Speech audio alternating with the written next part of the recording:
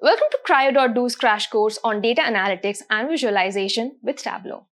In this course, our expert mentors will walk you through comprehensive hands-on exercises designed to sharpen your data visualization skills, an indispensable competency in today's data-centric landscape.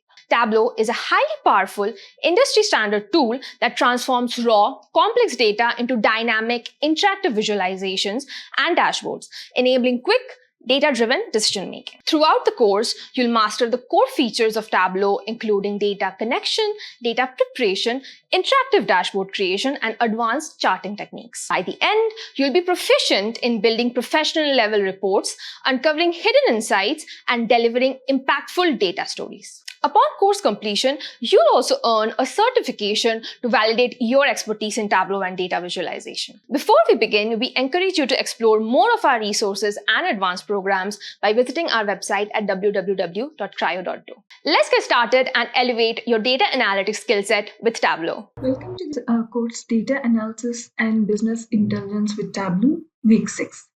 In this week, we are going to learn about distributing and publishing. A small recap on the previous week session. In the previous week, we have learned about when and where to use parameters, what is Tableau dashboard, the complete profile of it, and what layouts do we have for different devices. We learned about sizing and objects. We learned about containers and extensions inside them. We learned about different formatting options we have inside the dashboard, inside the views, inside your worksheets, etc. We learned about action filters, what types do we have and what options do we have inside an action filter. We saw how to do storytelling using the stories.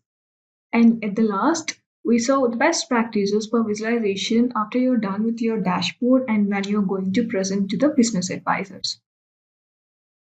For this week, the table of contents are distribution, exporting, workbook file types, publishing, and replacing data sources. So the learning objective for this week is going to be like how we are going to distribute a Tableau dashboard. What is the difference between Tableau Server and Tableau Online? And we are going to see how to export the data into various formats. We will see what are the workbook files types available and how to share them. So each workbook file will have a different exe, and different exes will explain different scenarios, what kind of process it has inside. We will see about how to publish data sources and how to connect to Tableau Public and publish our dashboard. We will talk about how and when we are going to replace a data source, how to close a data source, and what are the case scenarios you will be going through to use this option. The first topic would be distribution. In Tableau, we do have different ways to distribute the content in different formats or in different web or any other Tableau server, Tableau online, Tableau public, etc. Before going to the distribution topic, we will also look back about what is Tableau server and what is Tableau online and what is Tableau public. These three are the publishing spaces for us to share the dashboards to other users. So what is Tableau server? Tableau server is a space which is inside your company. That means Tableau will not maintain any hardware or maintenance. You have to just take the software, have your own firewall, and have your own maintenance systems.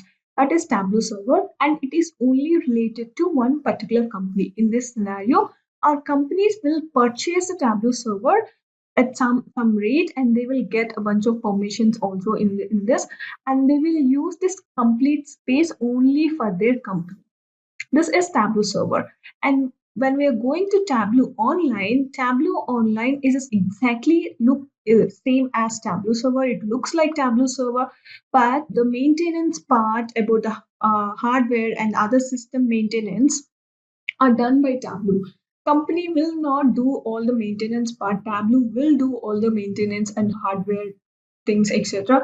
But the firewall provided is actually Tableau's. It is not companies. So Tableau has a firewall, and Tableau will maintain the space and will look at the hardware, etc. And you sometimes need to purchase for the permissions in this scenario.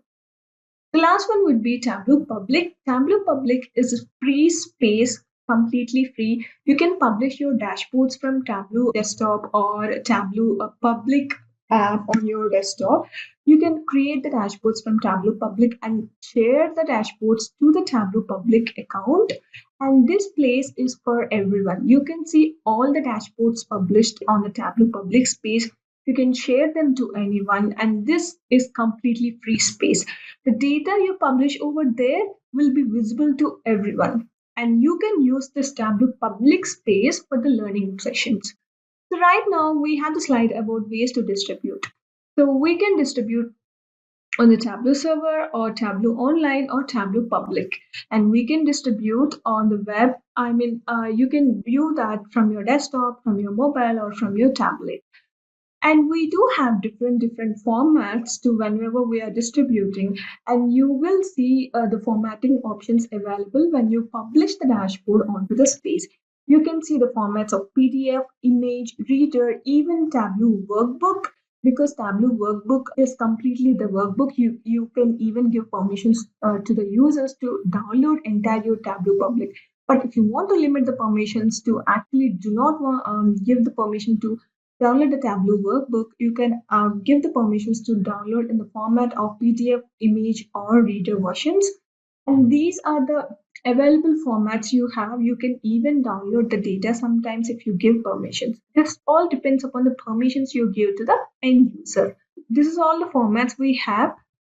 And the next one is about how to export the data. Whenever you're creating dashboard, there is an also option to export the data in different formats. And in this scenario, we have an option to export in an image, data, or cross-tab to Excel. So when you click on image, so this one will even come without publishing. You can still view this options whenever you click on the worksheet tab. You can still see these options, and you can download or copy the data from the worksheet itself.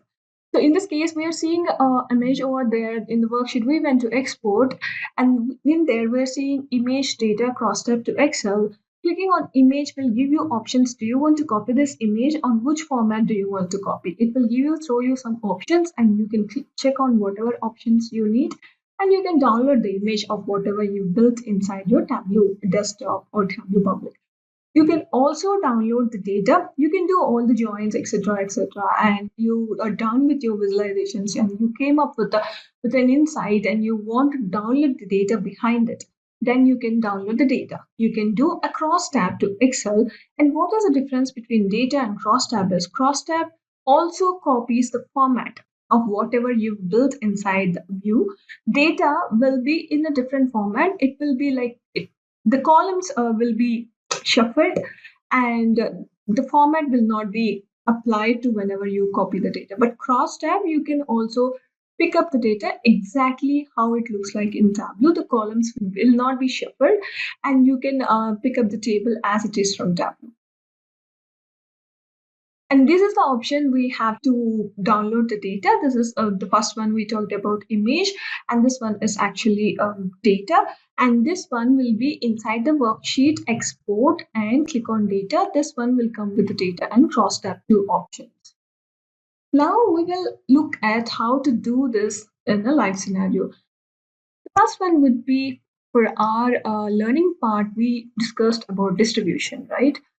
So we will see what kind of options do we have to distribute. Okay, let's just take a new workbook and create some graph. Let's say subcategory and sales and bring it to our graph. So we just created a graph, right? And when you see this icon, share icon over here, this share icon will actually allows you to share to a particular Tableau server or Tableau online. For this Tableau server or Tableau online, you might have need to provide some server extension to connect to that Tableau server or online and publish that dashboard to particular space over there. And if you see here from the server, we do have different options to sign in, which is for signing up into the Tableau server or Tableau online. But we do have options for Tableau public as well, and we will learn about this more in the publishing part in this session.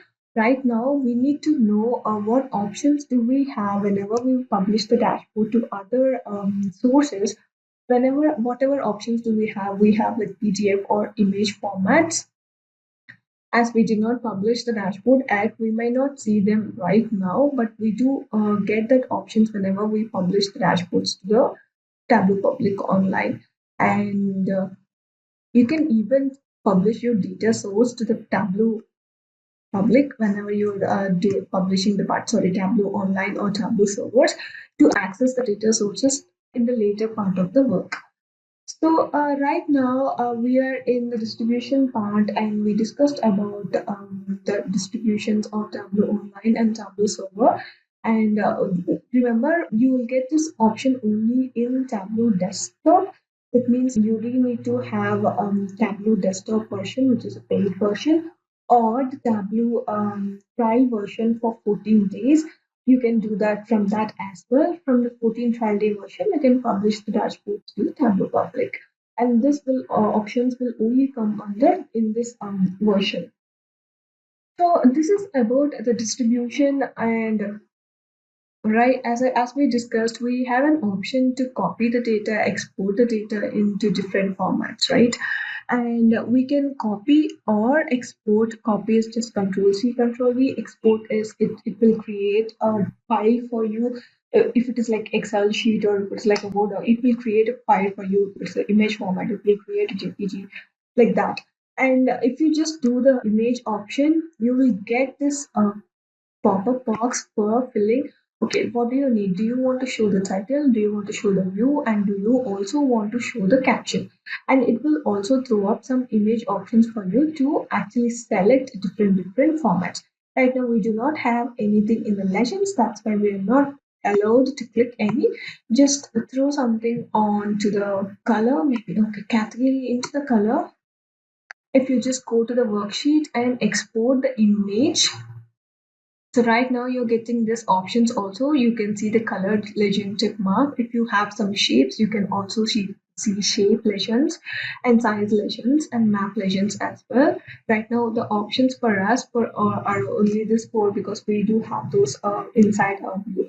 And it will ask you in which format do you want to download this image. If you see here, the legends are going to the top right in this the higher upper part or the left or beside below the image here, and you can click any of one of them and just say save. It will show you the option to save it to in some place. You give the name and just save, and this one will create a png file for you. Let's see how that looks like.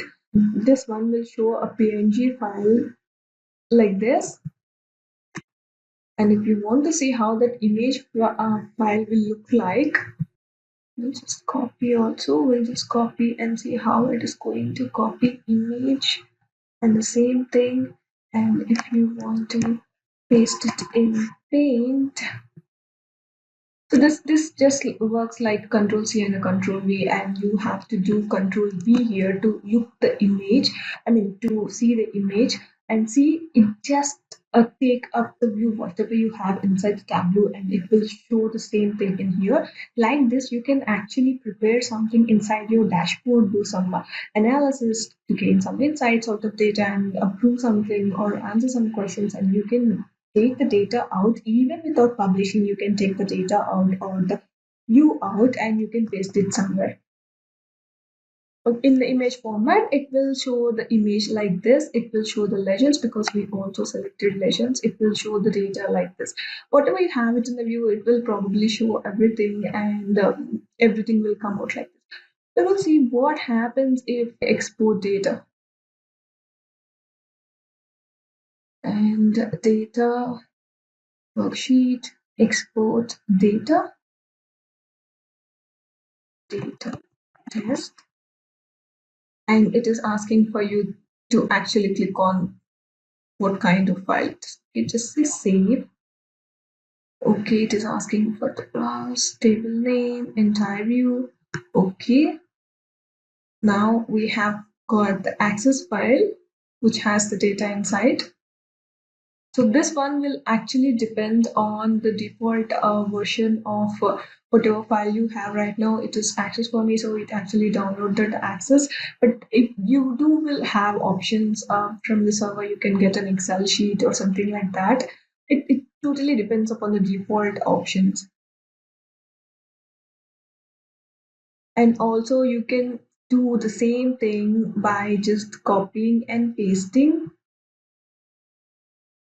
Okay, I'm just copying and pasting because my access is not working. Okay, just copy data and open an Excel sheet. If you want to save that in an Excel sheet, you can open an Excel sheet and save it.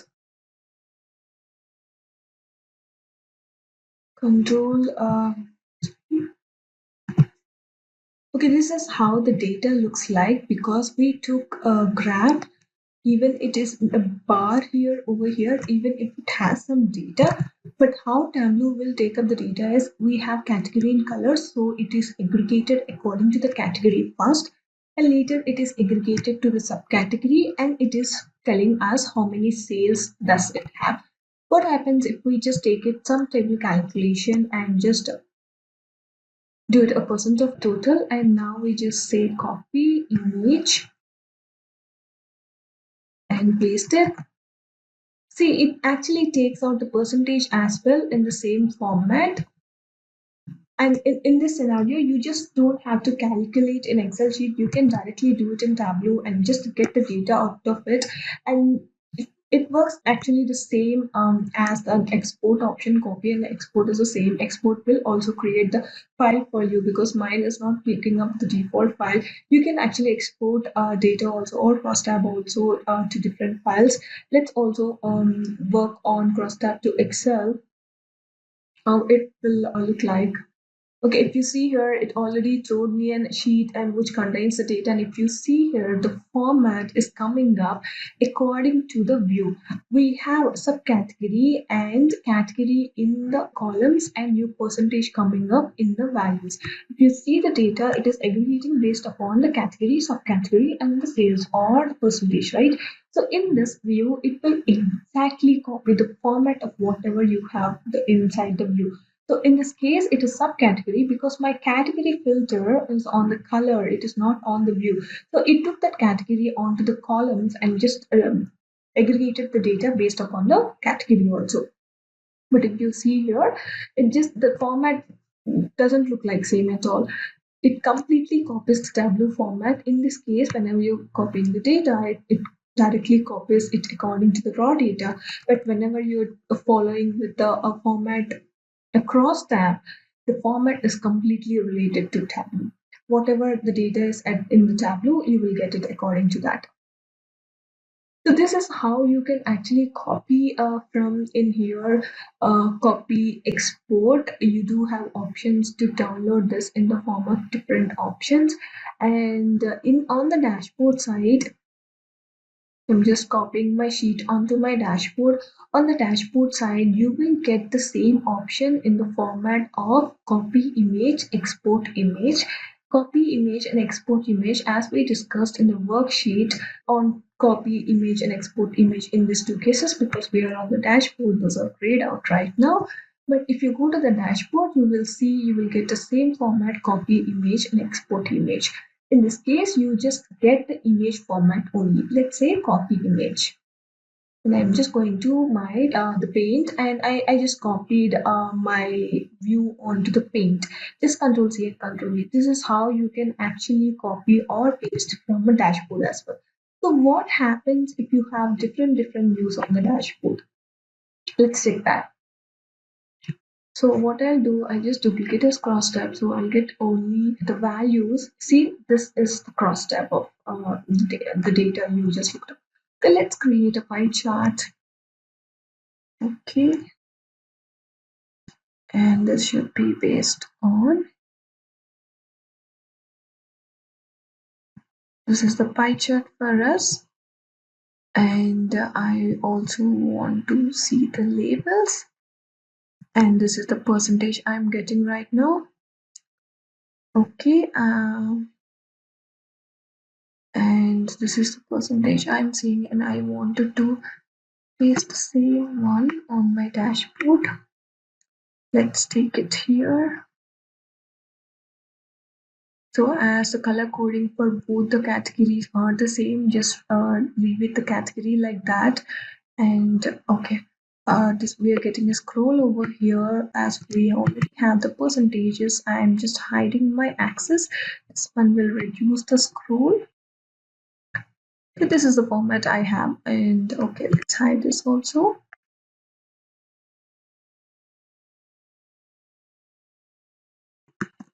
Bar chart.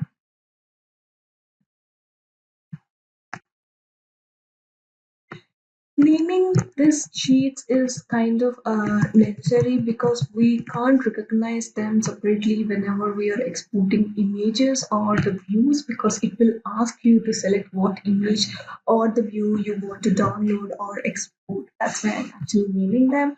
And in this case, if you are sure about one image and just click on them, just make sure that this borderline will pop out, and let's say dashboard copy image.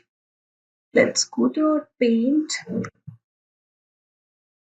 paste it. Okay. So right now we got the pie chart as well, right? So in this case, it copied everything on the complete dashboard. But whenever you're doing on the published data source, you need to select each and every sheet whenever you're exporting or downloading images. We will also see that in the publishing part. But selecting the images is necessary when you're working on Tableau server or online. To download the images from Tableau public, we will get the entire dashboard option. But remember, when you want to select and download that particular sheet on Tableau online and server, you just have to select the worksheet like that. But you can export the image or copy the image of our entire dashboard if you want to download it according to this, and differentiate them according to different views. So this is how we will download the data or export the data. Let's say copy or export. Do not say download, because downloading we will learn it again. So export or copy data, or export or copy images in the form of data or in the form of cross tabs, etc. We have learned how to download them on the worksheet, how to download them on the dashboard, entire dashboard, etc. And also, if you want to look at the data at that particular pie chart, you do have an option, this grid part. You see here, if you just click on it and you will get a pop-up like this, you can actually view data from here as well. And you can download or export the data from here as well. You see an option to export all. You can download the summary, or you can download the full data at the back end, the entire data from the export all option for us. Okay, once again, I'm stressing on the point that you will get the server option and also the share option only in Tableau Desktop, a trial version or completely a desktop professional version. Or if you want to purchase the desktop, you will get the sharing option over there as well. But if you're working on Tableau Public, you might not see the server option over there. To publish the dashboards or to share the dashboards, you might need the Tableau desktop version that will be available as a 14 days trial version. You can download any version of the Tableau multiple times. I mean, if you download on one email ID, you can download it the other version on the same email ID. So you can download different versions and then actually work on them. You can publish the dashboards to Tableau public. We will see that in the coming sessions. And this is how you export the data even before publishing. You can export the data to Excel sheets or the whatever the images, whatever file you want. And Okay, there is one more option for us to actually print the entire dashboard to a PDF. And if you go to the file in the tabs, if you go to the file and if you see here, export as a PowerPoint, print as PDF will actually make the same impact because you can download it from here. You can work on the published dashboard and you can download it whatever you want from here as well. Exporting to the PowerPoint will take you to the PowerPoint. It will ask you this view, or you want to pick up some specific sheets from the dashboard or pick up some specific sheets from the entire workbook. It means entire workbook will have different dashboards. Dashboard will have different sheets. This view is whatever view you are seeing right now. That is why it is actually important to rename the sheets. If you see here, the sheet name over here is displayed over here. You it will ask you to pick up what sheets you want to download into PowerPoint format, and you can check what everything. If you want to just select all, and you can just say this view, which means export everything that has in this view. Let's put it to, and let's open up the PowerPoint. Okay, let's open our exported sheet. Okay, book one. So it actually generates the first slide with whatever dashboard name you have, and it will also create the date and time of the particular exported date, and it will give you the entire view in one slide. If you want to download it separately, you can go pick up with different slides, but I mean checking or unchecking the sheet names. But if you want your entire view into particular PowerPoint, you can do like this. In the same basis, you can actually download it in the form of PDF as well by clicking the option print to PDF. This will ask you the same things whenever you're printing. You get the pop-up like this. If you want to see it in A4 size, landscape, etc., go with the default option and let's say print. So this created a PDF option for you with the name whichever you gave it. And if you want to see how does it look like, okay, it exactly looks like the same thing on your dashboard, but it is on the video. It looks like this, but it is in the video format. And the same goes with the PowerPoint, the same goes with the image, etc. And if you want to look at this, so this is the view you get whenever you download it into the PDF format. And this is how you can export that into a PowerPoint and print to a PDF whenever you're done with your dashboard, whenever you created all the visualizations, and whenever all the formatting is done, you can actually export them to PowerPoint or PDF. So, export as version or export as packaged workbook, we will talk about that in file types. I will explain all the file types and we will discuss about what is packaged workbook and how to export it in that case. Export as version is actually Tableau releases different versions. Let's say right now we have done some 2021 and we do have some versions in 2020, before that 2019, etc, and it has different versions, right? If you want to go back to the historic version or any time, and you can use this option and save your workbook in the historic version. Let's say we are in 2021 and we want to save our workbook in 2020 version. You can use that the option export as version, and you can save it in 2020. Workbook file types. So what file types do we have inside Tableau? Let's see. The first workbook file type is Tableau workbook.twp. What is TWP is, this workbook actually saves the data source information. So it will hold one or two more worksheets or more dashboards or stories, but this one will save only the live connection data source. That means TWB has the data, has all the views, has all the workbooks, whatever you built inside the workbook will be there, but it won't have the data inside. It will have the connection to the data source. So whenever you share this kind of a workbook to others, it will ask for connection information like credentials or like an Excel sheet. If it is connected to the local worksheet, it will also ask to connect back to the Excel sheet. The next one is Tableau Packaged Workbook. The file extension for this one is .twbx. So this one also contains all the workbook worksheets and data dashboards and stories, etc. It has everything, but this one actually has also the data inside. This is like a zip file.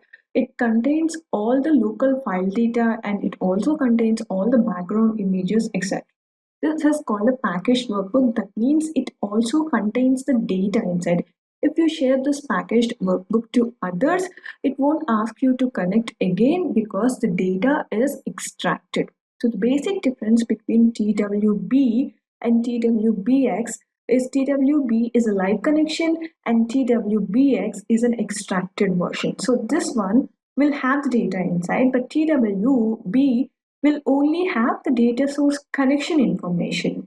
So whenever you want to share this working dashboards or etc., it's always important to share in the format of .twbx, and also remember that this will occupy more space.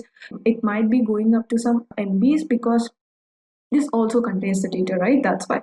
So it's important that you share it in the TWBX format because it will also contain the data inside.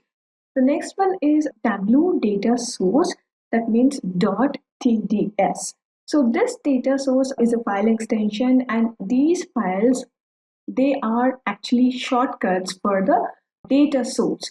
If you want to connect to the often used data source, like if you are using a data source again and again, you can actually save the data source separately, and this extension will be looking like .tds. So if you see this in the middle one, this will look like this, and it comes with this data source symbol, the cylinder mark, and this one is telling that okay, this is a data source only, and this contains the data source information. And the next one would be Tableau packaged data source. It is called .tdsx. So .tdsx is actually a packaged data source. It is also like a zip file, and it also contains all the extracted versions like local file data or hyper TDE files, Excel files, text files, whatever it can be. It will contain all the data also inside. This format is used to create a single file and you can access it again and again. The difference between .tds and .tdsx is exactly like the previous workbook we have discussed. The difference is the same. .tds data source only contains the information of the connection. .tdsx is an extracted version of it, so it also contains the data. So if you see the symbol, extracted versions will look like a zip file. You see that yellow tagging symbol, that is actually saying that it also contains the data inside. And the difference between icons, if you see here, the data source file will look like a cylindrical icon. So here also you got a cylindrical icon, and the data source zipped file will have the yellow ribbon over there. You can easily identify the difference by looking at the icons. The Tableau saved versions will be saved like this, and the extensions will be like this, but the icons will be looking like this. You can easily differentiate them by just looking at the icons. So the next one would be Tableau extract. This is called .hyper or .tde. So what are these? So depending upon the extract you have created in, Tableau extracts can either have a hyper extension file or a .tde extension file. These are the extract files. It can be called as a local copy. It contains all the data or a subset of data if you are working with the extracted version. And if you want to work offline or if you want to improve your performance, it's always advised to do an extract version. And whenever you are extracting the data, Tableau asks to save the hyper version, which is called extracted version, extracted extensions, and this one are called hyper slash TDE. The hyper is actually running right now in the current versions, and if you want to see the icon of this hyper or TDE files, this one will look like this. Two cylindrical icons always says that the data is extracted. And if you see here, two blue cylindrical icons will be coming up in the extension file, and you can read them in as .hyper or .tda extensions. So the other one is a Tableau bookmark. This is a .tde file, and this one is Tableau bookmark. This is a .tbm file. This bookmark has the tbm file extensions, and this bookmark contains a single worksheet, and they are actually used to quickly pick up one dashboard. If you just bookmark the dashboard anywhere, you just want to check on that again, and you wanted to easily check that later on if you just don't remember the dashboard name or something like that. And if you want to save it as a bookmark, Tableau gives the option to save it as a bookmark version, just like saving web pages in your Chrome or Explorer. It also gives us the option to bookmark the dashboards, and that will come as .tbm. And if you see the bookmark ones, you have a red ribbon over there for the bookmark extension files in the icon. So the next one is Tableau preferences. This is .tps file. Tableau preferences basically come with the companies actually, or the business or units or organizations. Most of the companies prefer their own colors, their own formats, etc. And all the colors will be given to us as .tps file, and these TPS files will be added to our repository at the backend, and this will come up in your drop down option whenever you click on that color. If you have a TPS file stored at your documents page in Tableau, this one will be picked up in your main dashboard whenever you're building something on. And mostly they are used for colors, etc., and some preferences mostly related to the formatting. And .tps icons will look like this. You will see a setting icon over there, setting mark if you see, and this icon will be recognized by seeing this setting option over here. And the last one of a file type in Tableau is Tableau map source. This one comes with the map icon if you see there. A .tms is directly the full form of Tableau map source, and this one gives us the map related information. If you want to save that map or locations, etc., and if you want to save the dashboard, this one will allow you to save the map source information inside this file. So these are the file types we have in Tableau. We have like 8 different file types in Tableau, and based upon the icon itself, we can differentiate what file type it is and what it contains in the inside. Like, is it a workbook, or is it a data source, or is it an extract, etc. You just have to recognize these icons very well, and you can easily differentiate them by just looking at it. So the next one for us is publishing. Main important thing after you're creating your dashboard, this is the step you go through to share it with your organizations. So for that, right now we will need to create an account in the Tableau public platform. So this one is used to share the dashboards whenever you're learning Tableau, or whenever you want the publicly available data to just present your work to all the people outside. You can use Tableau public and just share the dashboards of whatever you create to everyone. So this one, you need to create an account, and anyone can actually create an account. So you can create the account in this hyperlink Tableau public.tableau.com, and this is actually completely free. So whenever you're working on Tableau server space, this one is a paid platform. Remember, Tableau server is used by the organizations, and they have their own space whenever they're sharing their dashboards. So Tableau server is completely a paid version of this Tableau public space.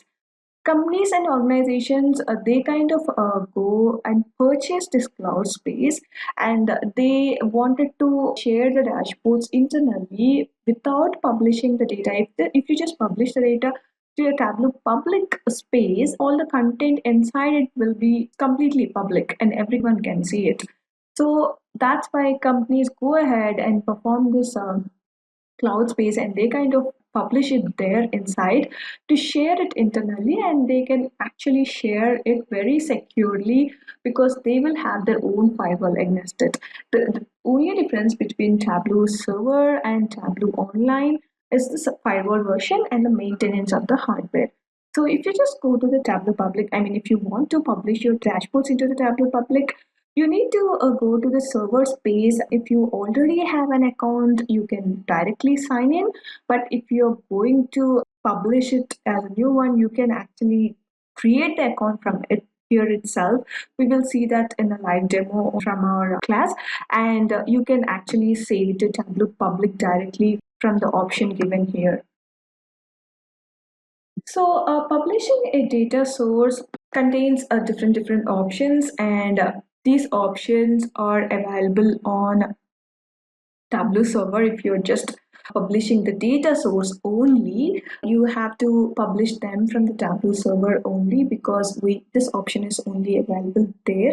But in Tableau, public data source is automatically embedded as an extract. You can't publish a live data source onto a Tableau public. You must need to extract the data out, and this data source is embedded inside the Tableau dashboard, and then only you can actually publish onto the Tableau public site.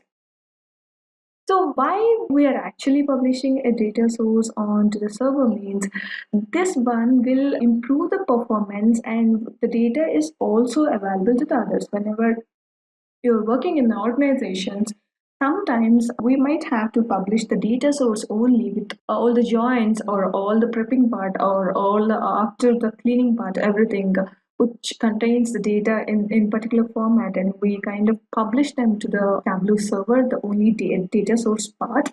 And this one will improve the performance because your dashboard will be directly connected to the Tableau server and not the local system or not to the clouds like whatever we worked on, like maybe Oracle, maybe SQL, and that one is directly connected to the Tableau server, and you can actually refresh the data from Tableau server itself because it contains the cloud credentials inside it. So this will improve the performance of the dashboard by just connecting it to the data source available.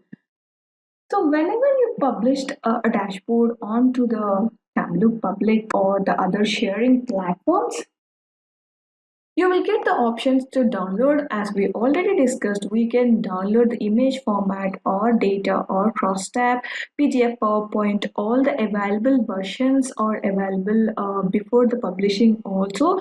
But whenever you are publishing the complete workbook onto the sharing platforms, and if you want the users to also download the data or image or the complete presentation into your PowerPoint, you can give them permissions to actually do that from their side itself.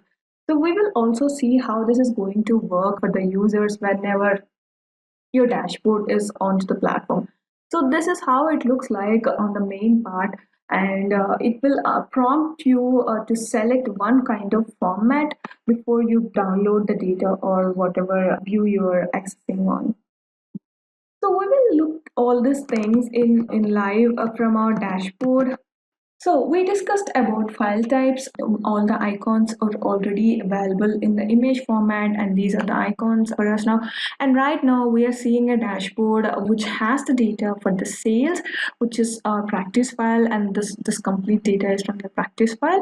And we just created one view which contains category in the color mark and subcategory on our rows, and we have quarter-wise sales are predicted according to the quarters, and we have 4 years on it. And if you click on the view, an action filter is created. An action filter will filter out the data in the below part, and it will show to the particular subcategory. So this is what our dashboard is. So we want to publish our dashboard to the Tableau public. Let's see how we are going to do that. Okay, first we need to go to server, and we need to go to Tableau Public. I also want to show you how to create the account in Tableau Public. That's why I didn't go for the sign in. But if you already has a Tableau Public account, you can directly sign in from here by just giving the Tableau Public URL over here. It will ask for the credentials and you can directly connect. So I will just go to Tableau Public and I will say to Tableau Public. So this is the pop-up option I'm getting. It is asking me to enter an email ID and also the password. And if you see here, you have the option to create one now for free. As I said, this is completely free for you and you can create a profile directly from here.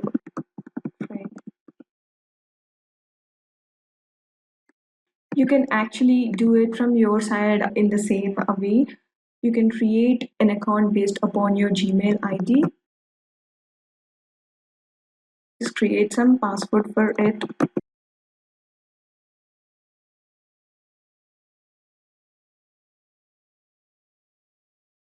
Agree the terms.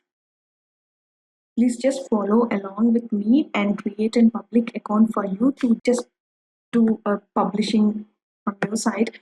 You can create a simple view and just publish it. We are just going to publish a test one, so it's fine if you have simple view also. So it says, okay, success, your profile is created, and let's wait for the option. Okay, it is asking me to name my workbook. I will say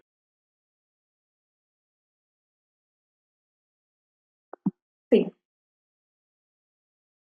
So it is directly saving my workbook to Tableau Public. So it's sending the data to server, to the Tableau Public server. So this redirects to the link because your account is already created. It redirects to the link wherever you created your account. And this is how you see the Tableau Public space. And this is your particular account. So if you see here, publish is already published. It just asks for the desktop name, sorry, Tableau dashboard name. And this is how it looks like on the server whenever you publish the content to the server. It's completely shareable. Everyone can see your data if you publish a Tableau dashboard like this. If you see here, the extension says public.tableau.com and my dashboard name is sales dashboard. And by Tableau training means I just gave my name as Tableau training. That's why it is actually coming as Tableau training. But if you just give your name, it actually shows your name over here. And you can see your account details in here. It says my profile and settings and sign out, right? You can go to my profile and just give you all the details, like you can see whatever workbooks you just published, and you can see the favorites, following and followers, or just like the social media platform. We also have different authors in Tableau Public, and you can follow someone and some others can follow you. So this is how it looks like, and you can even edit your profile and give you complete details into this. But we are here to look at how it looks like in Tableau Public. So okay, this is how my account is, and there are already two views over here. So this one will actually give you show viz on profile, feature viz on profile. It will give options to either show or hidden viz on your profile, or feature viz or some kind of viz which will be featured by Tableau, and you can make your viz available to Tableau to feature it to everyone. Okay, and anyone can access your dashboard by just sharing this link to whomever you want to show the dashboard to. You can actually share link from here and just give the link to the others. And also, if you see here, we have a share option over here. This is the embedded code inside, but you can actually share this direct link to the people individually, or you can email them. You can even paste on your Twitter account, and you can even share it into the Facebook. You can even share with LinkedIn as well if you want. So these are the sharing options you get over here. And if you want to edit the dashboard, if you want to make some minor changes, you can even edit your dashboard on the server itself. You don't have to go to your desktop again and just edit and just publish, republish again. You can directly edit it from here. And this is how it looks like on the server side. You will get all the options, like you will get the tabs, etc., everything over here, and it will show the taskbar also. It will show what sheets you have, and it will also show objects and everything. But these are the limited options you get on the Tableau server. It will also allows you to create new tabs, new views, and save it on the Tableau server directly. But most of the options are not available. But if you just want to make a quick change or quick formatting change or a quick filter or just a new adding a new view or a simple view, you can actually go and edit your Tableau dashboard and just save it. The saving option is right here, and you can save it in the dashboard. This will save the changes, and all the new changes will be coming up onto your dashboard. So this is how you actually publish onto the Tableau public space. And if you see here, we also have an option to add it to our favorites. Like I said, we do have an option to look at all the other authors' published views. If you just go to the gallery over here, you can see all the available dashboards whoever published onto the Tableau public. You see here, this is a whiz of the day. Tableau actually recognize some beautiful dashboards which contain beautiful data as whiz of the day. And you can see here all the dashboards are so creative, and they kind of came up with different data, and they created some analysis out of it, some KPIs like this. And if you see here, many authors publish the data publicly to actually access a different data and the workbooks directly.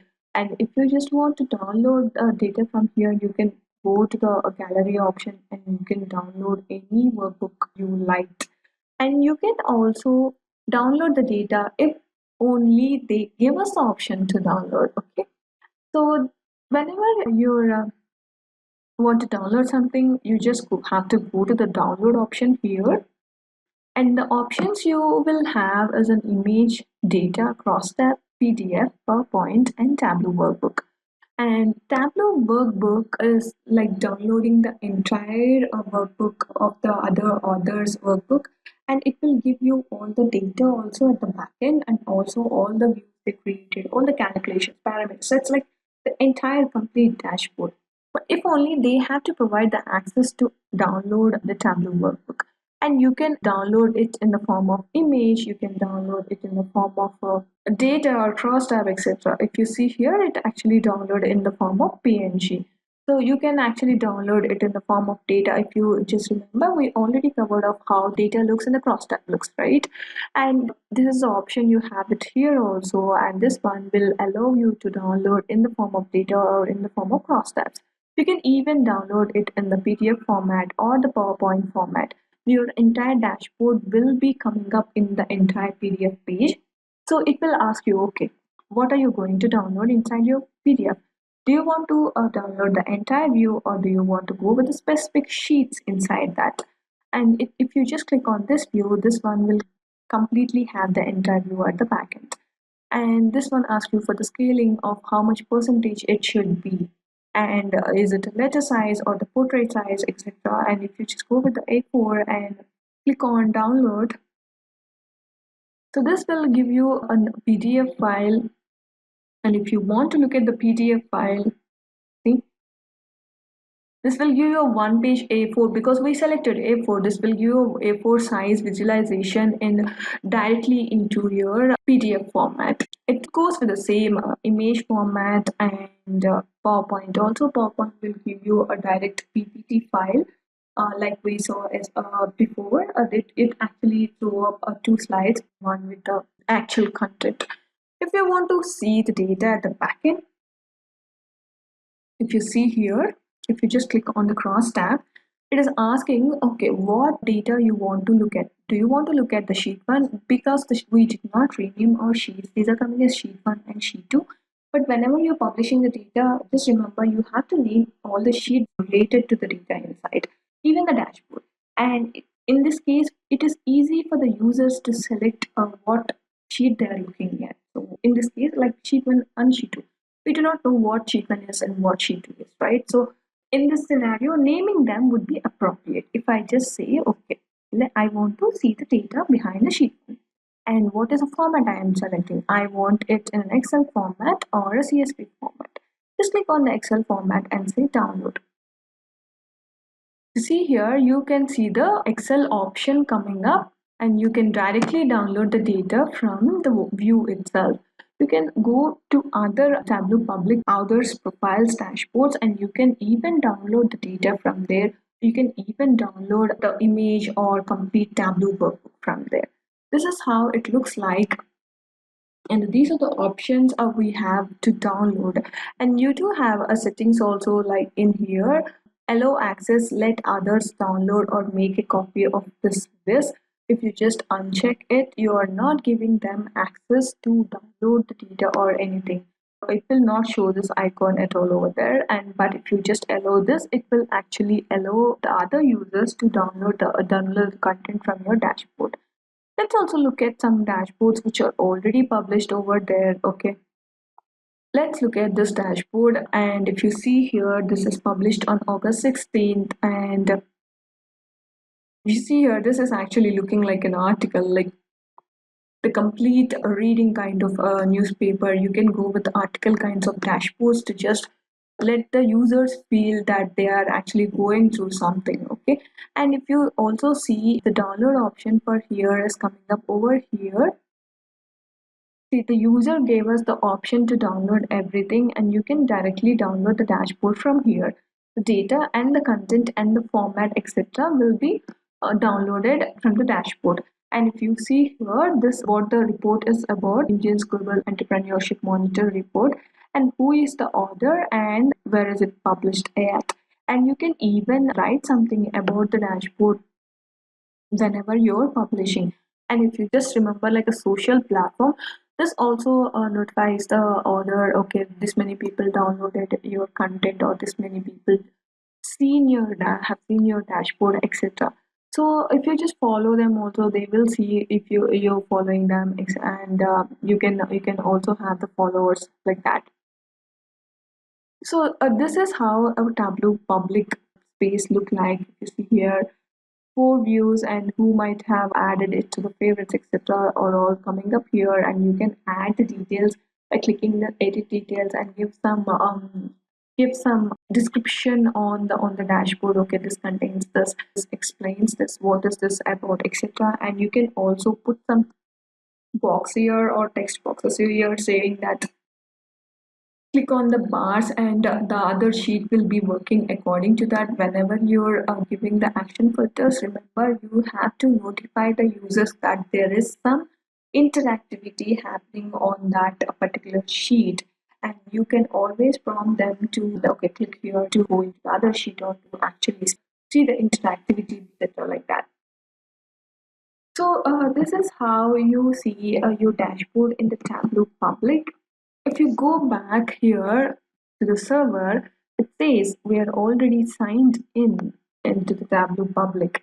It's like we already created the account, right? So Tableau will automatically sign in us to this account, and you can sign out from the particular account and sign into a different server. If you're just publishing it onto your different sharing platforms, you can sign out from here and you can sign into another server by just clicking on this and this. And if you want to publish the workbook, you can also say publish workbook over here whenever you're publishing the work to Tableau server or Tableau online. You have to go to save server and just click on publish workbook. And we do have different pop-up box to actually restrict the permissions as well if you're working on cloud platforms or if you're sharing internet to the other people. So this one is for only Tableau public. It's asking me, okay, you're actually having a same workbook dashboard with the same name. Do you want to overwrite it? Okay, I'm just saying yes. And this one will actually publish your content and rewrite it on the server.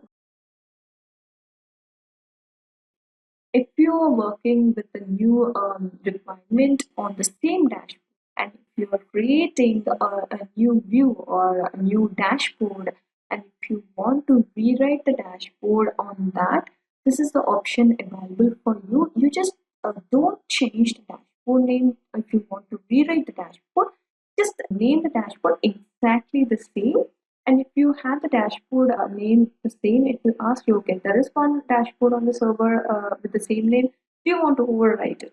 And just click on yes, and this will overwrite the old dashboard with your new dashboard. And this one will give you all the new content you have built, and you can create more and more and just rewrite it on that. So this is how you actually rewrite or republish from the server. And we talked about rewriting, right? But if you want to save the dashboard on a different name, so let's say save to Tableau public as, and let's give it a different name like profit dashboard. So giving it a different name, what Tableau understands is it will think that this is completely a different dashboard you want to publish, because whenever you publish it on the same name, it will think that okay, you already have this dashboard. You might be working on the same dashboard again and you want to rewrite it. But if you just give a different name over here, Tableau will go look up at your account, look at the dashboard name and come back. If it doesn't find any match on any same name, it will come back and it will save it as a different dashboard company. If you just give a new name over here, the same dashboard will be published with a new name, with a name called profit dashboard. So this is how you can actually duplicate your content with different names by publishing it into a Tableau public. So we have seen how to publish our dashboards to the Tableau public. So what if we want one dashboard which is already there in our account and we want to open it from here? We don't have to go there and click on that particular dashboard, but we can actually go in here from it here itself. Like just say open from Tableau public. It will show a pop-up box like this. Right now we only have sales dashboard in our account. See, if you see here, this will show you the last modified time and what size it is occupying on your Tableau public space. So this one you can open it from here directly just by clicking on this and just open, and your Tableau file will be directly opened here from your whatever a local app. And this is how you access the dashboards which are already there in your account. You can even say manage my profile and it will redirect to the Tableau public option and it will show this main page. But if you see here, you have your profile over here and you have the settings option here, and you can even manage your profile from Tableau Desktop itself. Okay, and this is how we actually publish the content to different platforms. And if you want to share this workbook, whenever you click on the share option, it will ask you to save the dashboard first. Even if you just saved, but if it is like a precautionary option, it will ask you to save the dashboard first. Then you can actually share that link to anyone. And if you see here, whatever assigned in credentials will be coming up over here. If you see the small arrow icon over here and the name as Tableau Training, because I gave my name as Tableau Training, that's why it is saying that okay, signed in as Tableau Training. If you click on the icon here, it will ask you for a sign out option also. That would just mean that you're just signing out from the local Tableau app. It will show sign out option, and you can even sign out from here, or you can actually go to the server and say sign out from here. If you have multiple accounts signed in, it will show all the accounts if you are signed in, and you can actually sign out. But if you want to sign into another server, you can go with the sign into another server from here. But if you see here, we also have an option to publish data source, which is not coming for us and which is grayed out. But this publishing data source will come for Tableau Online and Tableau Server. And if you want to publish only the connection part, whatever you worked on the dashboards, you can publish into Tableau data source from here. And this is the option, you have it directly. Okay, there is one more simple thing I want to tell you. Whenever you're done with the publishing the dashboard into the server and you give the access to other people to download the workbook part. If you just click on download option as Tableau workbook, which gives all data, and it will ask you to download in what version. You're actually giving them access to download in different versions. The current being whatever version you're using on it, that is the current. And the other versions are like we have different versions available, 2021.2 or 3 or 4. I mean, whatever the historic versions, they can go back and download in different kinds of versions they are working on, because most of the companies will be working on different versions. And if they want the dashboard to go back to the historic versions, and they can actually download it from here. And if you do not know the information of what kind of version you're working on what is the new used version, and you want to know what kind of version, you just have to go to the help and click on About Tableau. It will actually show the version number over here, and you can easily recognize what version you're working on. So this is all about publishing the content to the Tableau public.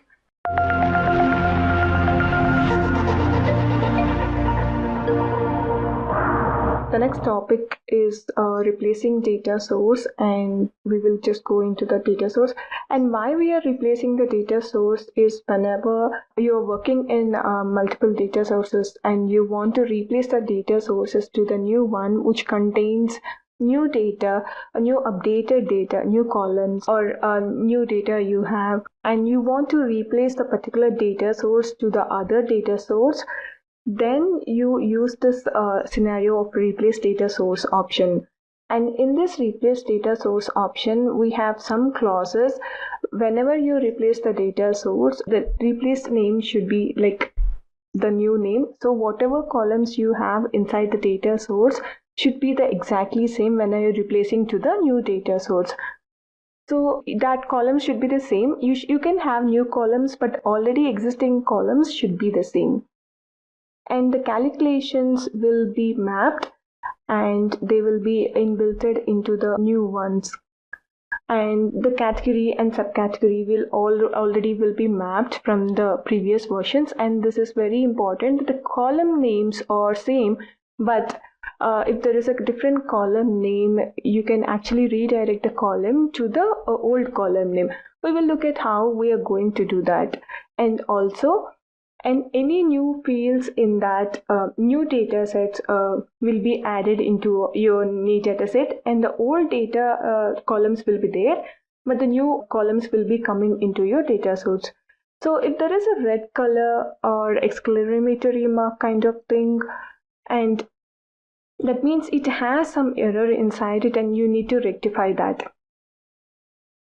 So we will see what kind of errors we will get whenever we're working on the replacing of data source and how to rectify them. And you might have to check the table calculations whenever you're replacing the data source, because table calculations might go to the default versions to a new directions, and the pointer will be different, and we can actually map back to the field whatever they are created on the table calculations. So that will be fixed up. And the next one would be closing a data source. So closing a data source is completely deleting the data source from your entire workbook.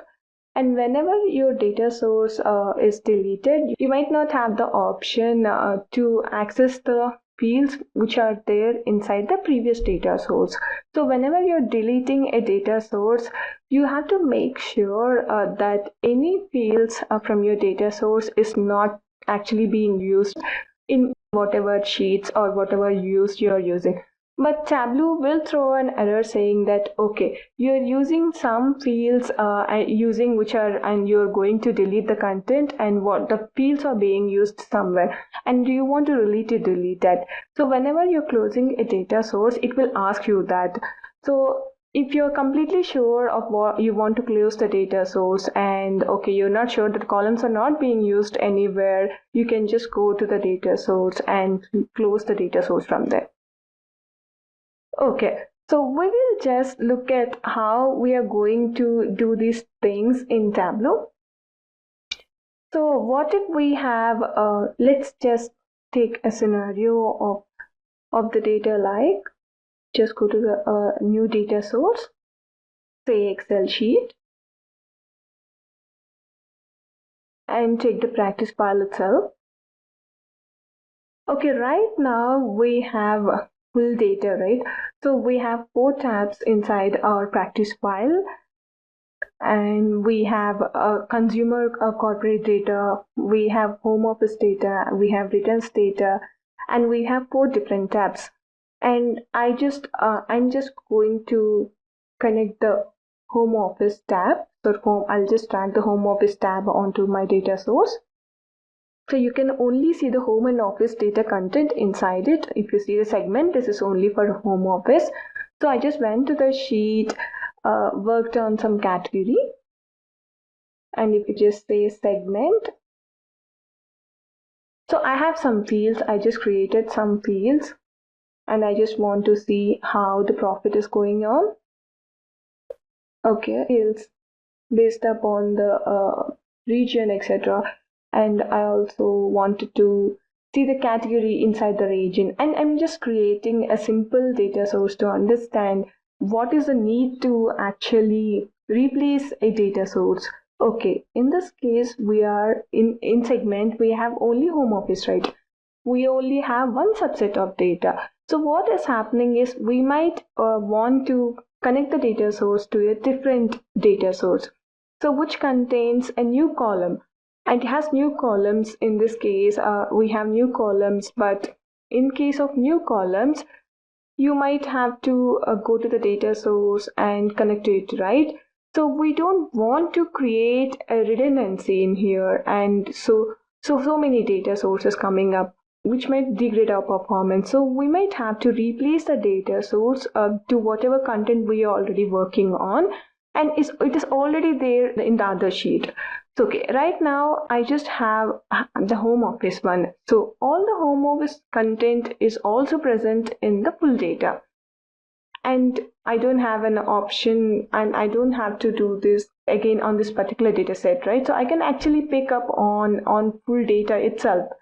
And right now, this one should be replaced with this one, with this full data one. Okay.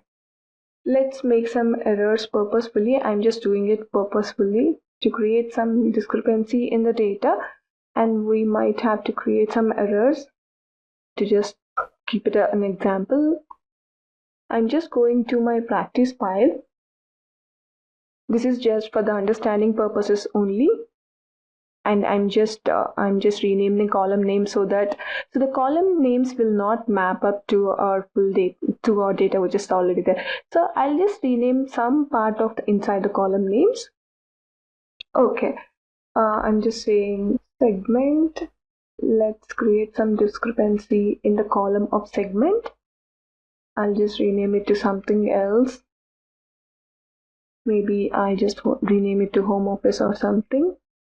So it will be a different column name. I'm just going to the category as well. I'm just renaming it to some other name, and I'll just save it as a separate file. Practice file and home office. Let's rename that to that. Save. So if I just join this home office, we have the home of practice file already connected from the practice file, right? So I will just go to a new data source. We just created a new sheet, right? So I'll just connect it to that. It's loading up. Oh. Okay, let's go to our home office data. We have 2 new different columns in here, right? So that will not map up with our already existing data set. So if I just take this, and if I want to replace this file with this file, right click on the data source and just say replace data source. So replacing data source will ask to current data source and the replacement data source. And what file do you want to replace it with? So you just click on the drop down. It will show all the available data sources in the drop down, and you can select any one from your drop down. Let's say home office practice file, and I want to replace it with the other one. Okay, replace. If you see here, the tick mark over here went to this one. So it said that, okay, I just replaced this one with the other data source, so the tick mark changed. Let's refresh the data once.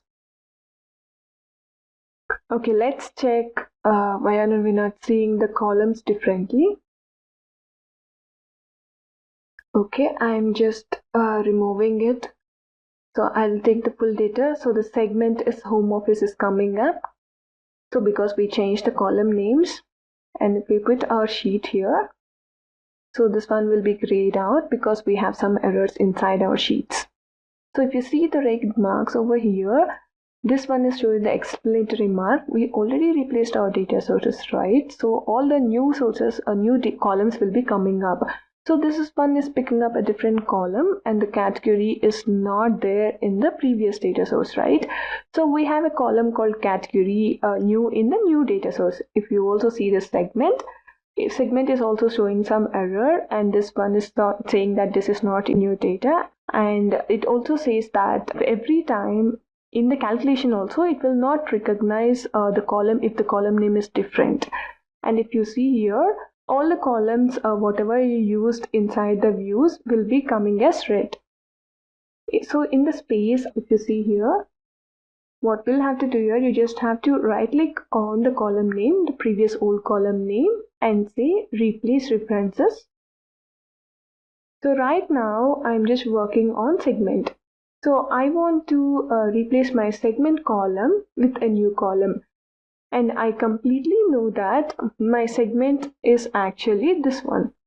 So I can replace my column with this new segment home office, and whatever the content is inside the segment will be the same. So I will just club these two columns. So the segment home office will be coming up here. So the segment is already gone if you see here.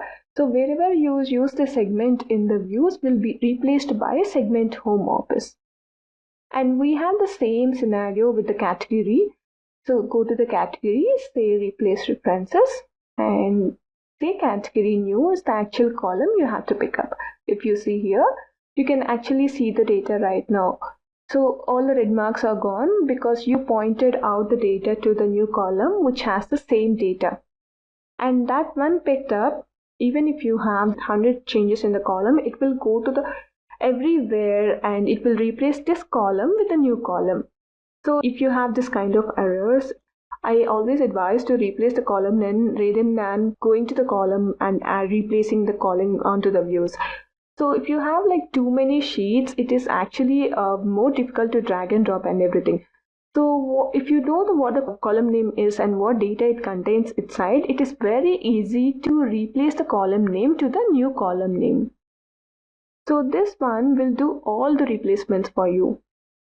So this is how you replace the data source, and this scenarios will come up whenever you have the new data inside your data set. Like we have new columns and you just got the columns with a different name, and you can actually add directly the data source, and you can actually replace the old data source with a new data source. So this is how you replace a new data source in your data set. So you can actually delete the data source, the old data source, which is not being in use right now. So how are we going to do that? We are just going to click the right click on the data source, say close. But what happens if you use some fields in this particular data source? Say, I'm just writing the category. Category is being used in the sheet file.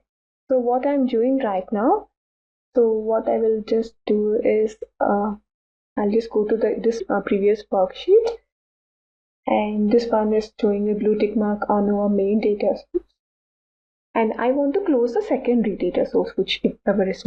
If you see this is a pop-up box and it shows you the error that it is being used in the other sheets. When you close this data source, the following sheets might be defected. Like if you're using some column from your data source which cannot be deleted because you are already using the data into some other sheets.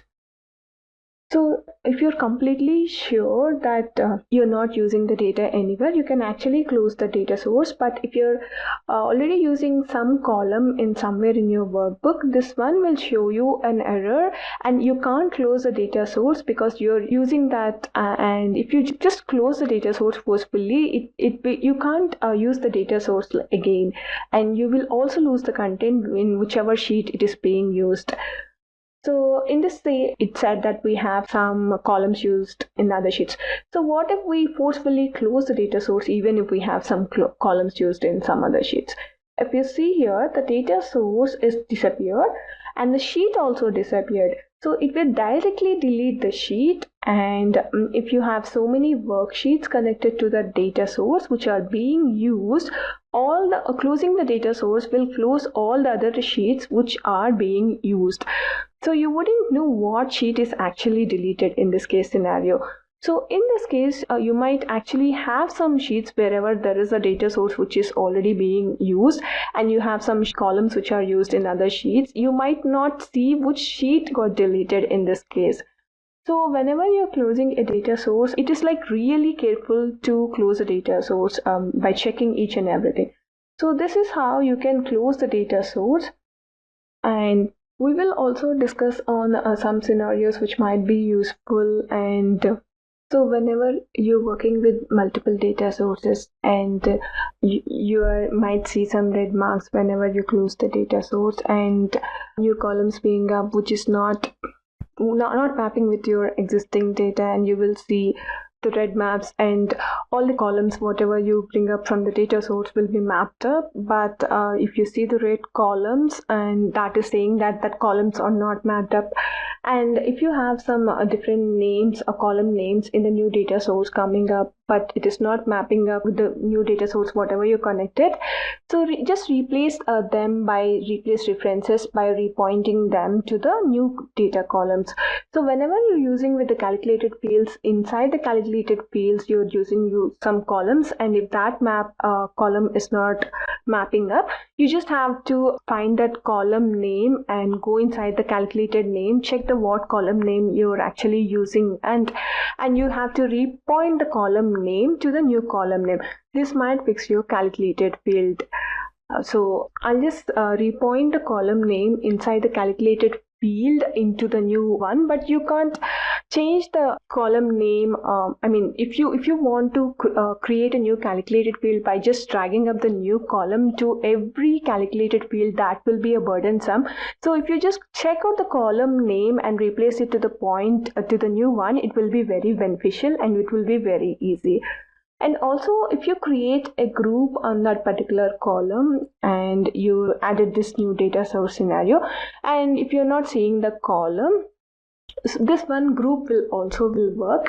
So in this scenario, you might have to create a new group because it will not pick up the old column name which is already there because you had got a new column. And the sets also will be based upon the new column name when you're also working with the sets. And same goes with the parameter calculations, because parameter calculations is also dependent upon the calculation, and that in the calculation you're already using the old column, and if you have a new column, that will not recognize the new column. And in this case you have to check the parameter calculation and see the column name whatever it is using, repoint the column name to the new one whatever you have, and this will fix your parameter also. So the next one can be coming from a table calculations. If you see here, if you use any measure over here, the table calculations will use some scenario to point out to a column. This one will work according to the columns whatever the table calculation is created and computes the current value as a percentage of the totals summarize values from category, segment, etc. So what if you have the table calculation which is not recognizing the column you're using because you have a new column name coming up in your data source, right? So it will not understand that it is a new column that I should connect it to. So if you see here, I will create a calculation based upon the percent on total, and this one is actually compute using category. So let's say this complete table calculation is computing the calculation based on the category, right? So it is giving us the percent of total based upon the category, and if you see it threw a red mark over here. So the field you're using for the table calculation is not existing. So it is not recognizing the column name. In this scenario, what happens if you just click on category, replace references, and if I just go to category new, this one will go pick up the column name as category new. So this category one scenario, I mean, if you just have different columns, you just have to replace the data source, and you already replaced all the column names with the right ones. And even then you're just seeing some error over here in measures. It can be because the table calculations are not pointed to in the right way. You just have to go to the compute using and point to whatever field you're using for the table calculation. So do not panic whenever there is a red mark over there. This is only because the table calculation is not picking up the right column, and you just have to point it out to the new column. So this is like one more case scenario whenever you're working with the replaced data sources. So let's conclude our week's topic. And in this week, we just learned about the ways to distribute in Tableau Company and Tableau Public inside the organizations and Tableau Public, and how we have to distribute our dashboards onto Tableau Server and Tableau Online.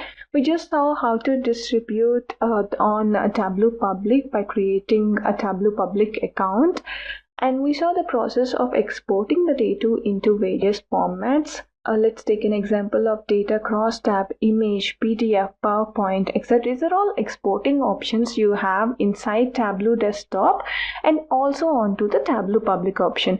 You can download it from there. You can download it from Tableau Desktop because the users might not have the desktop option all the time. So the users can access on Tableau Public and download it from there. So the third one we covered in this week is what are the different workbook file types and how are we sharing them based upon the Tableau extensions. We can share a TWB file, but it won't give all the data inside it. So if you want to share the Tableau file with all the Tableau content, you have to share it with TWBX file. And we looked at publishing data sources and how to publish data sources, how to save them in Tableau Public, and how will your account look like, etc. And we talked about replacing the data sources and also the closing the data sources. Replacing the data source might replace with a new data source which is not used up you might need to close the old one, right? So we just saw how to replace the data source and close the data source. Why are we using this and everything? So how we can use in different scenarios, etc.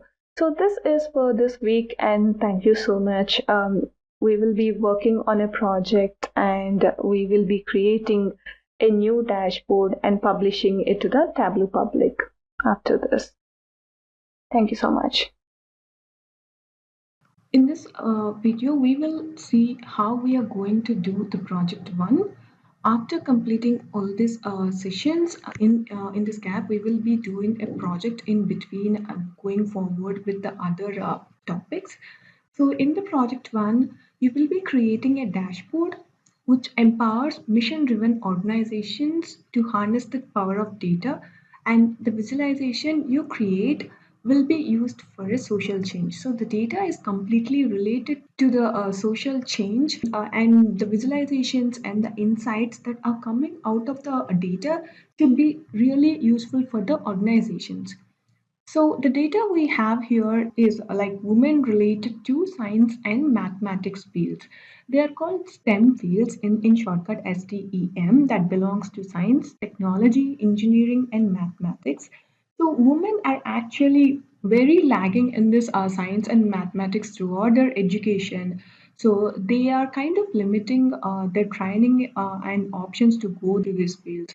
So is it because of the lack of knowledge? Exactly. I mean, Totally no. But the fields are not completely available for women in all the locations, or the jobs are not completely available in that field for women. So this data sets will actually contain the data about the women who graduated in years from we have a data set from 2000 to 2015. We have all the women data who graduated from different fields, and we have the employed persons data, and we have STEM jobs by education and salary comparison. We have a 4 tab sheets for the data, and I will explain you how to actually do our visualization, and how do you need to think whenever you're doing the visualization. So this dashboard which you are preparing should address all the major gaps from the data which are related to the women and STEM fields. So we also have the data comparison with the men and how women are actually lagging behind, and you have to pull some insights from the data set to throw that to the organization saying that okay, we are actually lagging at this point. And going to our dashboards, the general requirement for this dashboard is it should actually look like an article. I will just show you how this article Tableau dashboards will look like. We will go to the gallery of Tableau. Just go to the gallery. And if you see here, you can get a gist of how Tableau dashboards can be made in different formats. Our complete aim goal for this project one is it should look like an article. If you see here, an article will have the text content also with all the possible visualizations and with all the insights. If you see here, if you look at this dashboard is not at all looking like a dashboard. It's looking like a blog or a newspaper, let's say an article. So it says the Global Entrepreneur Monitor is the largest survey. You just include some text. Okay, you just throw some KPIs. This is a sheet, but if you see here, this doesn't look like a sheet, and they are writing something after the sheet of what it is and what you should take out of it. So it includes all the percentages, it includes all the text and possible visualizations wherever needed. And if you see here, they also included some infographics to the article, and they beautifully embedded the visualizations along with the text. If you see here, we have a pie chart as well, the donut chart as well with the related text.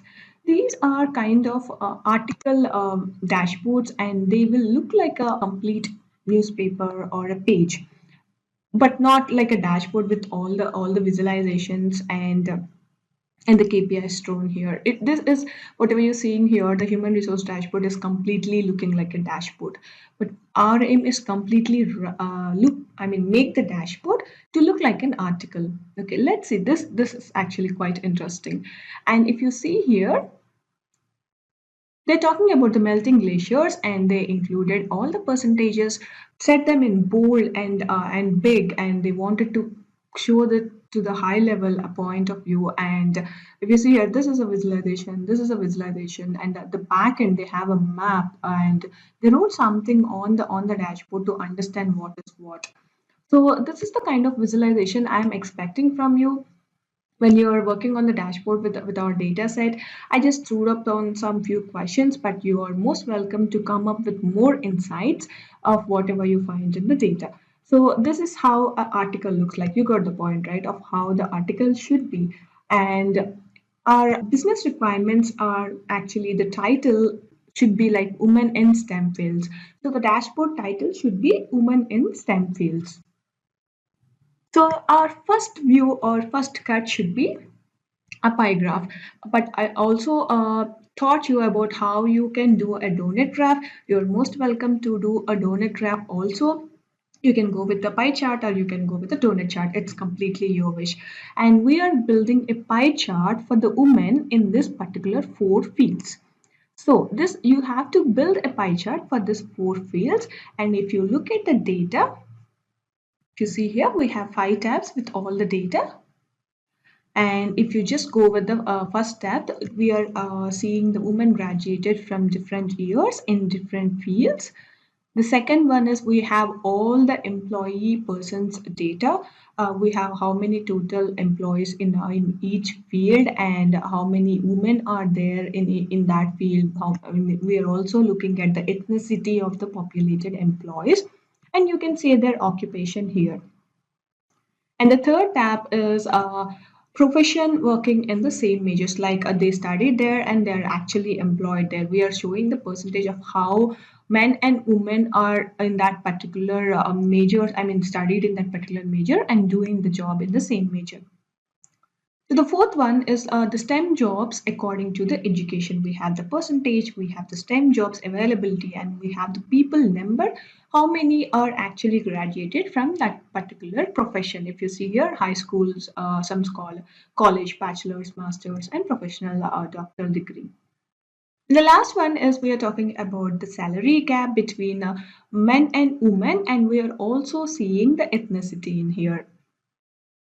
So this is the data we have, and the first question is related to the pie graph of women, where we have to get the women working in this particular fields. You can find the data from this five fields, and I'm just leaving it to you to find it where, because data analyzing is one major part that whenever you face a question, you need to go and understand the data first. You need to pick up where the data is actually, and you need to pick up each column and row to actually answer that particular question. So I'm just leaving it to you to understand the data. I just explained what we have in data, but to the question where to go, which tab to use is completely coming from you. So this one is a pie graph from these four fields. And the question is, you have to build this visualization. And the question is the trend of percent women graduating in computer science and engineering from 2000 to 2015. So the next one, the first view is this pie graph, and the second one is you have to show the trend of a percent of women graduating in these two fields from 2000 to 2015. So the next one would be, it should be a text after the graph. So we're writing an article, right? So throwing up text is like lot of looking like an article. You can actually come up with your own sentences as well to describe the dashboard also.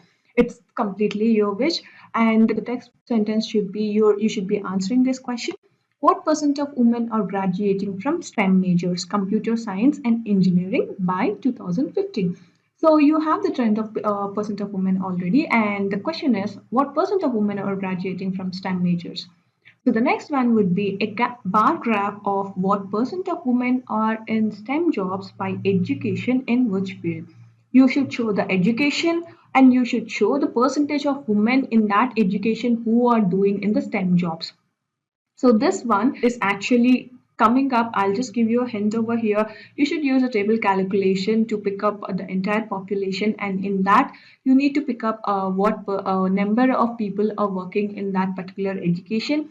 You have to divide it with by complete population. So this will be done by a table calculation. I can give you a hint over it, and you have to come up with a percentage of women based upon the education, and you can show it in a bar graph. So the next question would be the text again. What percent of women are in health related jobs with their master's education and professional doctoral degree? You have to go with these two degrees and come up with the percentage of women which are working in the health related jobs. The next thing is show a cross tab of men and women working in the related fields of their education.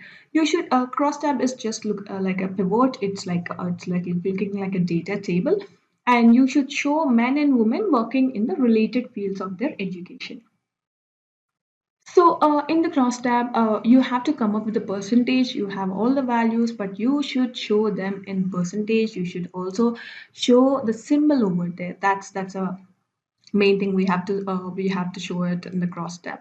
Just come up with an idea of how you can show with the symbol with when you already have percentages coming up from the data. Okay, and the next one would be, it should be a text after the graph, again a sentence.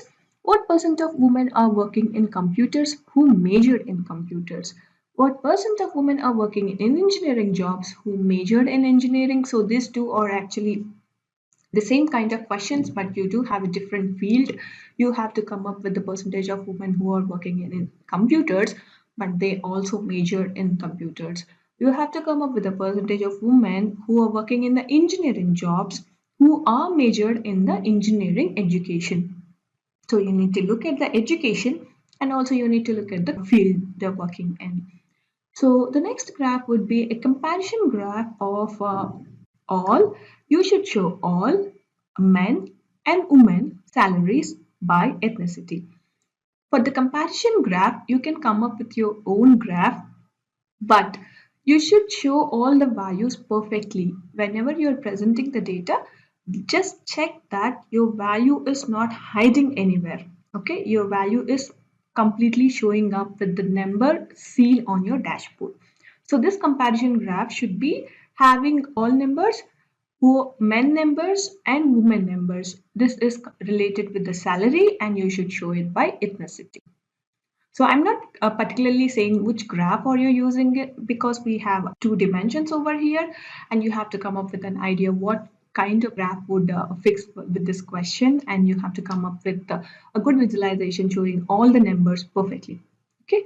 And the next one is again a text sentence, a frame a sentence. What is the difference in salary in Asian women and men? So you need to go up with the ethnicity of Asian and you need to find the difference between the men and women in that particular ethnicity, and what is the difference throwing up at the number.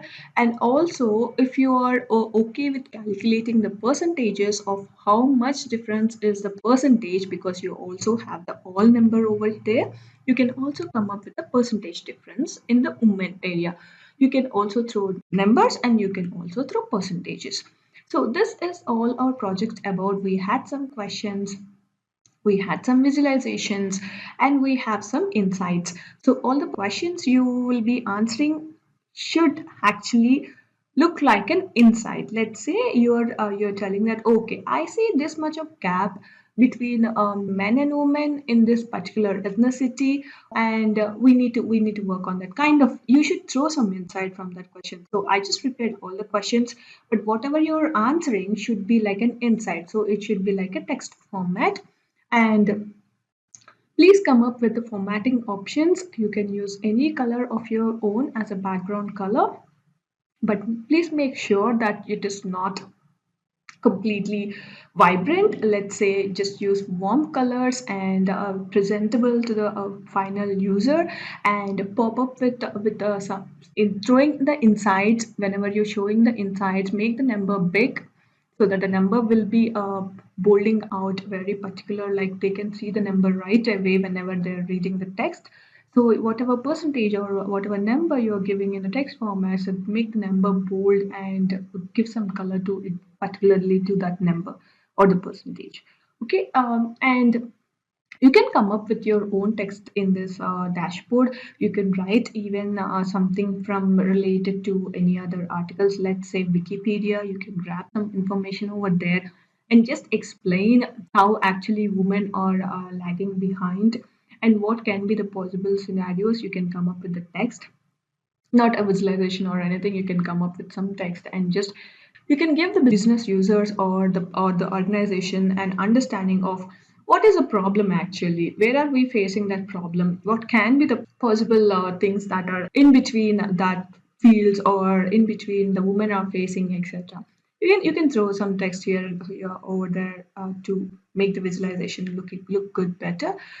And after completing your visualization, just to publish into your Tableau public account, and you can share the links with us and we can review and give some feedback of how was the dashboard looking, or how you came up with the insights. Are they looking good, or you can come up with some more insights, or whatever the formatting changes you have used, and how is your dashboard looking to your final end user. Is it compelling, is it attractive, or is it completely taking the interest of your end users? And you can also see how many people are actually visiting your dashboard. Whenever you publish on it, you can make it feature on the Tableau website, and you can get them insight on what you can do on the coming topics if you just follow the feedback. And we can do that in our second project.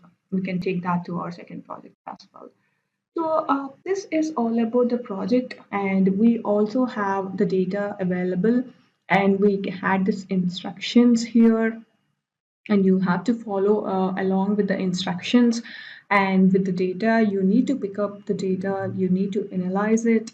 You also have the ability to edit the data if you want, into different formats or into different views. Like we have the data for you, but if you want to edit the data, it's completely under your wish. I mean, you just have to connect the data and work on it. But if there is like a prepping issue or a cleaning issue, you can go ahead and do that. That's your wish completely. So and please concentrate on what the filters you are using, because we kind of have so many questions where you will be writing a text, and you have to insert the number over there. Just remember, whenever you're giving insight, the insight should be dynamic, right? So whenever you're writing a text and you have some kind of number which is there popping up, that number, even if your data updates at the backend, that number should change. That is the dynamic insight you're giving to the final advisors. So whenever you're framing a text sentence, wherever there is a space for the number, use the sheets, not the text. Build this number inside the sheet. Use proper filters, use proper formatting, use proper font or color, everything, and just hover your sheets on the text format. Or you can even write your text inside the sheet. The text will be constant, that will be static, but the number will change, right? Even if your data is updated at the backend, the number will change. You can even write the text inside your sheet in the text box and just put the sheet on the dashboard. So make sure you're not completely writing the number also. Number should be dynamic, and all the content you're writing in the text format should be inside your sheet, so that the text whatever you write will fix there, but the number changes. So that's how you have to work with the text sentences. And do not just answer them like a multi-questionnaire tick mark or something like a one-word answer. Frame a sentence from the question. Okay, this many percentage of people are working in the computers, and they also measured in the same field, kind of. And do not throw up with the exact same question over there. Just come up with a sentence and frame the sentence like an insight, like you are telling that sentence to the final end user. That's what you have to do. And give some visualization. You can place it side by side. Okay, this is the visualization I worked on, and this is the question I'm answering. And like this is the insight I'm giving. Let's say insight. Whatever question I have over there can be an insight for the final advisor. So this is the visualization. We analyzed the data. We came up with this is how it is looking like, and you can frame a sentence. Okay, this is a sentence, and this is the insight. This is what we are actually looking at. You can come up with that. So these are some hints from my side, and you can follow along the data and the project guidelines, instructions, and come up with. I'm just hoping that you would come up with some innovative and creative visualizations. Please follow along the Tableau gallery. You may come up with some presentation insights from them. Because that is completely different, you can't copy the complete dashboard. You can come up with some innovative designs. So much welcome to create all the innovative designs, even in the visualizations. So, people, all the best, and do some creative, innovative visualizations on me. Thank you so much. Bye. Welcome to the course Data Analysis and Business Intelligence with Tableau. We are in week 7, and in this week, we are going to learn about joins and blending.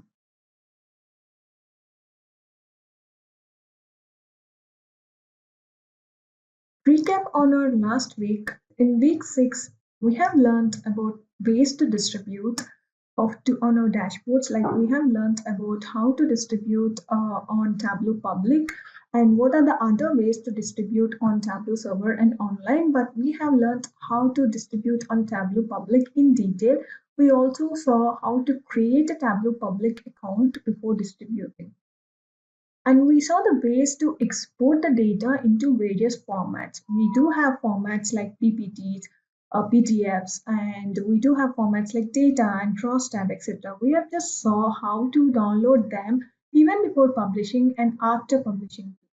We discussed about different types of workbook file types and how we use them while we are sharing. So there are like different types of file types, and we discussed about TWPX, TDS, TDE, and hyper files, extracted files, and we discussed about bookmarks, map sources, etc. We learned how to publish a dashboard and what are the options you have to go through whenever you're publishing the dashboard onto Tableau Public. We also discussed about Tableau Online and Tableau Server to just refresh our memory. We learned about publishing data sources and connecting them back. We learned about when and why to replace a data source, and whenever you replace a data source, how to close the previous data source. So the table of contents for this week are, we are going to learn about joins, and in joins we are going to see inner and outer join, left and right join, blending, and union.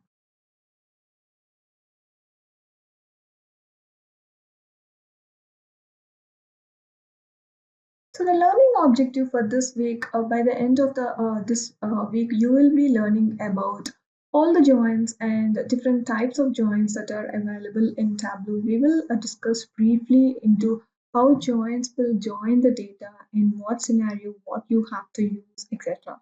We will discuss about how the data flows whenever you are joining and what kind of join you have to use based on your data. We will discuss about primary and unique columns. What is a primary column and what is a unique column? Blending and unions. We will discuss blending is a different kind of join, but we call it as blending because of some other purpose, and we will also see how we do unions to join the data. In the blending, we will discuss about primary and secondary data sources, what is primary and what is secondary, and how do you identify them as primary and secondary data sources. So moving on to our first topic, joins. We have different kinds of joins in Tableau. Not only in Tableau, we have different kinds of joins in SQL. It's all related to the data and how to combine data. Joins, we can easily relate them to VLOOKUP concept in an Excel sheet. They kind of work. The work scenario is same, process is same, and all the kind of data joinings will trace back to our basics from Excel VLOOKUP. So what is left join? Using a left join, result will be a table which contains all the values from the left table and corresponding matches from the right table. So you will see all the values from the left table, and whatever is mapped up with the right table, it will bring up that row from the right table. What is right join? Right join will result a table which contains all the values from right table and corresponding matches from the left table. So it is like vice versa of left join. Right table will bring all the values from the right table, and it only bring up the mapped values from the left table.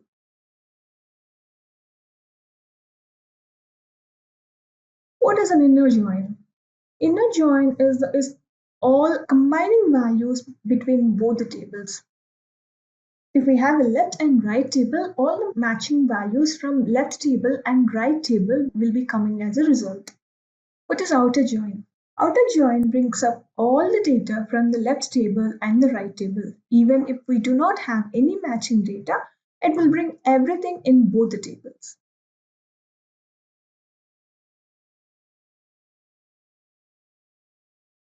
So we will discuss more about the left joins and the other joins from the infographic concept. So let's imagine you have two tables. This is first table, the left one, and this is the second table, the right one. So if you see these two rounds, you can compare it with the Venn diagram. And if you're using a left join, all the data from the left join, which is representing the complete blue round, will be coming, and whatever is mapped with the right join, if you see here, our left round is overlapping onto the right round, and this one we call it as mapped data. This part of the middle one can be recognized as the matches which we have in the right table. Those are the ones will be picked up to join the two tables. This is totally relatable to your Venn diagram. Like the left round will be you will be completely seeing the data, all the rows from the left, but you will be seeing only a few rows from the right table. So what happens for the columns which are not mapped with the left table? Tableau will add a null in that place. So whatever columns you have in the left table will be filled with data.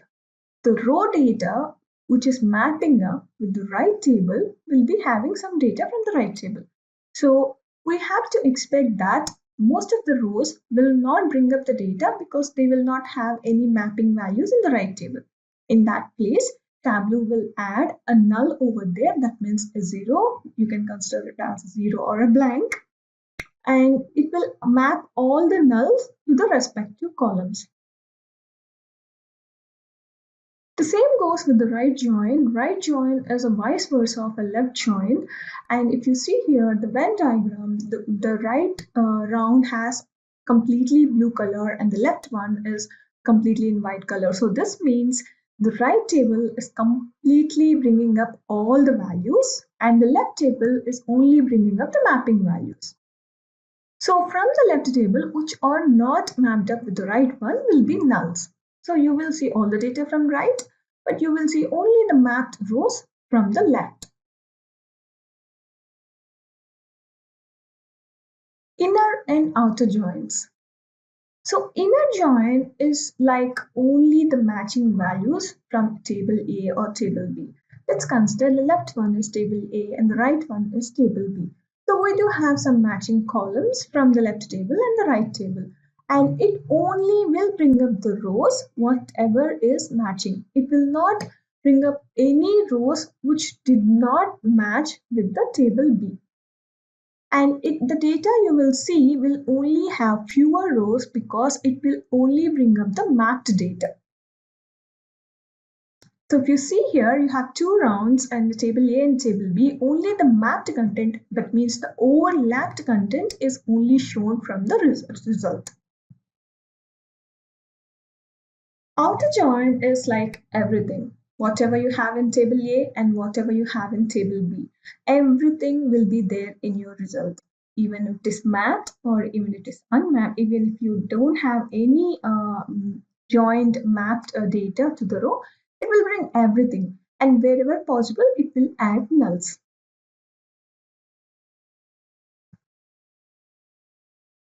So this is how joins look in Tableau. So we have 4 joins: inner, left, right, and full outer. The default join whenever you connect the table will be inner join. You can change according to the data requirement. If you want to move to other joins, you just have to click on them and give the common clause. If you see here, you have to give the join clause.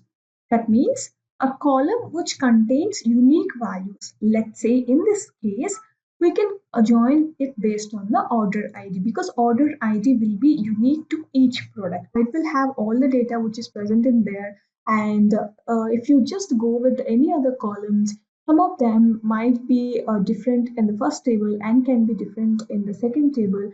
Let's take an example of a name, a customer name. Customer name can be John in one table and John something in the second with the second name in the other table, right? So Tableau will not understand that these two people are the same. So it is always important to join the tables based upon the unique value. The order ID will have numbers and also the alphabet, so that one will be unique, and the same thing will be present in the second table as well. That makes the column unique actually.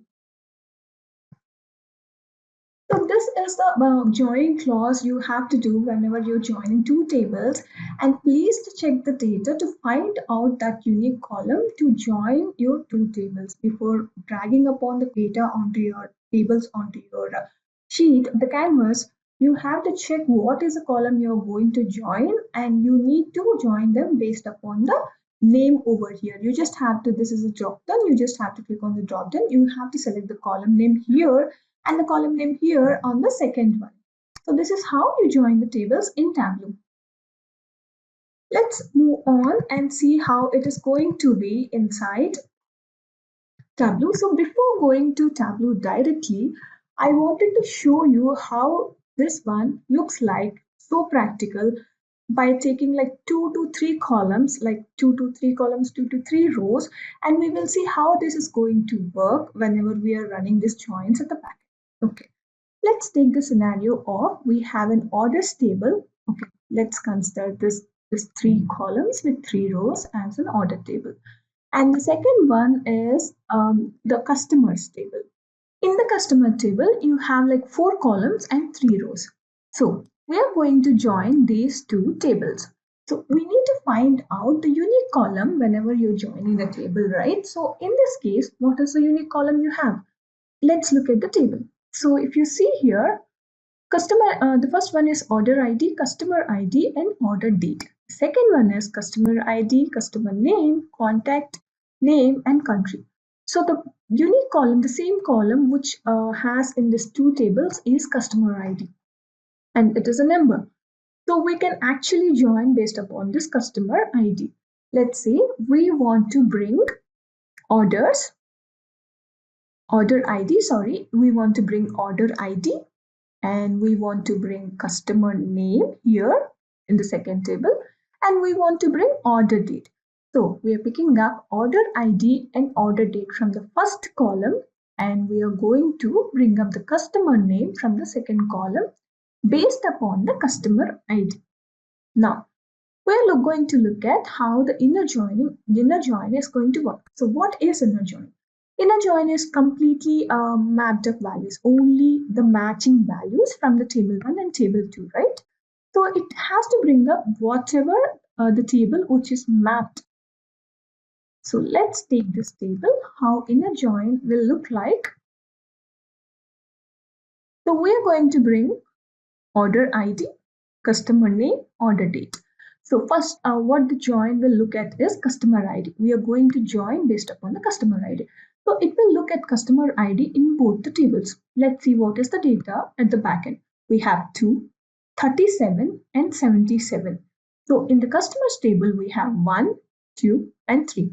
So the common one between these 2 tables is 2. So what join will understand is, okay, only the mapping value, because we are doing an inner join. We have to bring only the matching values from the first table and the second table. So I will go with 2 and I will take order ID and print here. Next, I have to get the customer name. I will go to here. I will take the customer name and print here. And the next, we are going to get the order date. So this will go to the orders table, check for the customer ID, and bring up this customer date. So this is how your inner join will look like. It only bring up the value which has mapping content. Like customer ID, only 2 is matching in these 2 tables. We do not have any other data. So it will only bring up 1 row. Okay, so this is inner join, right? Next, we will see how the left join works. So this is our left join. Let's see how this looks like. We have to bring order ID, customer name, and order date, right? So we are doing left join. That means all the content from the left and mapping values from the right. So we have here, what do we have here? We have 3 rows in the orders table. So basically it will bring up all the 3 rows and the mapping content from the right table. As we are only bringing order ID, customer name, and order date, what joins will go and look is, it will go check with the customer ID first, because these joins are based on the customer ID, right? So it will go, okay, I have two over here.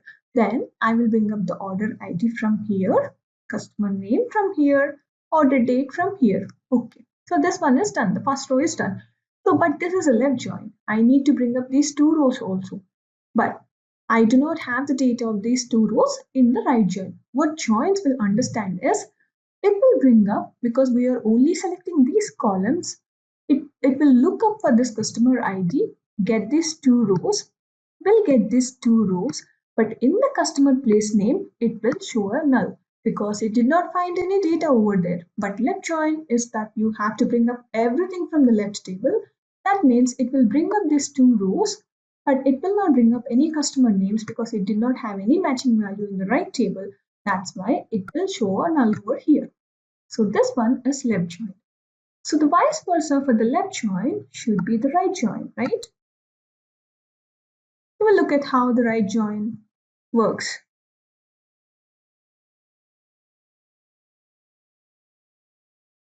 Okay, let's take a cell gap in between two. So right join has to bring up everything from the right but not left. It has to bring up only the mapping values from the left, right? So in this case, it has to look up for the customer ID first, and it will bring up the first row completely. That means it will go check for this two and this two, bring up the order ID, bring up the order date. So this entire row is covered. This is the right clause. So it has to bring up these two rows from the right table, which is customer table. And it will bring up the name because we have the name, customer name over here, but it will not have any matching values for here for order ID and order date, right? So what it will do, it will throw a null in these two places. This is how the left and right join will work. If you see here, this is the exact vice versa of left join and right join. And you can see here, there are so many cases. The left join and the right join are, you can just reverse out the data, or you can use the same tables by putting it left or putting it right, and just it's all vice versa. If you just do the same clause, whatever is in the same clause with the left join, you just have to put the customer table first and the orders table at the second. And it will work the same, right? It will work the same as this. So it is completely, totally opposite of the left join. And our last one is the outer join. Outer join has to bring everything from two tables. So let's see how this works.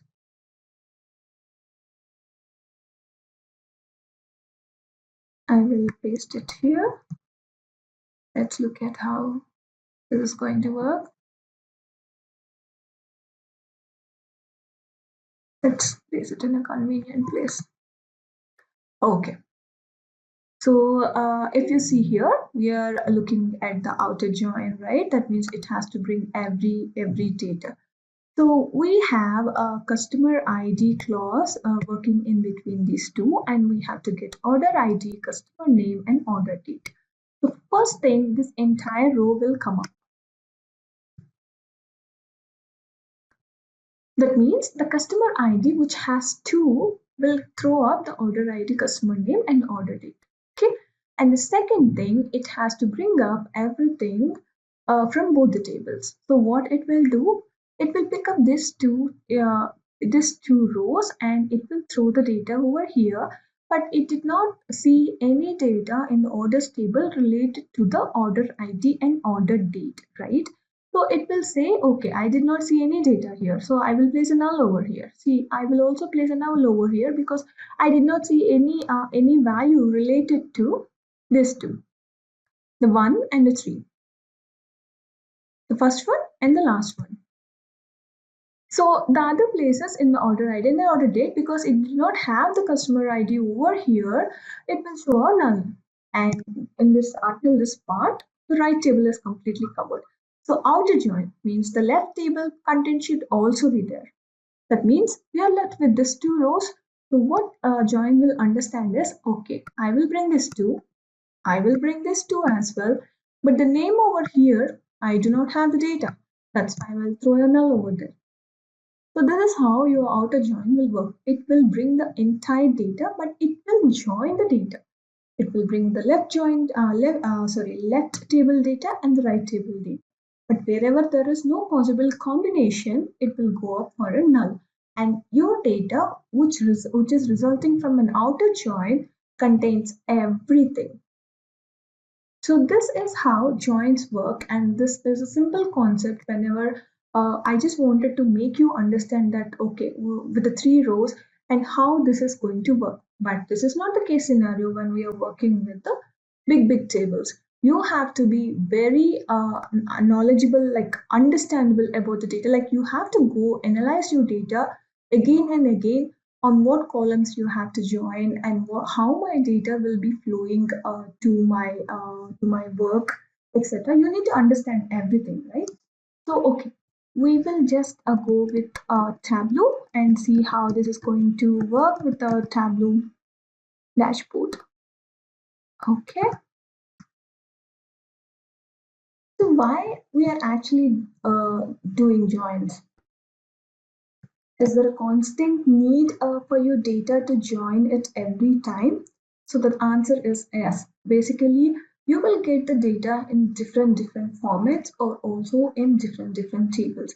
Even if you work with the cloud databases, all the data will be in different tables, and whenever you're working on them, there can be a scenario or there can be a requirement where you have to join the tables based upon these clauses, and you have to join the data and bring up different columns from different tables, and you have to create a view out of it. That is completely based upon your requirement. Okay, let's check how to do the joins inside Tableau. Let's add a new data source. I'll say Excel sheet. Okay, I'm going for practice file.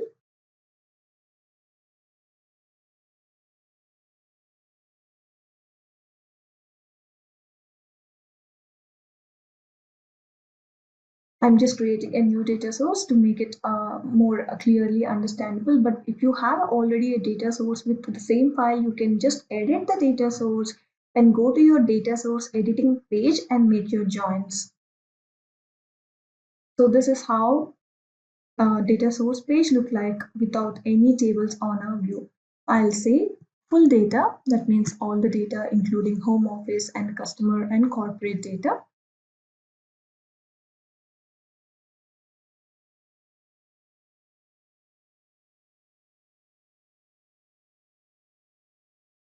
I just dropped my full data. So this is how your data looks like.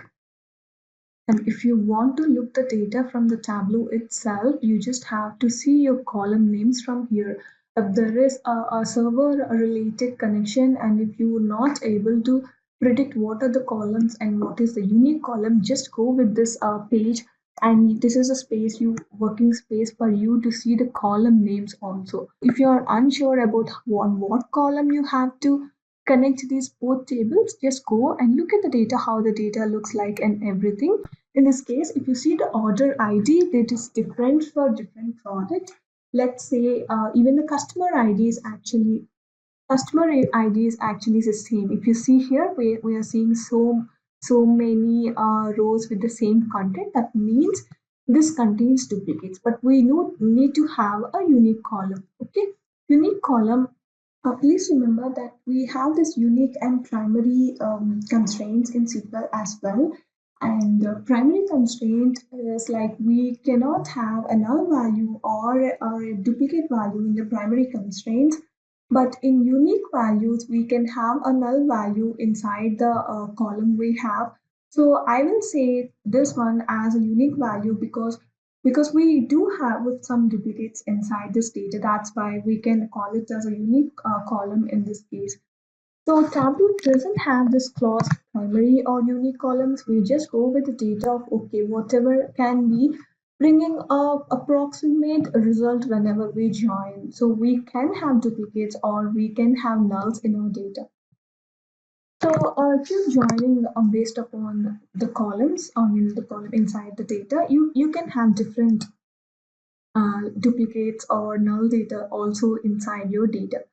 So we can't completely compare this as a unique and primary column, but we will go with okay the matching data between these two tables. Okay, and let's drag Let's also see what column we have in the written table. If you just click on this grid over here, you will see a table with this. See, you will have a view data option over here, this grid mark.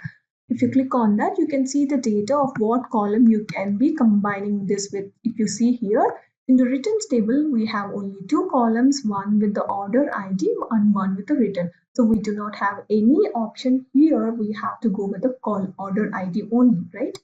Okay, let's tag, and I'm adding one more thing in this scenario.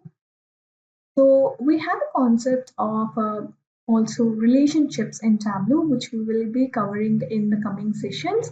But whatever we are learning now is joining. If you want to join tables in Tableau in this page, just double click on the logical table. We call it as a logical table here, which is a relationship. We call it as a physical table, which is join. If you double click on this logical table, this will take back to your space where this is called physical table, and you can join the data in this here. If you are working on the main canvas, and that is a relationship, if you just double click on it and join the tables, that is a join. So by default, Tableau took inner join from the data.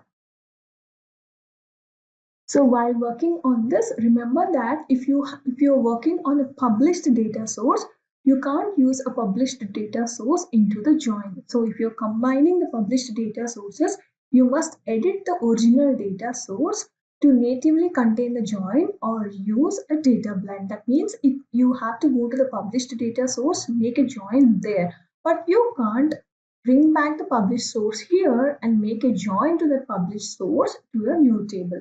So when joining tables, the fields that you join must have the same type of data. That means you actually have to have some column which contains the same data. Fields used in join clause cannot be removed without breaking the join. So you have to make sure that you are using the right field, and if they are removed with any data update at the later point, these two tables will throw error saying that okay, there is no joining clause between these two tables. Might be the column has been removed or edited with a new name. Please check that. So this kind of error might happen if you just remove a column which is in the joining clause. So we are joining two tables from the same Excel sheet. That means our data source, if you see here, the connection is only one Excel sheet. Inside the Excel sheet, we have two tables. One is full data and one is written. This means we are joining from a same data source. If you are joining a table from a different data source, that means if you are adding some other data source from here and adding a table from that data source, that is a cross database join. So this is the difference between the same data source join and a cross database join. If you see here, we have one blue color representing that it is the same data source. If you add one more data source here, it will actually show a different color. Let's also see that how it is going to look like.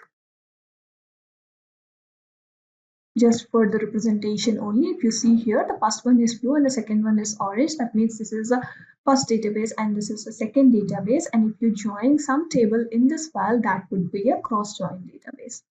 So for now, I'm removing this connection and we will go ahead with our first table.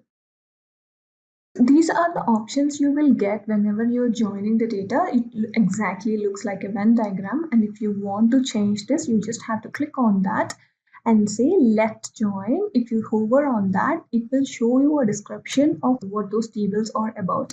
So includes only values with matches in the both tables, includes all values in the left table and all matches from the right table. Members without matches will show up as nulls on the right.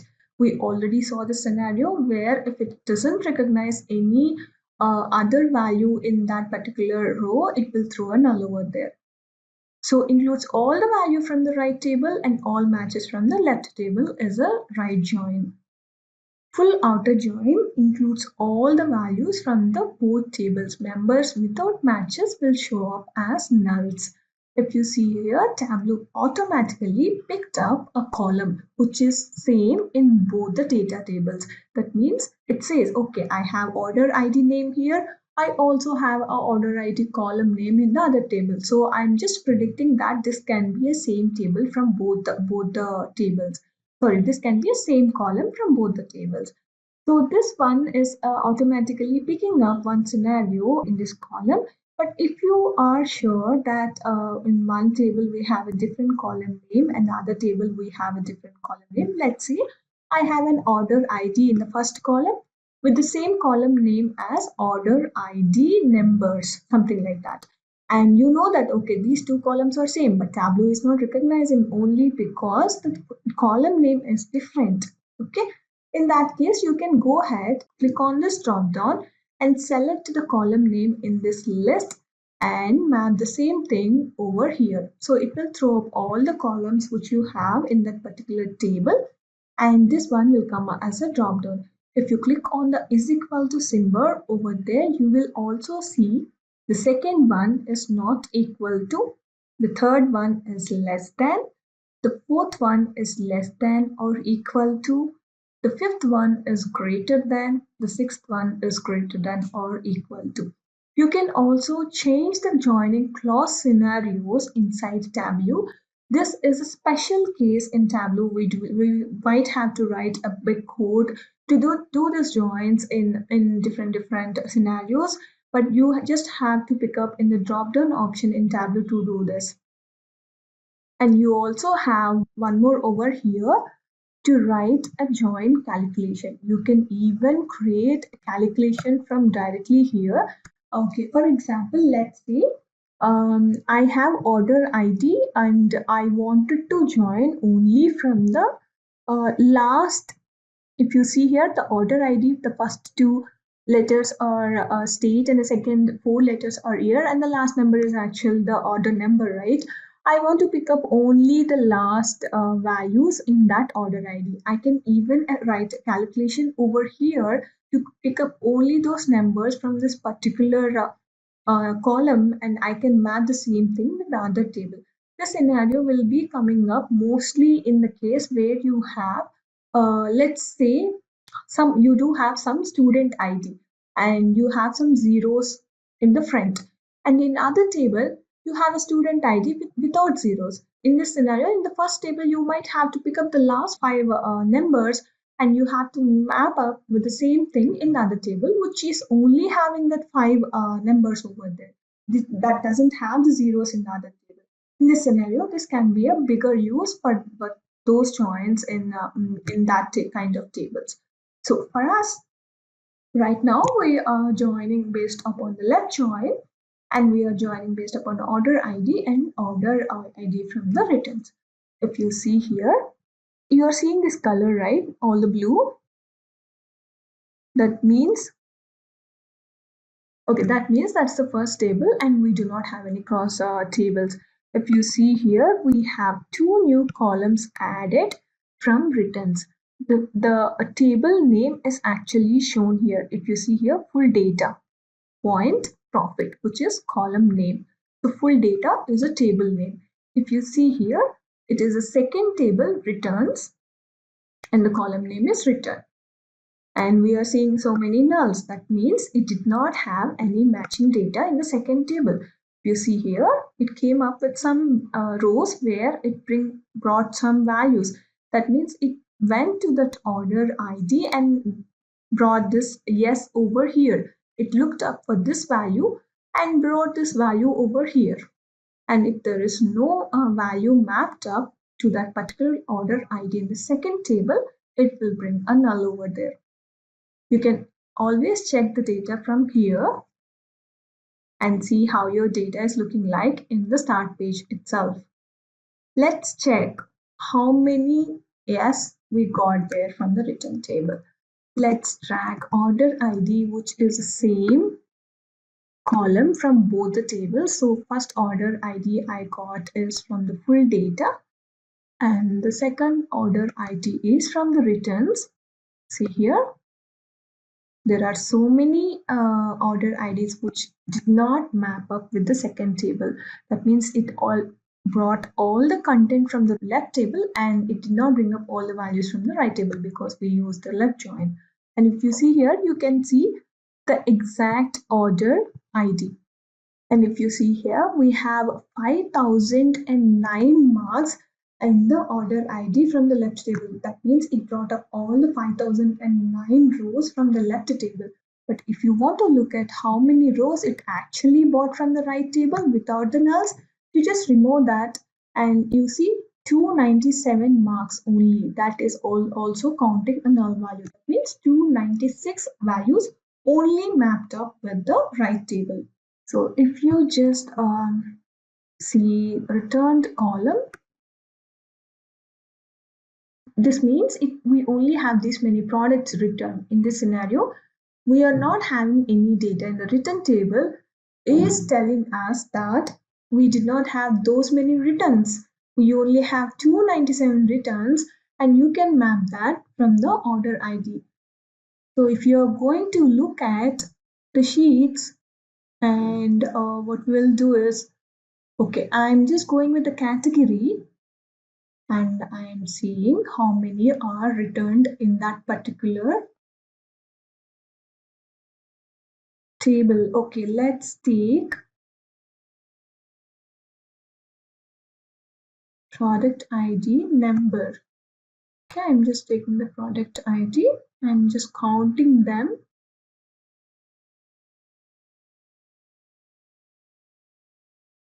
Okay. Okay. Okay, I'm just seeing a value of different numbers over here. Let's check order ID returns. So we're taking how many orders actually returned. I'm taking count. Let's take. Okay. We have these many orders returned in that particular category. That means these many order IDs have the value returned. If you see here, we are seeing a higher number according to the category. That means according to the category, the data is aggregated. That means you only saw 297 values when you only looked at the order ID, right?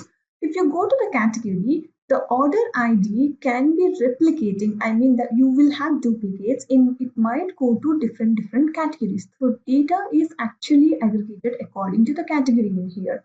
And in the category, the order ID which is already counted in the furniture can be the case inside the office supplies also.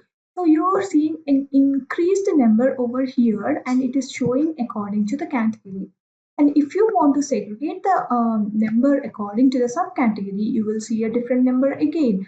That means is that order ID, in that order ID, you do have different products inside there, and all the products can be inside in this, and the order IDs are related to that. So each order ID, if order ID is related to bookcases, the same order ID is related to art, this will be counted in here and also in here. That's why you're seeing a spike in the number. So always remember, it will be mostly based upon the data aggregation. Whatever you throw it here in the view, your numbers will change. That means you will have duplicate values inside the order ID. Each order ID looks up to one particular ID and brings up a duplicate also if the order ID is repeating in the first table. So this number is completely based upon the scenario where you're adding the dimensions into your view, and each one will be checked on each subcategory or category of whatever you throw inside this view. So this is how it looks like whenever you add the returns part into the left join and you see the numbers in here like this, right? So we will also see all the other three joins and how they work in this scenario. Okay, we have got 297. So these are the basic. So these are the numbers we are seeing, right? Let's go back and change it to a right join. Let's see how the right join will bring up the data for us. Okay, I just click on this, right? I'm not changing the clause because it has to be the same. And I'll go back to my sheet. If you see here, there is a change in number, right? That's totally because you change the clause to this. And if you see here, you're not seeing any nulls in the order ID which are coming from returns. That means the table works in this way. All the data from the right and whatever is mapped from the left. That means you will not have the null values in the right table, but you will have the null values in the left table. Let's see how we are seeing this order ID from the left table. Okay, everything is matched. That means whatever is there in the right table is mapping up with the left table. That's why we're not seeing any nulls in the order ID. It should be the same, right? Whatever you ordered can only be returned. You can't return a value which is not there in the orders at all, right? So this one will not show you any nulls in the left table. That means whatever project has been written, the order ID should be there in our main table. Everything will be mapped, and this one will not show any nulls in the left table, and whatever there is in the right table will be mapped in this scenario. But the values in here change. That means you're not bringing up everything on the left table and you're only bringing up something from the right table. It will decrease the amount of rows and the amount of the duplication. That will show you a decreased number of values. So it can be not the case in all the scenarios. So I'm just trying to explain how these joins will work and how your data flow will be when you're working with the different joins. Okay, let's also look at how our data looks like. Okay, I will just remove the subcategory and look at the values. These are the values I am seeing, and I wanted to see these values whenever I'm working with a different kind of join. We have looked at the left join, we also looked at the right join. Let's look at the inner join. Same thing, same clause. Okay, and I'm going to my sheet.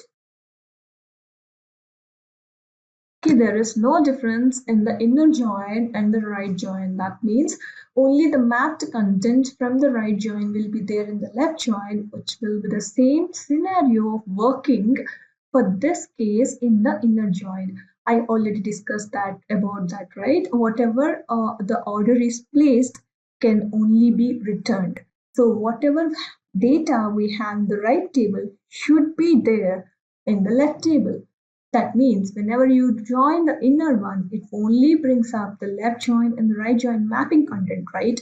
So whatever is there in the right join is mapped up to the left join. In this case scenario, it exactly works like a right join. The inner join and right join will exactly work like the same.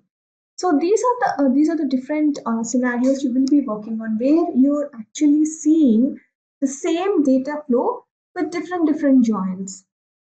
This can be the case wherever you can go with a different kind of join, and also you can try even with the different joins, but the result can be the same because the data is like that. And you have to understand the data very well to understand this kind of joins.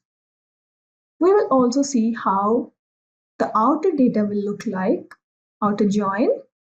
So basically, outer join should bring up all the values from the left join and all the values from the right join. Okay, let's just guess how this is related to in all the other three joins. Do you have an idea of how it is going to work? Do you have any answer of how exactly the table will be? If you wanted to tell one kind of join in this scenario, how the outer join will work, what join are you going to pick at? Like we just saw that inner join and the right join actually resulted with the same numbers. So I'm just asking you how your outer join will work in this scenario. Do you have anything in mind within these three tables? Like it will be going to work like that. Okay. So just think that, okay, we have everything from the left table and we have everything from the right table. So outer join is bringing up all the content from the left join and also the right join. Let's see how it is going to work. I just had the idea of how it is going to be in these three tables. I'm just giving you some time to guess on how this will result when you compare it with these three tables, this will be going to result in one kind of join in this three, exactly the same result from this three, and that will be a left join because all the content from the right is already there in the left. So all the content in the left will be thrown and all the content in the right will be thrown. That means it exactly works like a left join. If you go here, the values here, you see, this is exactly throwing how your left join is working. That is because you have all the return values in the right, you have all those products in the left join.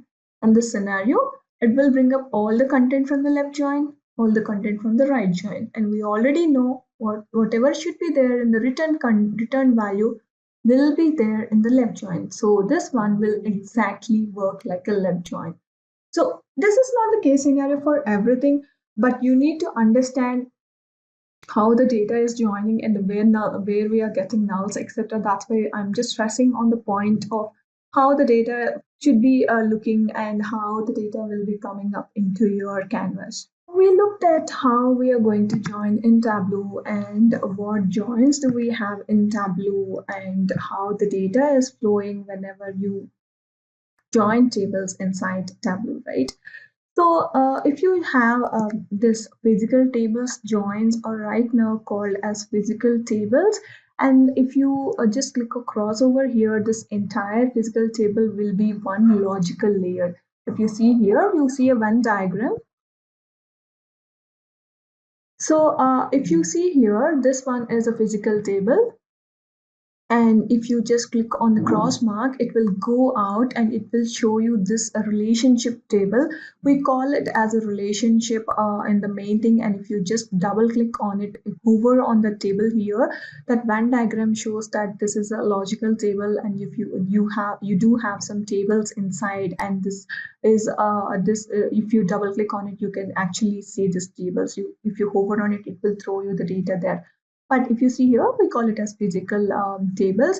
And if you want to add some extract filters whenever you're working on the physical tables, remember that you have the two tables content over here. You are seeing two table contents, whatever columns you have inside the two tables. You can see here order ID returns is already there, return data is already there.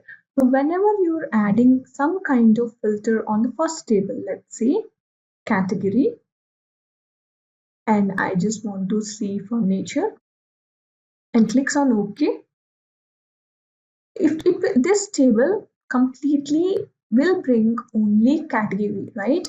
So only the category rows will look up for the return value. So this complete table will only contain particular set of data, and that one will go look up for this return value. The entire set of data is not there, and you will see some eliminated rows from the return table because there is a filter working out in the first table. This will change the entire shape of your join. Okay, whenever you are joining the data, if you're keeping a filter over here, just remember that this will completely change the table's content. Only the data picked up from this table, that means the category content, will only be looking for the returns. All the other values which are mapping with the other content. Let's say we only selected furniture as a category. We do have two other values inside category, right? That values will not be looked at the return table at all. Like it will only look at the furniture data. And that furniture data will go into here, it will look up for that order ID and it will pick up the return database. But you should be like so careful whenever you're using the filters, whenever you're making the joins. Also, it is advisable not to keep filters whenever you're joining because it might not look up the entire content, right? It only look up with particular content. So whenever you're working on this, make 100% sure that this is how you want it to be. Okay. Otherwise, do not go with the filters whenever there is a join. And you can go for the filters, but you need to understand this is the process it does at the back end, and you have to be sure that okay, I need this. And I will also, as we are covering the joins, I will also talk about cross data joins. I already showed you how we are going to add cross data joins. And I'm just bringing up one more file. This is a Superstore sample file. You will get it in Tableau. Whenever you download a Tableau, you will automatically get this file in the Tableau content because this is inbuilt inside Tableau. Okay. So in the Superstore file, I also have users data, and this is a cross database join because the first one is coming from one different Excel sheet and second one is coming from the different Excel sheet. And I'm just dragging a table from this different Excel sheet. If you see here, we're adding the third table.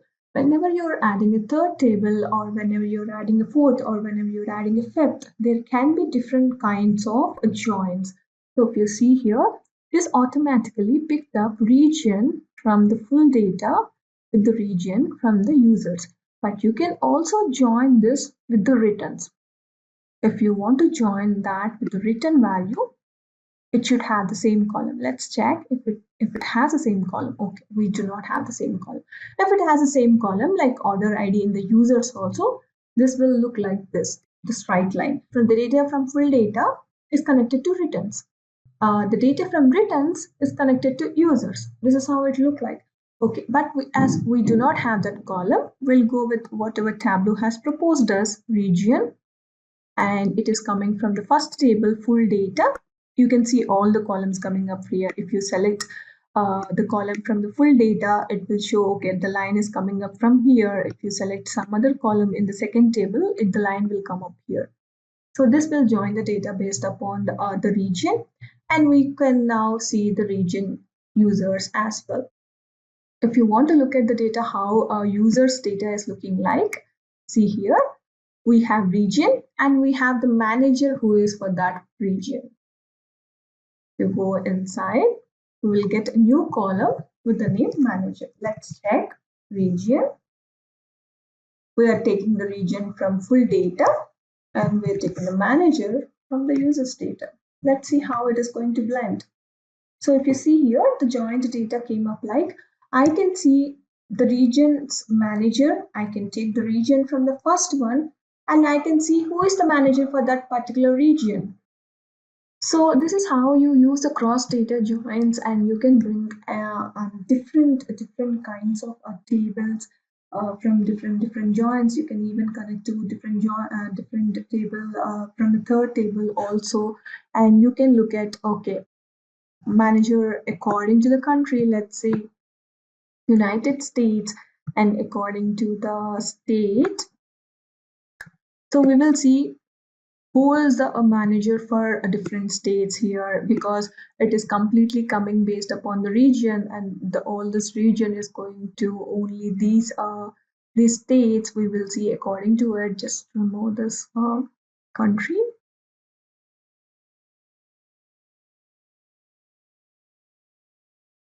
And if you see here, we have different managers according to the state, which is coming from the user table and which is coming from a cross database join. And you can use the same thing for your views as well. I will also show you of how you can use a calculation. We already know that we can use a calculation in the join. Let's write a calculation to join different content. Okay, let's take one column where we can write this calculation. We do have, okay, we do have customer name, right? Okay, we don't have the customer name in the second. We only have order ID clause here. Okay, I will just take the order ID and I will write a join calculation saying that, okay, I'm only taking my who are coming in the order ID. I only wanted to join them on based upon the last 1 to 6 values. order ID 6. That means the last 6 values.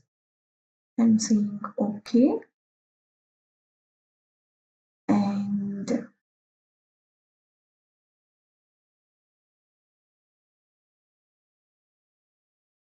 I'm taking the write off because I'm just showing you an explanation of where you can write a calculation. Because we have the direct column here, it is not necessary, but I just wanted to show you how we can do that. Okay. So this will take the last 6 IDs. And if you want to see how the data looks like, so this will bring up, as we join the left data, this will bring up all the 290 rows. The data already joined, but we used a clause saying that, okay, you should only look at the last 5 numbers. And this actually, let's remove this for now. And this went up for a joining clause. Okay, I wanted to look at the last 5 values of order ID, and then I went to the written tables. I looked at the order ID column and I only took up the last 5 of that particular odd returns from there. And this will bring up the data exactly the same how we did before. We have a same order ID, but we wanted to try a calculation here. And if you look at here, I just removed the users table, right? But we use the manager inside somewhere here in some sheet. See, because I removed the table, it did not recognize the column name from the data and it threw an error over there. It also shows that, okay, this column, I cannot see it in the field manager, does not exist in the database. That means you need to check the data where it is the column is coming from, and you need to add that column to view that particularly. It will also show the same on the main page itself. You see here, this is showing a red mark in here. You can remove the column directly from here saying delete. Okay.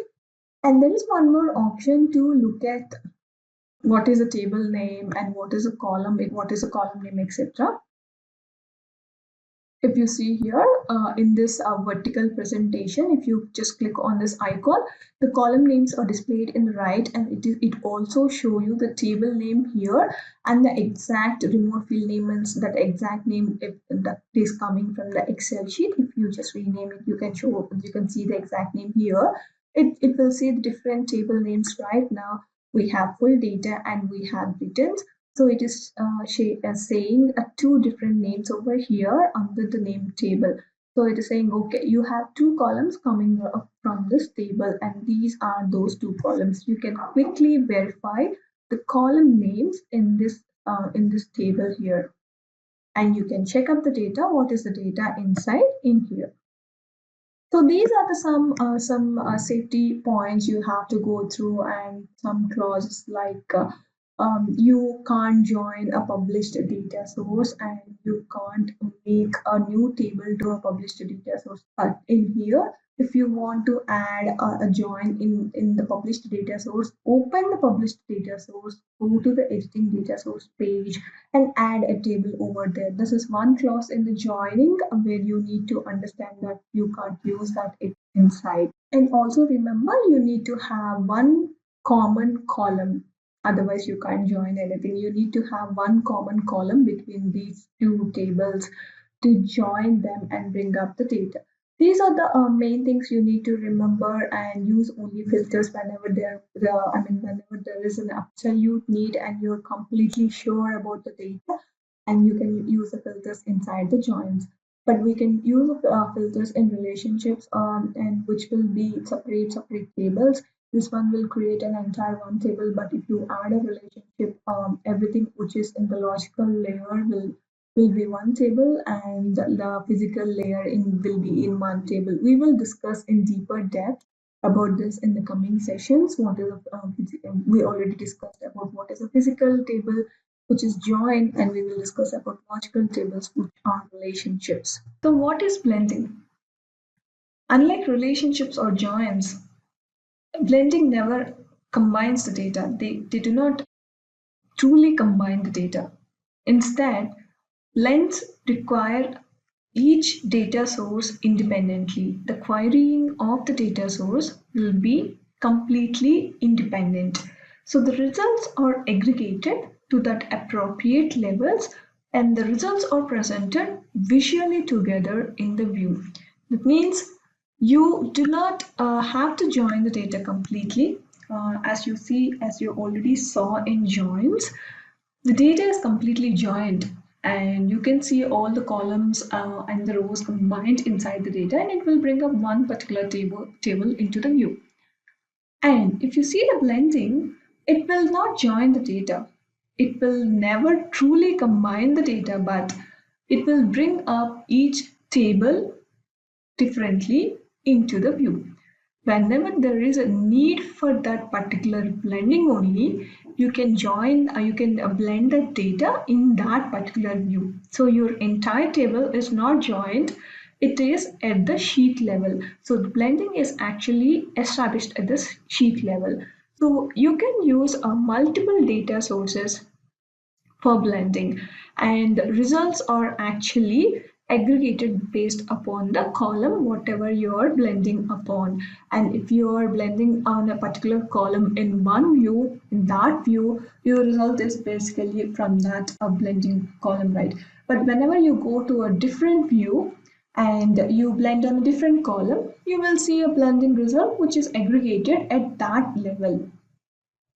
That means you can actually blend at different levels and different sheets. They are not properly joined, right? So you get to see everything inside each table, and you can blend on one particular column in one sheet which is useful only for that sheet, and you can go with the other blending column in a different sheet. So data blending is particularly useful whenever the blend relationship, that means the linking fields need to be different in different sheets, or whenever you're combining published data sources.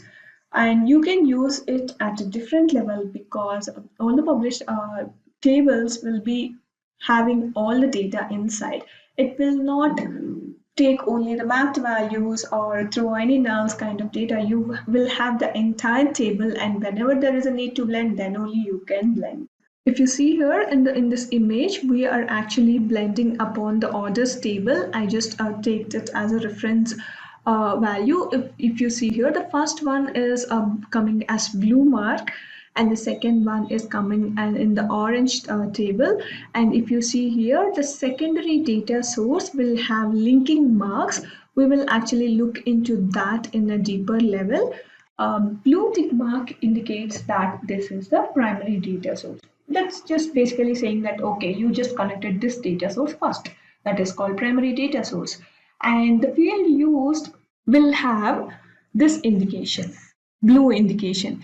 And if you see here, the primary data source has a blue tick mark, and the orange one is called secondary data source. And the field used can be having an orange tick mark. If you see this sample below in this particular image, the first one is blue and the second one is orange. It says that the first one is primary and the second one is secondary.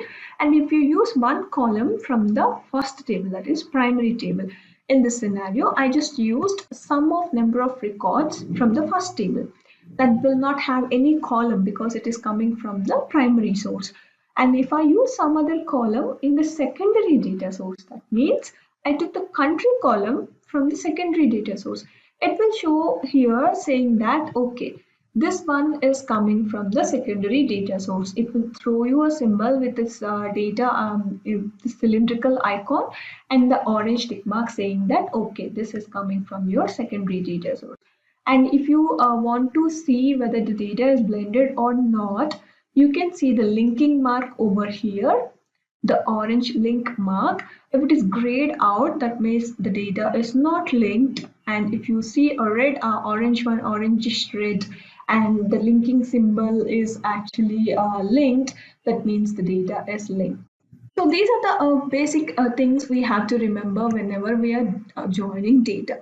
So in the blending data, in the blending concept only, we have a concept called relationships. This relationships is completely different from the relationship we have on the main data source canvas. So in the blending concept, if the field is not recognized, let's say you have one field with a name category in the first table, and the second table you have the category some category numbers or something, but category field, let's say category field, it is written as category field. So Tableau will not recognize that these two are the same fields, right? In this scenario, you might have to say to Tableau that, okay, you need to understand that these two columns are same. Then you have to go to the data, go with the blend relationships, edit blend relationships, then you can manually map the column name, and that it is like saying Tableau that, okay, you have a different name, but these two columns are the same. It contains the same data inside, and I'm 100% sure I can blend the data based upon that column. I say that inside the relationship. So Tableau has this default function where it can recognize all the columns with the same names. So in this scenario, in the right image, you see from the first column, you say it is from the first data source and primary data source, and the second column is from the secondary data source. It is saying that, okay, the order date, ship date, etc. has the same content inside, and these can be the possible blending options you have. It will automatically recognize them, and it will throw a linking icon whenever you see it on the dashboard. Inside, what is happening is, in this blend relationships, all these column names will be listed out. So these columns are actually matching. It has the same column name, it has the same content, and these can be matching because it has the same value inside, something like that. It recognizes the column names, and it automatically blends the data at the backend. It will give you the link option on the main dashboard. If you do not see a link option, and if you want to blend the data based upon some column which we are not seeing, you can go to this edit blend relationships and you can add the new column over here. So this is the relationship concept inside the blending. So we saw joining, and we are discussing about blending. So what is the main difference between these two? It's basically joining the data, right? So what is joining? Combining data between two or more tables from the same data source. And what is blending? Combining data between two or more data sources. I mean, it can be from a different data source as well. And joining will work at the data source level. That means whenever you join two tables, these two tables will be combined completely. And you have to use the data, whatever the joined data, completely inside your views. Whenever you're using blending, these two are not completely joined. They only be joined at your view level. If you click on that red link icon only, your data will be blended. That means you can use this data for your views based upon the blending. You can pick up some columns from the other data sources, other tables, etc. Okay, let's see how we can do this in Tableau.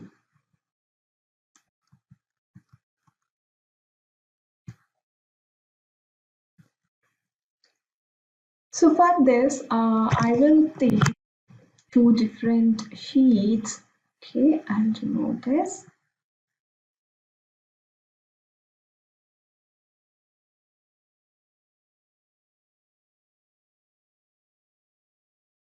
Remove. I'm also removing this. Okay, so I'm taking one sheet. We do not have a content differently, like we will be explaining the same thing in our practice file. So I will take one sheet from the practice file which says corporate and consumer. Okay, and whenever you're working on blending, remember that you have to add a new data source from here, but not here. Let's go to the data and new data source. Excel file, the same file, and I will say I just selected consumer and corporate, right? Now I'm selecting home office.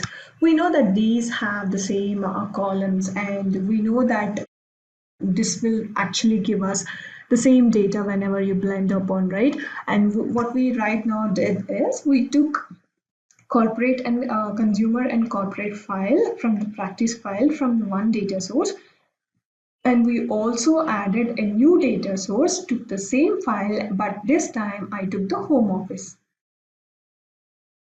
And what I did, I just added the new data source from here. That means it will add the data source as a completely new one. If you just add here, you will get a new data source in this place where you can use for join. But if you're going with the blending, add the data source from here because you want to blend the data, but you don't want to join the data, right? So right now, I have home office one file, consumer and corporate one file. So they came up with all the same name. Let's check what is this.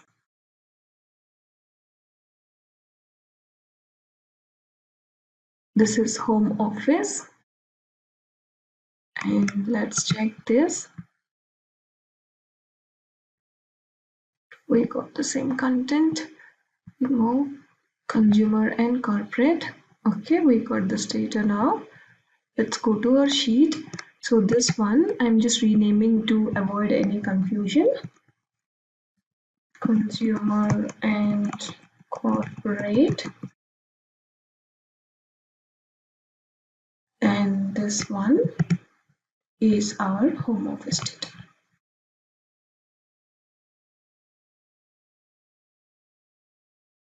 Okay, so we know that these two files have the same content, but the only difference between them is we just divided them according to the home office and consumer and corporate. But whenever we want to use a blending concept on this data, we have like all the rows which can be used from this and also that, right? So let's see. We have segment as home office here. And okay, I want to look at order date and I'm just going with the sales. I got the data and I just picked it up from home office.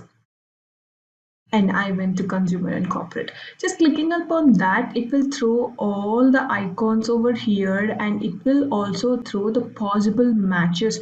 That means in here, Tableau recognized all the icons with the same name and it will throw you a linking symbol. And if you see something like this red mark, that means the order ID is already linked for your use. If you drag anything right now from here, let's just say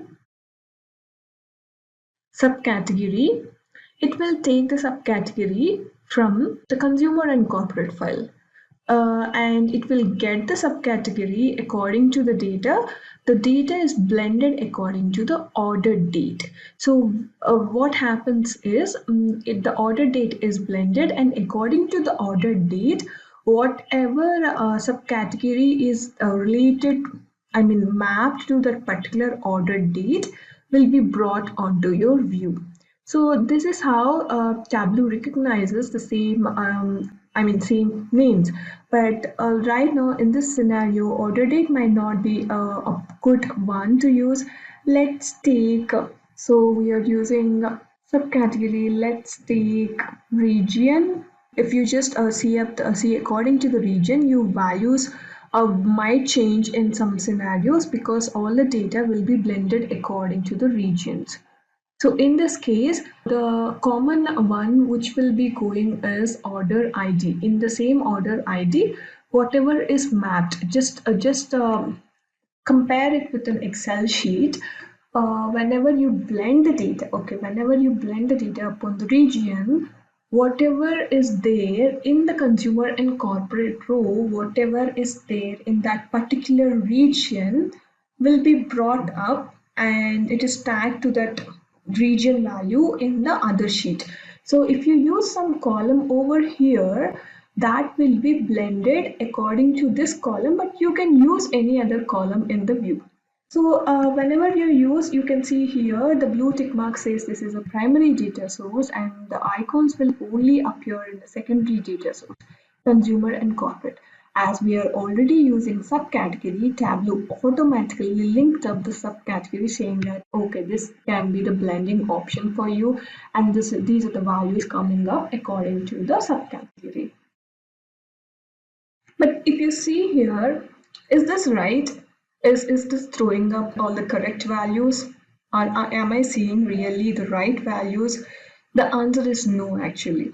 And why? Because we divide the data according to the segment, right?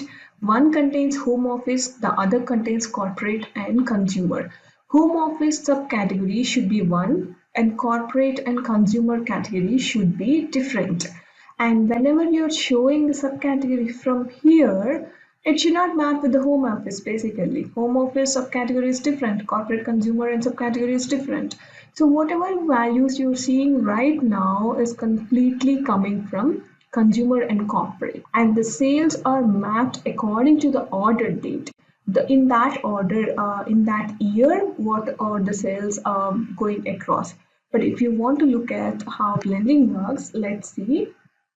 I'm just taking subcategory from here and subcategory from here. It actually mapped up everything. But let's see the segment. See, we're seeing a null. Because if you see here, if I used segment over here, even the subcategory is showing as null. That means the segment for the subcategories are different. And if you just want to look at the subcategories, what a home office is bringing up. So these are the home office subcategories. Okay, we have actually the same subcategories for all the fields. Okay, that's why it's actually blending up. Okay, we have the same subcategories for consumer, same subcategories for corporate. Let's look up a value where there can be a difference in okay, let's also see how is category looking like. Okay, we have furniture, office supplies, technology for both three of them. Okay, let's look at maybe a product name which can be different for segments, right?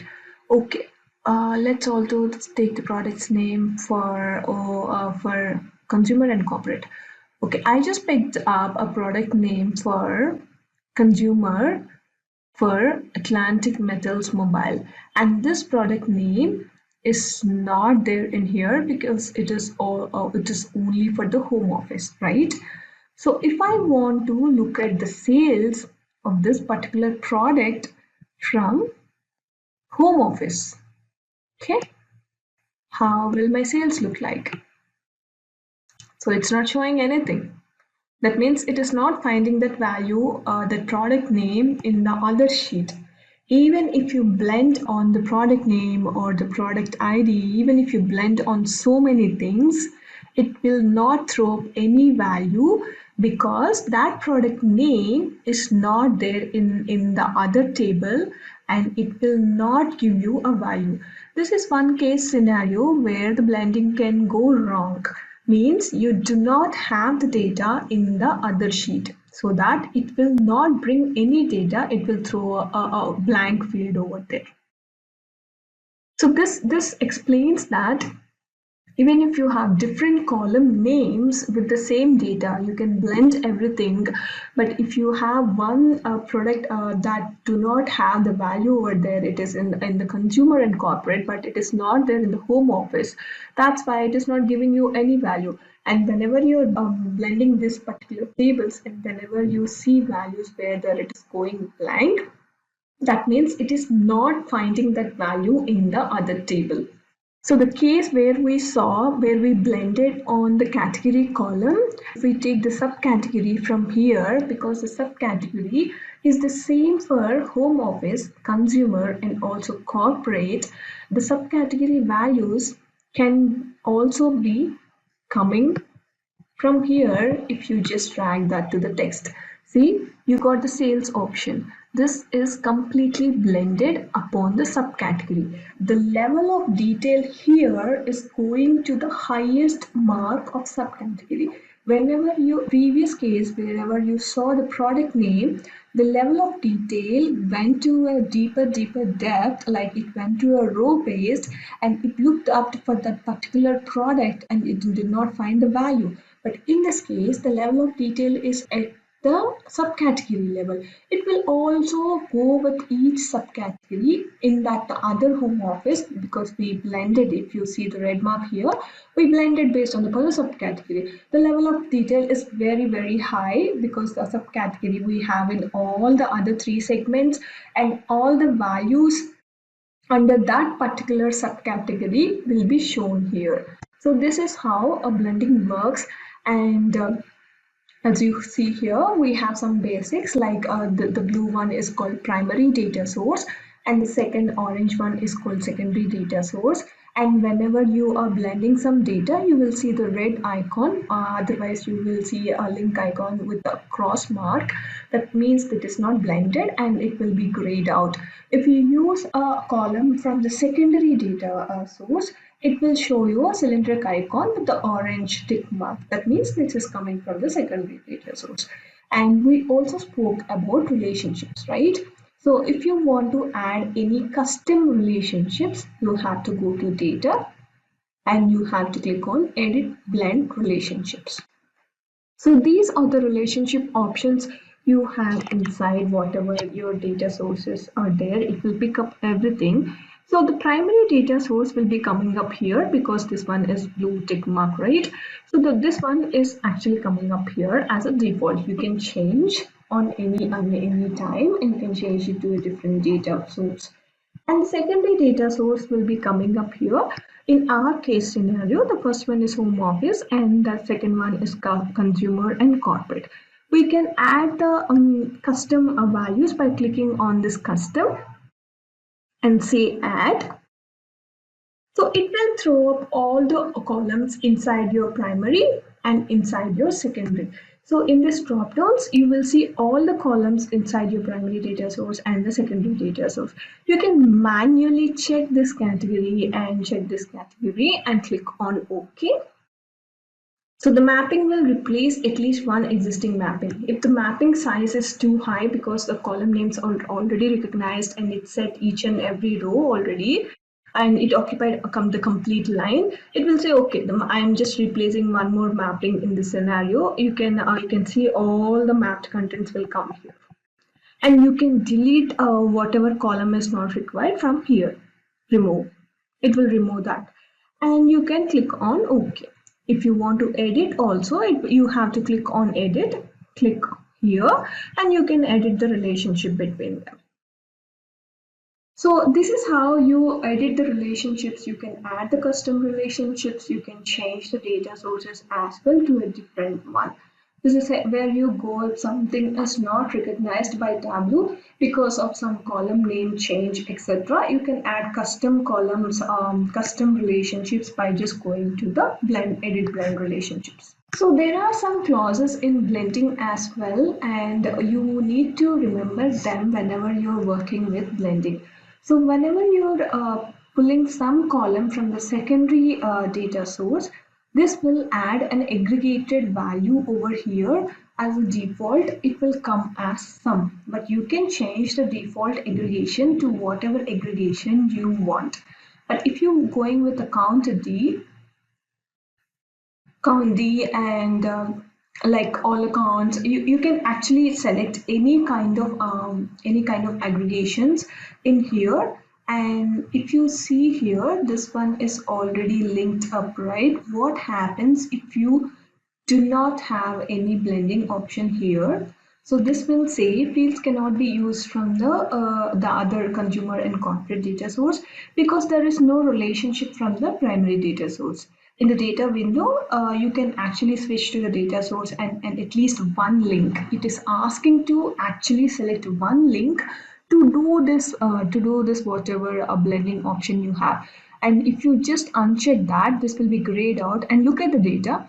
It will aggregate, it will bring up all the sum value from the sales. It will not be aggregated according to the subcat because the data is not blended. It will go up to the higher aggregation level and bring up the entire sum of sales. But if you just aggregate it, if you just click on the blending, it will blend according to the subcategory and the level of detail will be changed according to the subcategory. That means your aggregation will also change according to the blending value. So we already discussed that this will make a default aggregation whenever you're using a column from a secondary data source. This will use a default aggregation sum, right? So what happens whenever you use a calculation? So I'm just creating a calculated field in the home office, sales calc, and I'm bringing some value from this table into my calculation. See, it will actually take the default aggregation as sum inside the calculation as well. If you see here, it is saying that it is a sum of consumer and corporate sales. That means it is bringing up the column from the other data source which is blended with our primary data source, and you can use this calculated field inside here exactly like the before one. See, you can see the same values. It's like using that calculation, create a calculation inside the primary data source, but you will be bringing that field from the other data source. And inside the calculation, it will show us a dot notation. Any field inside the calculation which is belonging to the other data source. That means if it is bringing the data from a secondary data source, it will use the dot notation. It will actually say, okay, the first one, the first name is the secondary data source name dot my actual column. What is the column you're using? It will show the secondary data source name as well inside your column calculation under the column name. So while working with blending, you can see some errors like Tableau will automatically throw some errors whenever you work on different blending scenarios. We will talk about what are those common warnings and errors in this blending. The first one is if you see an error saying that no relation to the primary data source. That means the fields cannot be used from the secondary data source because there is no blend relation to the primary data source. That means you do not have any column which is same with the primary data source. This is one type of warning where you see that there is no blending option available from your secondary data source to the primary data source. And the second warning can be primary and secondary connections are from tables from the same data source. As we are working with the blending concept, we added our data source as a new data source, right? But we did not add it from the left column where we can see that add button. That means adding from there is saying that, okay, these are coming from the same data sources. This one will throw you an error saying that the primary and the secondary connections are actually from the same data source. Rather than going with the blending concept, go with the join concept where you can join the data and integrate as many tables as you want. This might improve the performance and also filtering. One more error, you will see that it will say the primary and secondary connections are from the tables from the same data source. And the third warning you can see is cannot blend the secondary data source because one or more fields use as unsupported aggregation. So this is a common warning we will see whenever you do data blending. There are actually some data limitations with the aggregations like counting, median, etc. These are non-additive aggregates or additive functions that produce results that cannot be aggregated along with the dimension. That means if you aggregate this part, we cannot show the value. If you aggregate according to the county or median, etc., we cannot show you according to the dimension. This cannot be aggregated. This is an unsupported function whenever you're using the data blending. This is one type of error you can see whenever you use a data blending. It says cannot blend the secondary data source because it is an unsupported aggregation. This is totally dependent upon the dimension you are using. This only happens whenever the dimension is not easy to aggregate according to the measure value coming from the secondary data source. And this will throw up an error saying that this is an unsupported aggregation because the dimension is not properly aggregated according to the value.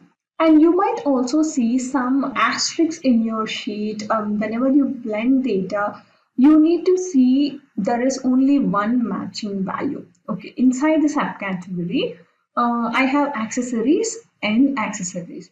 I should not have any duplicate values. If you have a duplicate value in the secondary data source, the matching value will not be blended and you can see an asterisk over there. I'll tell you one more easy example to understand this asterisk concept. And if you have one customer name in the first column, and if you blend the data, you're getting two customer names with the same scenario. So this one customer column will not relate it to those two customer names, and rather than showing the two names, it will throw an asterisk over there. That means the results have multiple results in that same row. It is saying that okay, in this particular cell you are getting one or more results in that particular cell. That's why I'm not showing you the result. I'm just showing you an asterisk mark. So this is the actual meaning whenever you're seeing the asterisk marks. This is the actual meaning behind it. So to resolve this asterisk marks in the sheet, you might have to see there should be only one matching value in the secondary data source with your primary data source. Whenever you're matching it, let's check that you're only having one value. And if you're not finding a problem if you're just not able to solve this on this scenario, just try to blend at the higher level of granularity. Do not go into a row level of granularity. Just go with the higher one, like aggregate it based upon the region or maybe a category kind of. You have to go to the higher value. Then you might see some asterisks going out.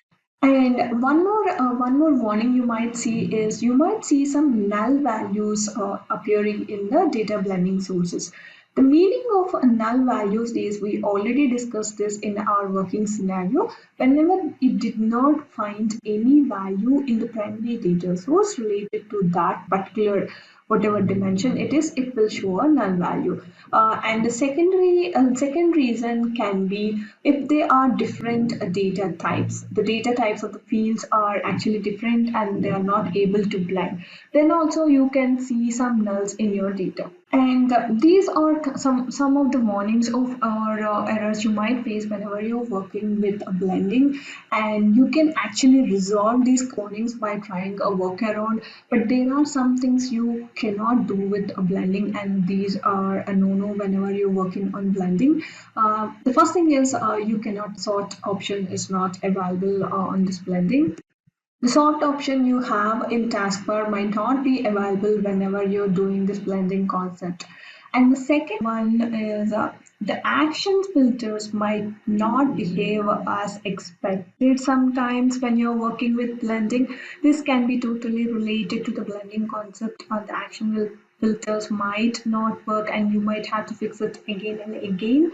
And there is one more thing you can't do with blending is unexpected values in the field changes, because if there is a field change at the back end when you are blending the data, and if your underlying data shows a different value, then you need to see up the values at the back end. These are like there can be some values which can change unexpectedly if the field changes or something like that. So these are the common clauses, common warnings, common errors when you work with blending, and blending is a very good concept. Joinings and blendings are really a heavy content, and you need to work upon the data flow as well. You have to understand the data as well to recover from this errors, whatever it is throwing. So moving on to the next concept, we are all done with our blending concept, and we can move along with our next concept called unions. What is union? So we already spoke about blending and joining. So these are two types of joining the data. We have one more concept called union, and in this concept, the data will be joined up and down. Let's say while joining and blending, the data will be combined side by side.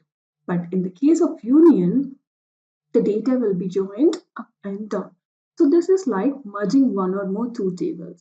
Basically merging or appending, we call it as. So the number of columns and the column names and also the data types should be the same in this scenario. Because this is a data merging, it will actually add the data below. All the columns, column numbers, column names and data types should be the same. So if there is any mismatch of column names, this one will give you nulls. In a scenario where you have one more column name and you do not have a column in the other table, that entire column will be considered as null. And in the second table, the data will be generated. We will see how this is going to be. So in the unions, we have two types of unions. One is manual and the other one is automatic. Manual is dragging the tables to the union clause manually, like you have to select the tables and drag onto the canvas manually. Automatic is you just have to tell which workbook you have to use, and whatever sheets inside the workbook are matching up, Tableau will automatically pick them up and do a union based on that. If you see here, I just dragged orders and one more order sheet because those two sheets will have the same columns. I have to manually drag them into the canvas so that these tables will be union. When I selected automatic, it will ask me for the workbook name. And also you can include the sheets in here to automatically map up the data.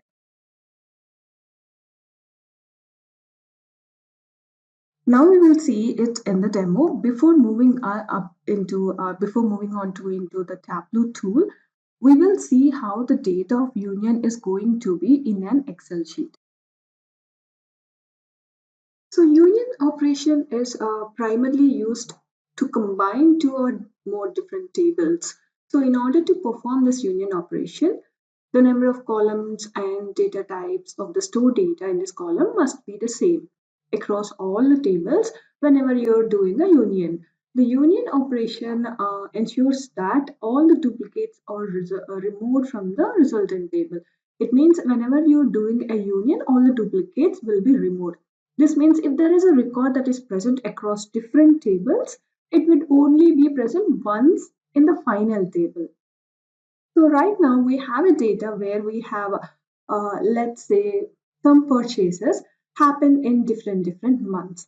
So we have a May in one sheet, June in one sheet, July and August in separate sheets. Okay. So whenever we are performing the union, what union does is, first thing, it will check all the column names are same or not. Okay, and it will add the tables. So let's take this data, first table. Okay, the first table, and it will go to the second table. It will check the column names and take up the data and add in the same columns. So even if your columns are arranged, I mean, it can arrange your data according to the columns. So the final resultant sheet would be looking something like this. So the data is appended to the bottom. In joins and blending, the data would be added to the side. But in here, the data will be appended to the bottom. Okay. We already saw how it is going to be in an Excel sheet. So now we will see how this works in a Tableau. Okay, let's go move on to our Tableau.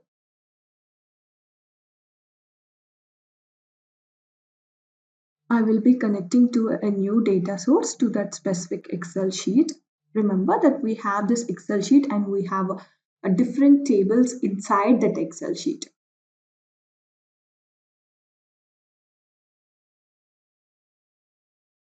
So this is how the tables are looking now. And now if an analysis is to be done to measure that performance of that store, all these tables would have to be combined, right? It has to be in a single table and you can do your analysis because you have the monthly data and you need to combine it before showing it to someone. The combined table would be formed after the union operation, or it will merge all these tables. So remember when you're doing a union, the data source for all these tables should be the same. So this is a union clause. That means if you want to perform the union, the database should be the same. For example, users can perform a union in Tableau for two tables that are coming from the same Excel sheet or two tables that are coming from the same SQL, but they cannot perform the union for one table which is coming from the SQL and the other table which is coming from an Excel sheet. So this means that you need to look for a union where the tables are completely inside the same data source. Otherwise, this one, the new union option will not be seen. This is only visible whenever there is a chance to do union for your data. So we have two options here, right? One is manual union and the other one is the automatic union. So the manual union, this process is like manually selecting the tables. To perform your union, it can be set in the following steps you want to see. If you see here, you have the data tables in your data pane, right? Left pane of the data source. If you see the new indicator here, that means you are able to do a union on your data. And if it is grayed out, that means there is something, there is some clause saying that you cannot perform the union data. Let's drag union. So these are the manual and wildcard options you get whenever you drag a union onto the canvas sheet. And in here, you can drag the tables like this. You can drag n number of tables like this. So right now I just dragged three tables and these three tables will be unioned. And if you want to remove any of them, just click on the crossover here. You can remove the tables. And if there are like so many tables and you want to drag all of them at once, just press shift button and select everything and just drag and drop onto the union column. Then you can drag everything at once. If you click on OK, see the column names are here and it also gave you sheet name, that means this name, and it also gave you the table name, that is this. And the table name in the sheet name is the same in the scenario. So it gave a sheet name and also the table name. You can even filter out based upon the table name or the sheet name in here. So this is a manual operation. Let's see how the automatic will work. I'm dragging new union again. Before moving on to how automatic will work, let's discuss why we just had this option, why we are doing an automatic option. So if you have the data in all these different sheets and let's say that you have different years also and you have years according to the months and each month is going to one sheet and you wanted to select all the months related to only 1 year, and in this you have the option to include or exclude that, and you can say okay, you can say all the years from 2020 or something like that in this Excel sheet, and it will bring everything in that particular year, whatever sheets it has, it includes everything. In this case scenario, let's see how in this case scenario it will bring all these four sheets into our union clause. So I'm just selecting include in this workbook. So this will include whatever I write in here from this workbook. I'm saying include, and I want to bring all the sheets which has 20 at the end. So I'm saying star 20. So this means if you see here the matching pattern, this is the format for whatever you have to write. Star 20 is wherever my sheet is ending with the number 20. Even if you have some year or if you have some common clause, you can enter star 20 so that I'm saying that okay, my sheet is has a name which ends at 20. And let's say okay. So this is how my union table will look like, and it will add all the sheets from here because everything has 20 at the end. That's why it will add everything into my union clause. Okay, and there is one more way to add the unions onto the sheet. Drag a sheet directly onto your canvas, and if you drag one more sheet, if you're seeing this line, that orange line, that means it is a relationship. And if you see this orange box, that means it is going to union the data. Because we are doing a union over here, please remember that you have to check that orange box and drop your table on that orange box. That will actually union the data. This is a one more option to do the union data. You can drag any number of tables with the same scenario. See, you have like all the table names coming up. If you see here, okay, July, can add July. See, drag table to union. You have the July data also. And if you want to see all the tables at the behind, you can just click on this and make edit. Edit will give you the same thing whatever you did for specific and wildcard. Specific is manual, wildcard is automatic, and it will show you what tables you have inside this. So we have May, June, and July, right? It will say okay, you have these three tables inside, and these are these three tables. Let's say okay, and you can even rename it by just double clicking on that union sheet. You can rename to whatever data source you want. And this one is a physical layer. We have physical layer and logical layer, right? Logical layer is a relationship, and physical layer is the join and union of data. And this one we will call it as a physical layer. You just have to rename it by just double clicking on that specific table. And if you want to go inside this table, what you have to do is you just have to double click on this box, and it will go inside the logical physical layer. You can even modify the unions by just double click and say edit union like we saw. It will pop up with the specific and wildcard options. You can even drag some more tables, or you can manually add the tables over here, and you can even do the wildcard entry over here. And to remove this union, you have to, if you see here, you're not getting the remove option directly inside the logical layer, physical layer. If you have to click on this, go outside your canvas, and in here you can remove or edit union directly. If you want to remove it, you can remove it so that the complete union is gone. So let's just do union, and let's see how the data is going to be.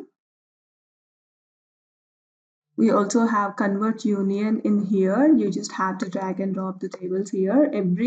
Every option which is related to the editing will go to the box which is coming up with this special and automatic. Okay, let me check why I'm not seeing the July data. Okay, let's drag July. Okay, I got the July data. So if I just go inside my sheet, I can get everything in one single table. If you see here, I can get the day in one single table. I can get the customer, everything into one single table in here.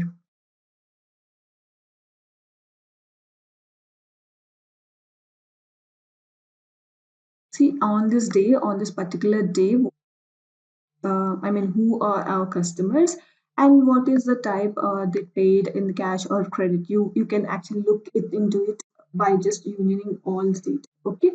And if you see here, it will also give us a table name and a sheet name. If you want to filter based upon each table, you can do that as well by restricting the data over here. It will give you an option to select the data from each table.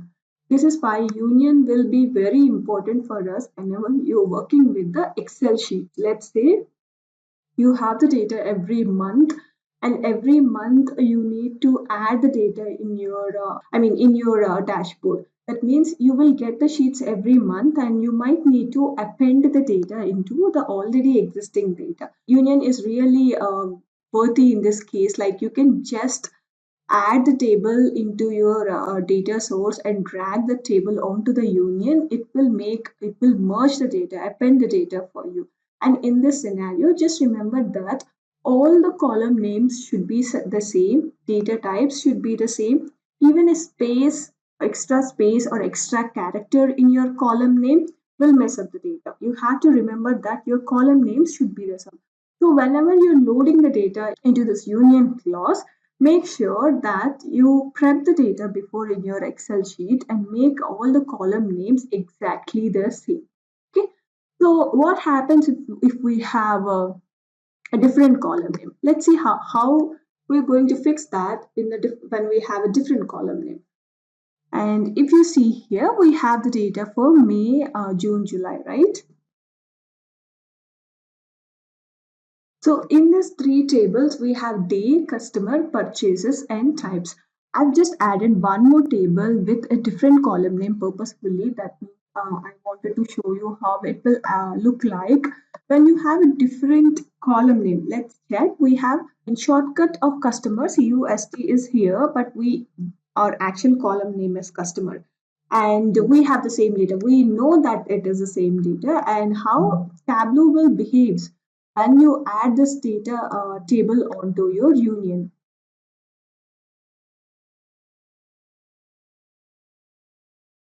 So if you see here, we added the data for August, but in our August data, we do not have customer, but we have an extra column called the shortcut of customer. If you see here, what Tableau did is you just got nulls in this three.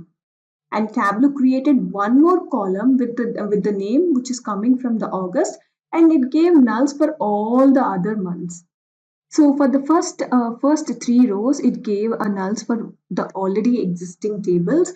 That means May, June, July. For the customer table, there are nulls in the first three rows. And for the August, we have one more column called cust, and it gave the values over here, but it actually gave up all the nulls for the other tables. So how are we going to fix these kinds of columns whenever we have them in the data? So if I have to merge these two columns, I'm selecting the column customer, and I'm selecting the column which is cost. Okay, this one. Just check which columns you need to select. Click on control, just like an Excel sheet, click on control and select the column names. And these two have to be merged, right? And we will say right click, merge mismatched fields. So this one will create a new column with the name, cust, and customer. So this customer column, whatever we have previously, will be coming as nulls, and you can delete this column and you can rename this column as customer. Then your data will be ready. So this is whenever you do with a smaller data sets and you definitely know that these columns are the same, you can merge the values like this. You can merge the value saying that merge mismatched fields in Tableau. And if you're working with maybe 100 or more columns, something like that, if your database is too high, just remember you need to prep the data whenever you're adding that into the Tableau. It can be a first case. And if you just messed up and if you want to merge the columns inside the Tableau, this is one more way to merge the columns. But it's always better to prep the data before you're loading to avoid these kind of null values. If you have this more null values, your data might go wrong and you need to prep the data before loading it. So in this case scenario, I just loaded the August data also into my sheet and I'm able to see the August data also in here. If I say customer, I'll get the customer names from the August also. And if you want to see how, I'll just select August. So these are my August values and this is how my August customer is looking like. Okay, we just took a sample data, right, for actually doing this union one. What if we are working with our practice file and let's take our practice file itself to union the data. We have a one sheet with, okay, I'll just go to the full data practice file.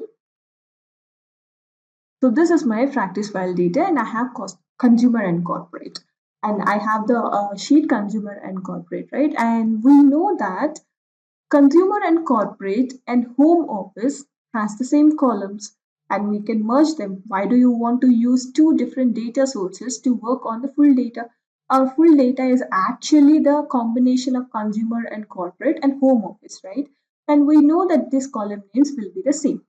So what happens if I just make a union for this consumer, corporate and home office? Okay, I go to the sheet. So my data is mixed up now. Let's see if I got the right data.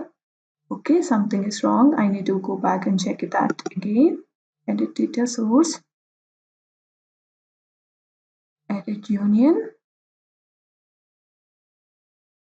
Let's add home office. Apply. Okay, we have some mismatched fields because the consumer and corporate gave this one number over here where they will not be identified as the same column. Okay, let's check the fields in here. Okay, delete because we are not using the name, the sheet from returns. Okay, we did not get the data for segment at all. Let's check that. Okay, let's make the union again. Okay.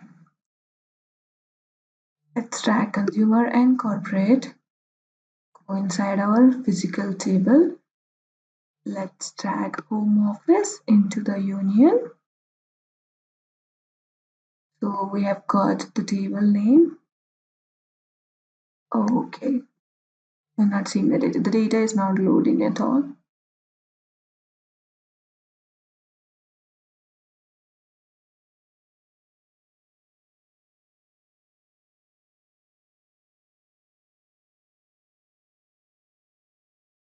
Let's remove this and go with the union. Okay, drag union and drag consumer, corporate and drag home office. Okay. data is loading. See here, you have to see this one as union. Whenever it says union, it will come like this and data will load. Previously, we did not see the data. That's why it is not loading up. If you see here, it will show all the union data. And if you want to confirm it, because we have the same column names, the data has to load up, and if you want to confirm it, you need to pull up the segment value and see if you're getting both the categories, like whatever you have inside the segments. In this case scenario, we have consumer, corporate, and home office, right? You need to get everything because consumer and corporate is in one sheet and home office is in the other sheet.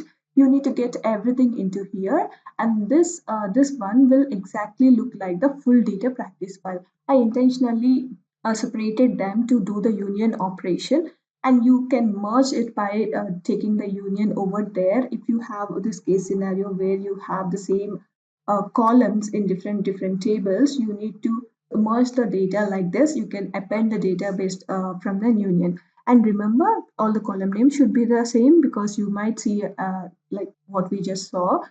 Your data will not load, or your data will give some nulls whenever you have a different column name, etc.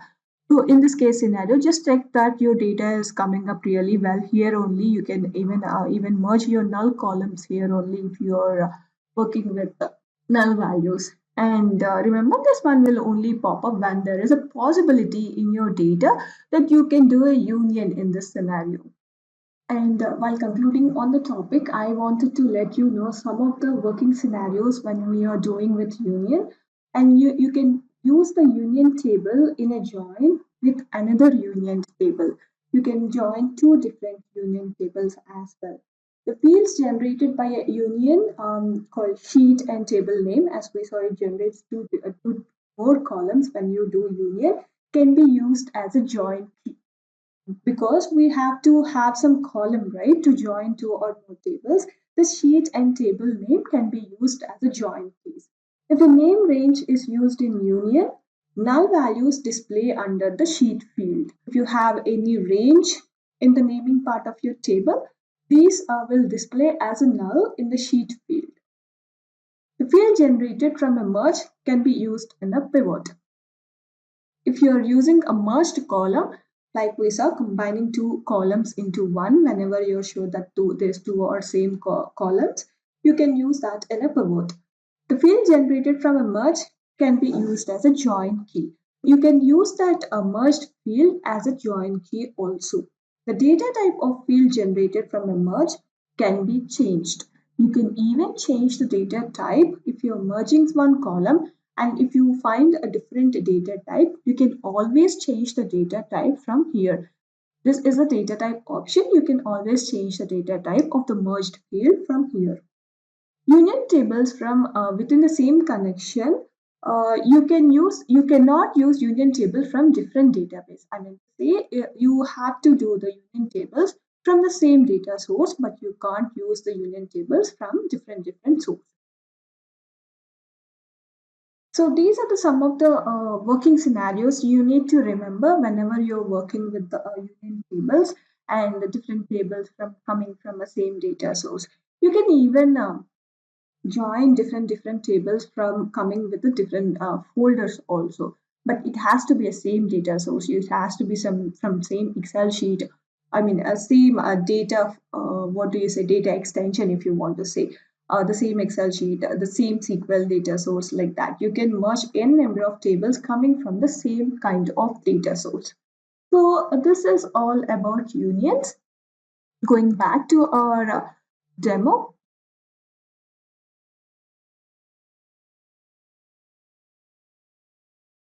So this one concludes as our final topic, and the summary for this week is we learned about joins and types of joins. There are like four kinds of joins: left, right, inner, and outer. And we learned what each join will do to the data. We learned about how we have to use each join in each scenario. That's all completely dependent on your data and according to your requirement.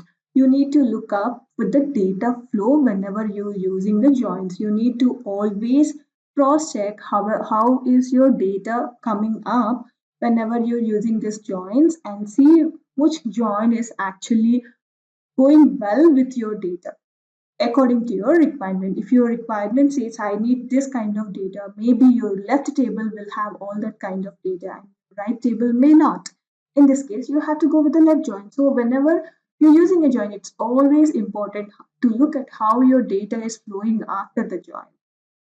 And we learned about a blending where we have looked at primary data source, secondary data source, and we have learned about on what column we need to blend up the data. We looked at how the columns will join the tables, and where you have to go with the primary and unique columns with each, and unique data, let's say unique data, you need to join the columns to get the data approximately near to the value. Sometimes we may have duplicates which might be creating some issue. Then you need to go for blending. I'm just saying that blending will not give you duplicates when compared to join. So it is completely dependent upon the requirement when you need to go for a join or a blending.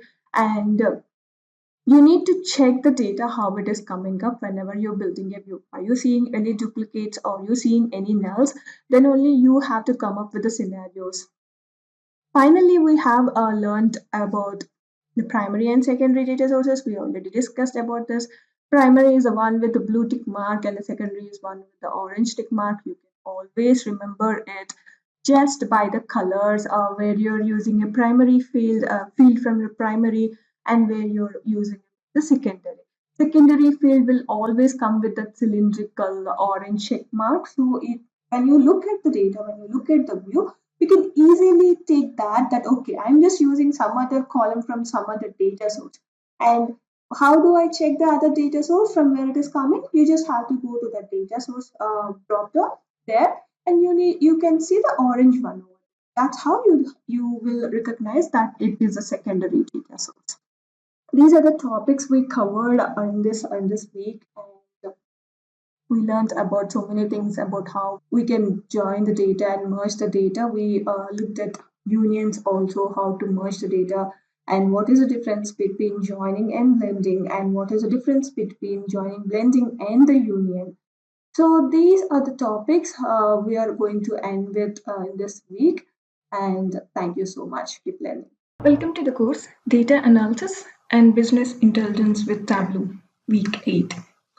So in this week, we are going to look at relationships. This relationships concept is introduced in Tableau from 2020.2 and later versions. In before versions, you might not see this relationship concept on the data source canvas page. Previous week, we covered about joins and types of joins.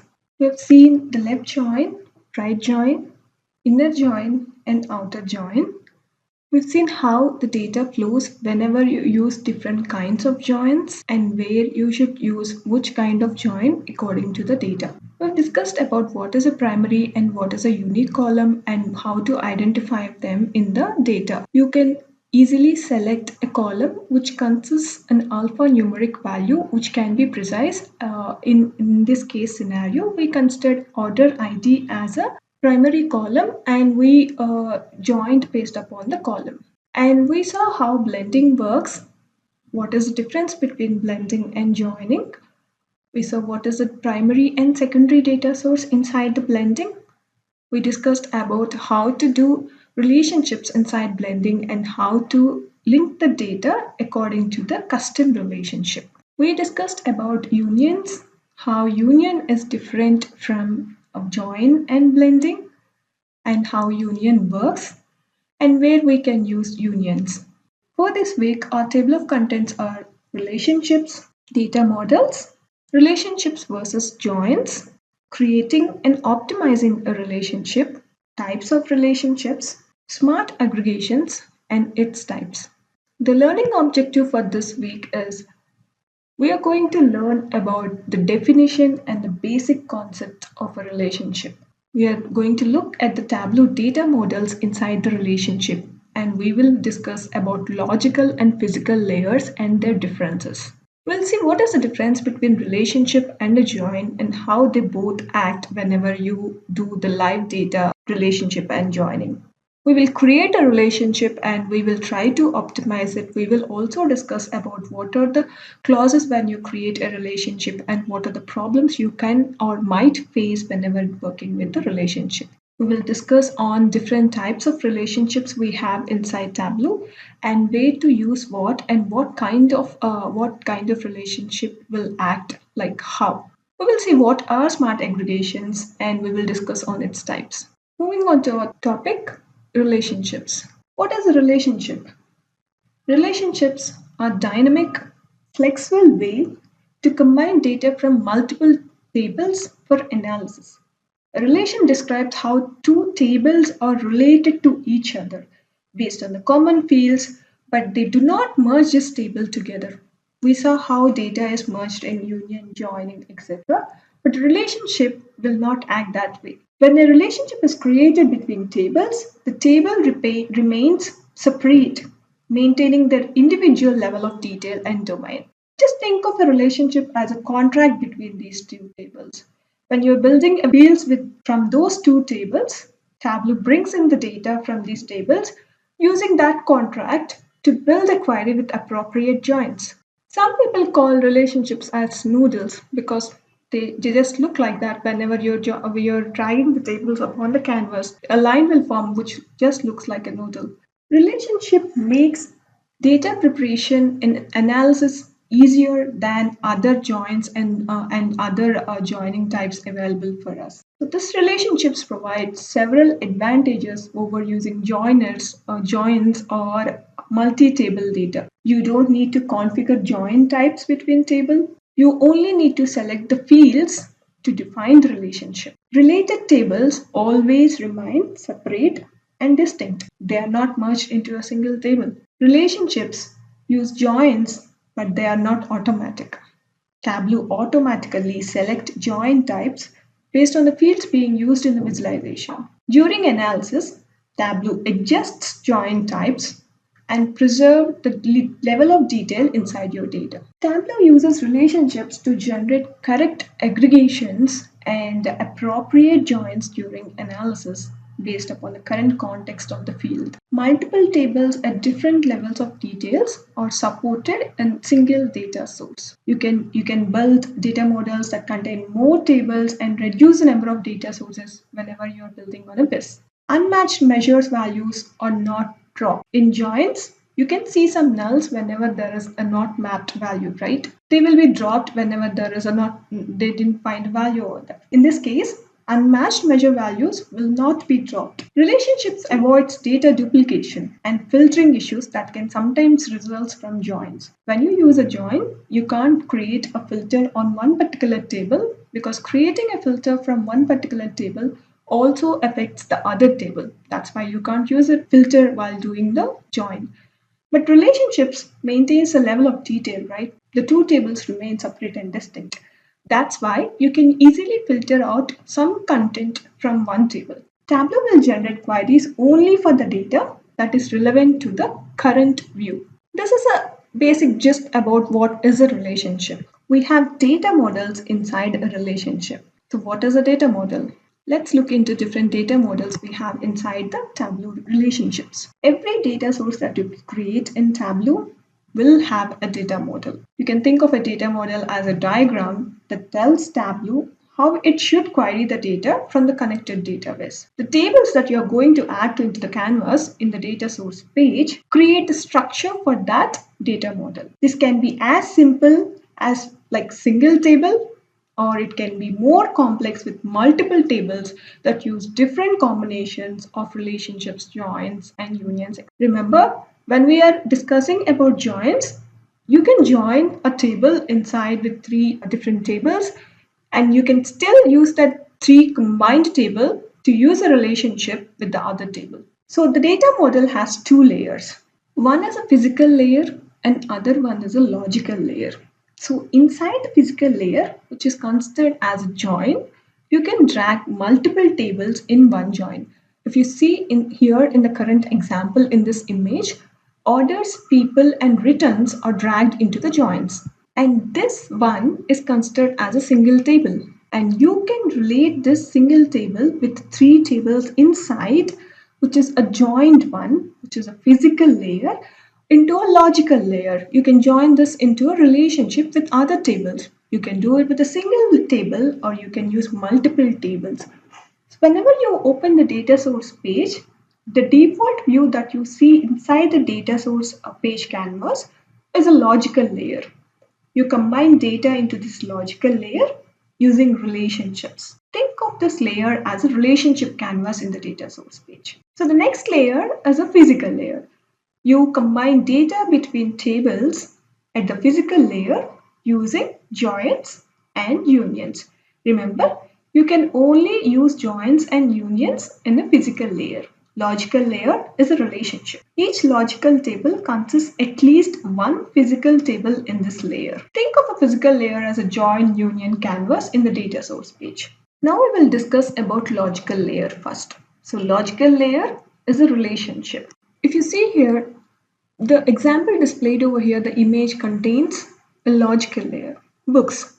It contains checkouts, it contains ratings, it contains series. This relationship concepts looks like noodles. If you see the lines, they're like curved one. That's why they call it as noodles. It is a default view whenever you open the data source page, and this default view is only from after 2020 versions. Tables remain distinct and separate in logical layer like we discussed. The level of detail is also maintained according to the table. Tableau will automatically select the join types for your table. You do not need to specify join types for relationships during analysis. Tableau will automatically select the appropriate join types based on the fields and context of analysis in your worksheet. Physical layer. What is physical layer? As we have already seen, the physical layer of the data model is where you can combine data using joins and unions. You can double click on the main data source page to move into this logical layer. If you double click on that, it will allow you to add more tables into your physical layer. And you can only use pivots in this canvas. You can think of this as a like join and union canvas. In the previous versions of Tableau, the physical layer was the only layer in that data model. Each logical table can contain one or more physical tables. So if you drag one or more physical tables into the physical layer, this entire table will be considered as a single table, and you can use this single table to make a relationship with the other tables. Moving on to deeper down of what is a physical layer, like we already discussed in the joins, whatever you join inside a physical layer can be considered as a join, or you can do unions. And you will get all the same options whenever you perform a join. You will get inner join, left join, right join, and full outer join. You can even provide a clause of joining a particular column to merge those tables, and you can entirely construct a physical layer from one or more tables. Whenever you add one or more tables onto the logical layer, you are essentially building the data model of your data source. A data source can be made of a single logical table, or you can drag multiple tables to the canvas to create a more complex model. The first table you drag to the canvas becomes the root table for the data model. After you drag out the root table, you can drag out an additional tables in any order. You will need to consider which tables you should be related to each other and matching field pairs that you define for each relationship. Let's see how this works in the tool. So what we are connecting right now is a full practice file, and the main page you see on the data source is actually a logical layer. Let's take a clean sheet first. Let's take a sheet. Let's add a new data source. It's actually the same data source. I wanted to show you how it will be whenever you open the data source. That's why I'm actually going to the start. And if you see here, this is how your data source page will look like when it is opened as a default. Okay. Whenever you drag something onto the page, let's say home office, this is the default page and this is known as logical layer. And if you want to drag one or more tables, remember whatever you dragged first. In this scenario, the home office will be your root table. All the other tables, all the other relationships or joins you create will be coming from the root table. The data from the first is the root table. Deleting a table in the canvas automatically deletes its related descendants as well. If you delete the root table, all the other tables in the models are also removed. Okay, let's see how that works. Let's also combine some tables. Just double click on that. It will show a relationship here over here. If there is no relationship, you can always add a new relationship to that. Okay, let's take returns because returns have the order ID. So it will show us a relationship. If you see here, Tableau will automatically pick up the column and it will automatically do a relationship. And what happens if you just remove the root table? All the other tables you added, one or more, any tables you added, everything will be deleted. Each relationship must be made at least one matched pair of fields. If you do not have any matched field in the other table, your relationship will show an error. Add multiple field pairs to create a compound relationship. You can add or select multiple columns so that they will match with the data perfectly. Matched pairs must have the same data type. Remember, the data type should be the same for the matched pairs. Changing the data type in the data source page does not change this requirement. It has to be the same data type. Tableau will still use the data type in the underlying database. If you change the data type from the source page, it will not consider the data type at all. Relationships can be based on the calculated fields. You can specify how fields used in the relationships should be compared by using its operators. Let's build a table, data model by creating a union. Like we already discussed, you can use either join or union in the physical layer. To go to the physical layer, you need to double click on that logical layer so that it will go inside and you can create a physical layer in this. If you see here, it has two tables right now and this is made up of a union. If you just cross this mark and go outside, this entire table is considered as one table and you can even drag other tables over here. See the lines, that's why it is actually called a noodles kind of relationship. But if you just drag one more table over here, Tableau will consider the relationship between them and it will join these two tables.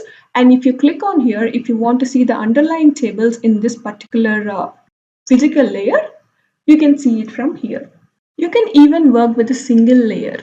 If you want to look at that, just remove this, just remove the root table directly and drag only one table. This is a single table data model. This contains only one table. You can still use this table into your analysis. But whenever you want to add one or more tables into your single model data table, you can always come back to the canvas and add tables in whatever mode you want. If you want to go with a relationship, you can do that. If you want to join it inside the physical layer, you can do that as well. You just have to double click on this and you can add any tables you want inside this. This one can be changed at any point of time. When you are adding more tables onto the relationships, you will see an edit option to actually change the fields in here.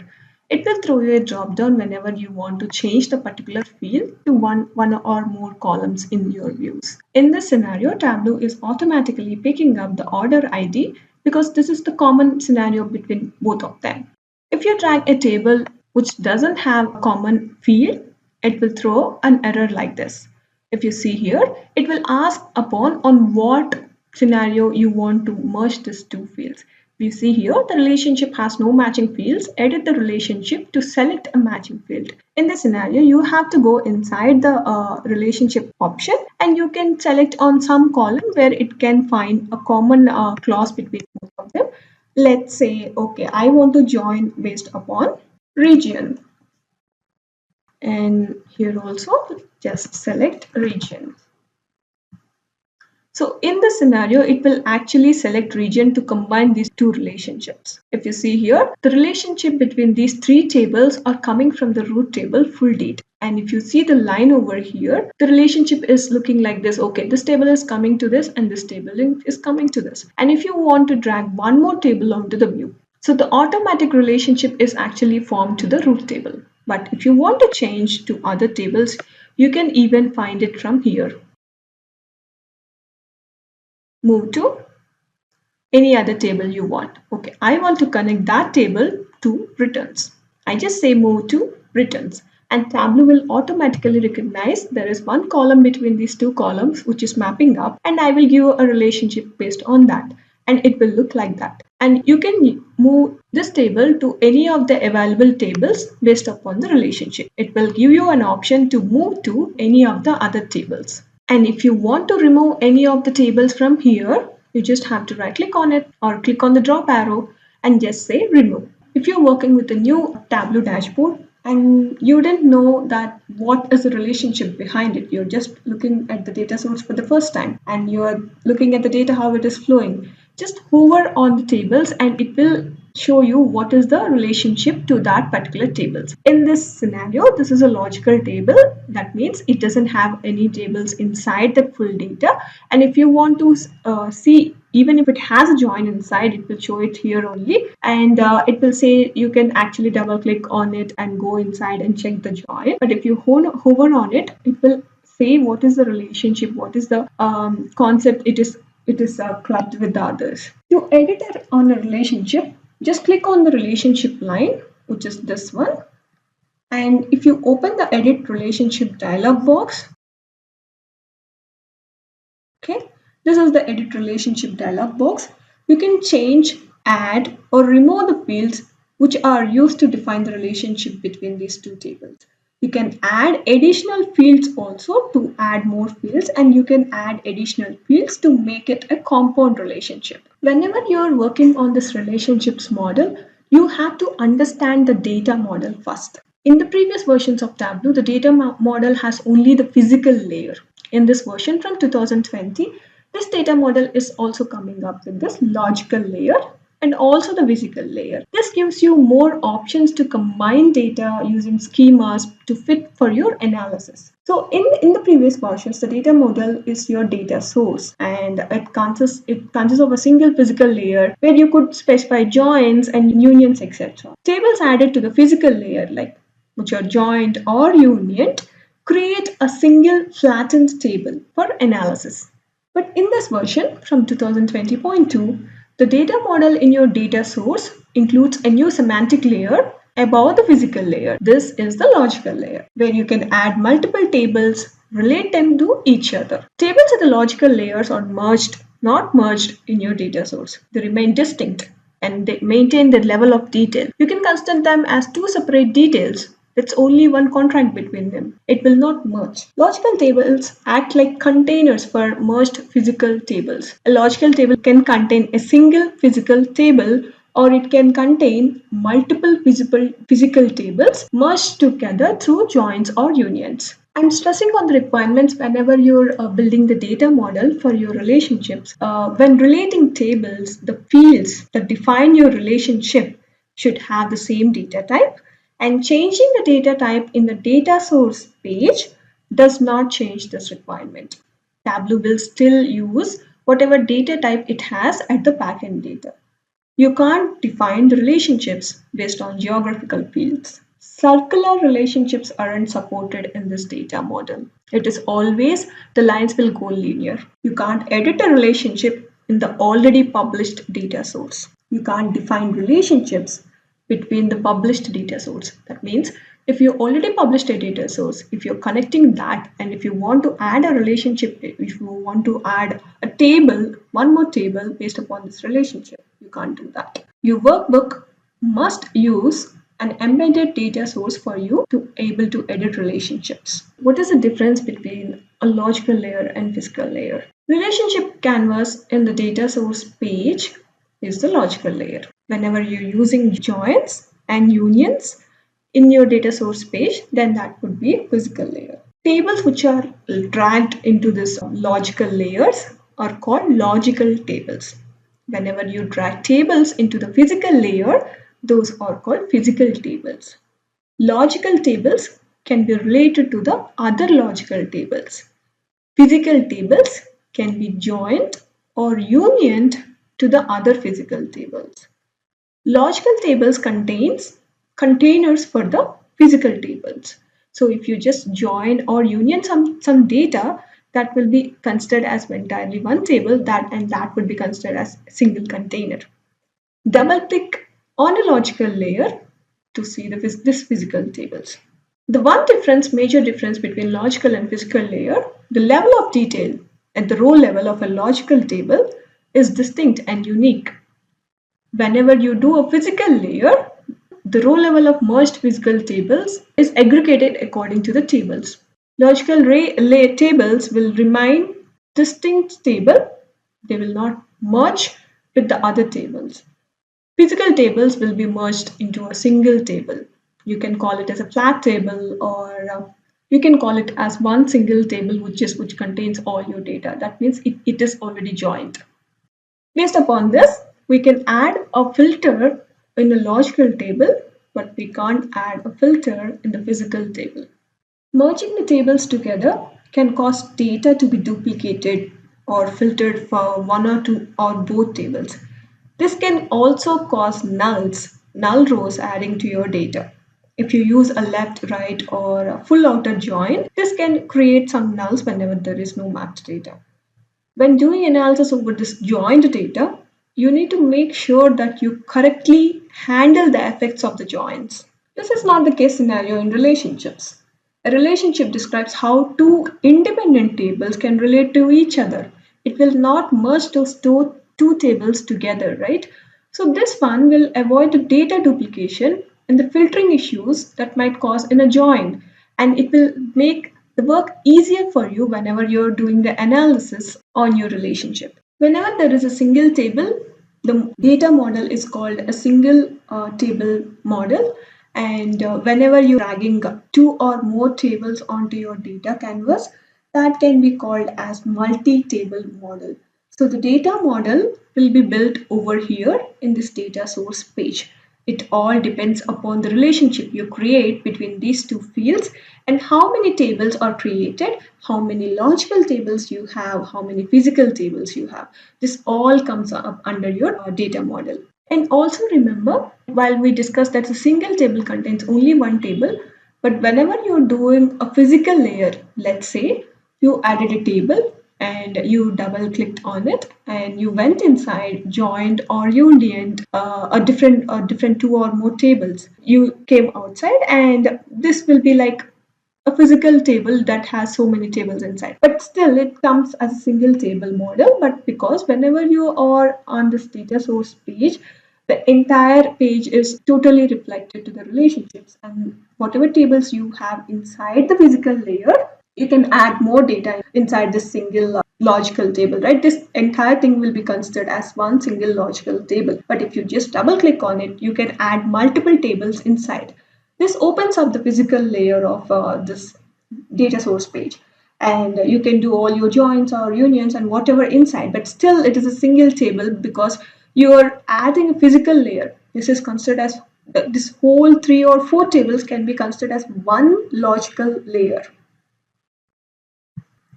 Because whenever you're doing this joinings or unions, this entire table will come as a flat file, right? All the data is merged up. And whenever you come out, this entire table is only one logical layer. And even if it is like we did so many things inside, we added so many tables inside, but everything is merged and it is only one flat file. So that one is only one logical file, one logical layer, and you can combine it with different things.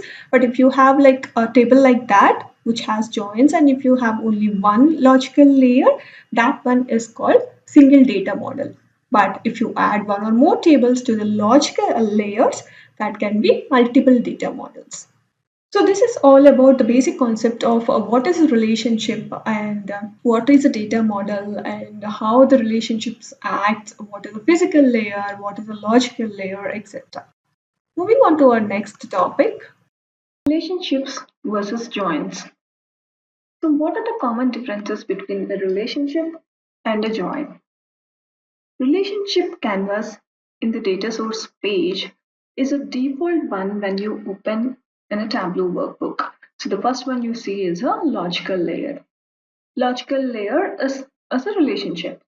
And when you double click on a logical layer, it will open up a tab inside it, and you can add joins or unions in that canvas page. That is a physical layer. Tables that you drag over there into the relationship part are called logical tables, and tables when you drag into the join part are called physical tables. We already discussed these differences before, and we are stressing on this because we need to understand that what is the difference between logical and the physical layer. Logical tables can be related to the other logical tables.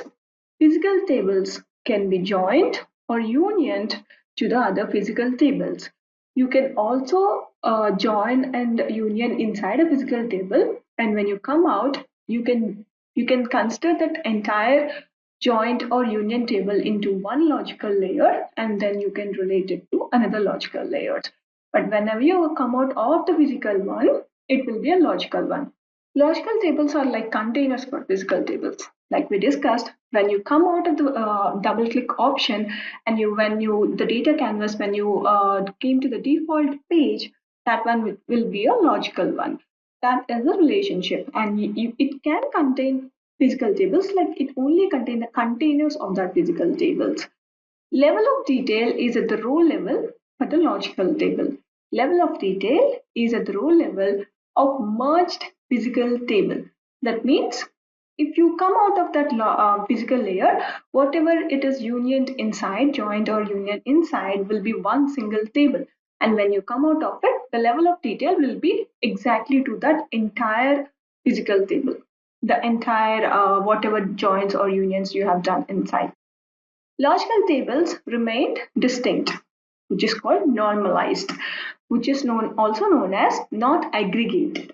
It is not merged in the data source. That it means it is not merged into another table in your data source. Physical tables are merged into a single flat table that defines that it is a physical table. You need to understand these differences very, very well so that you might not confuse with the logical layers and the physical layers, and what can a logical layer do and what can a physical layer do. When you're working with the relationships can be to many concepts, and they will support a full outer join.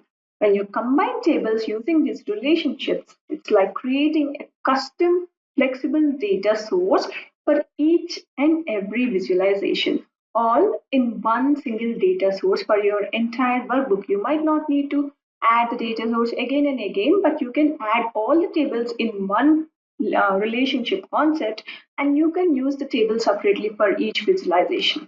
Because Tableau queries only tables that are needed based on the fields and filters in a visualization, you can build a data source that can be used for different variety of analytic tools.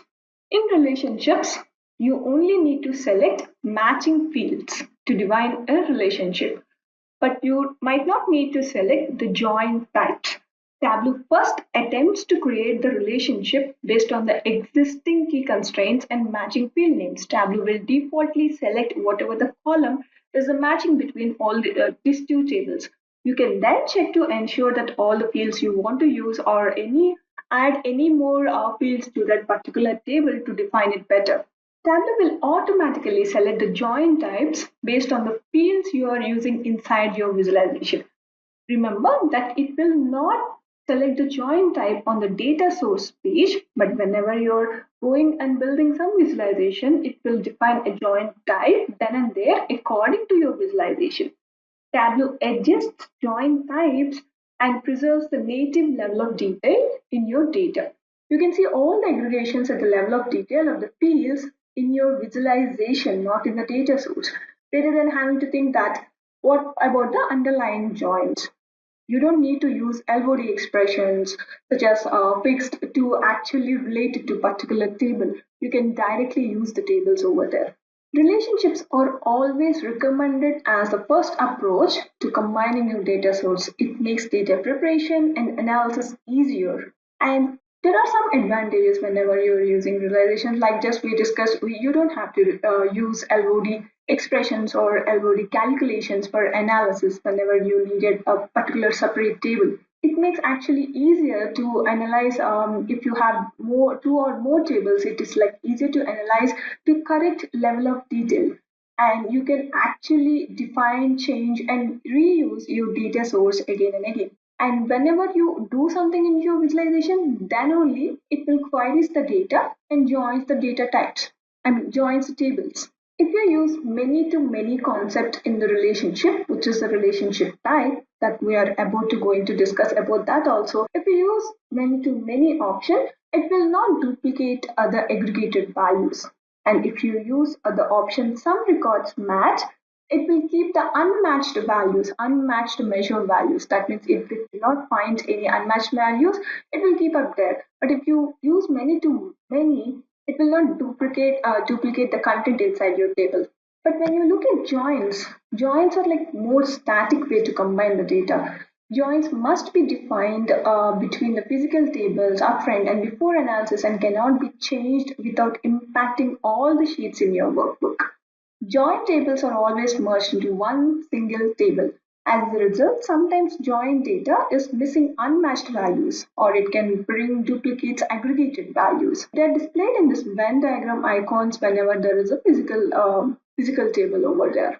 And joins will drop many unmatched measure values. It did not find any match with the other data, other table, it will drop that value. And it might bring the duplicate aggregated values whenever the fields are a different level of details. It can bring duplicate aggregated values. These are the major differences between joins and relationships, which is a physical layer and a logical layer. Next, we are going to discuss about creating and optimizing a relationship. So, relationships are always recommended first whenever you're doing your data analysis or data preparation. Why? Because it has so many uses when compared to joins or blendings or unions. You just have to drop tables onto your logical layer and Tableau will automatically join the tables based upon the same matching columns. You might not have to define anything based upon the join types because Tableau will automatically, intelligently pick up the join type and it will join the data when you're doing up with your visualization. And when you're doing something with your data analysis, then only it will go look up that join and just bring up all the values which are needed for that your particular visualization. And the major difference between a relationship and a blending concept, blending actually works on a left join, but relationships they will support full outer joins as well. Creating a relationship is much more easier when you're working with multi-table data models and when you are unsure about what data is, how your data flows, etc. I actually think that the data analysis is must whenever you're connecting to your data. You have to think about how your data is looking like, how your data flows exactly like that. But if you're unsure about the joins, just go with the relationships. Tableau will automatically define each join between them. We will see what are the optimizing values relationships are bringing us up to make our dashboards easy and flexible. So we discussed this so many times till now. The tables inside a relationship are separate and distinct. It will bring up the entire table for your use. The name level of data is preserved in this scenario because they are like totally separate and distinct. It is not merging up your data tables and bringing up one flat file, but it is creating two different tables and the name level of data will be exactly like that.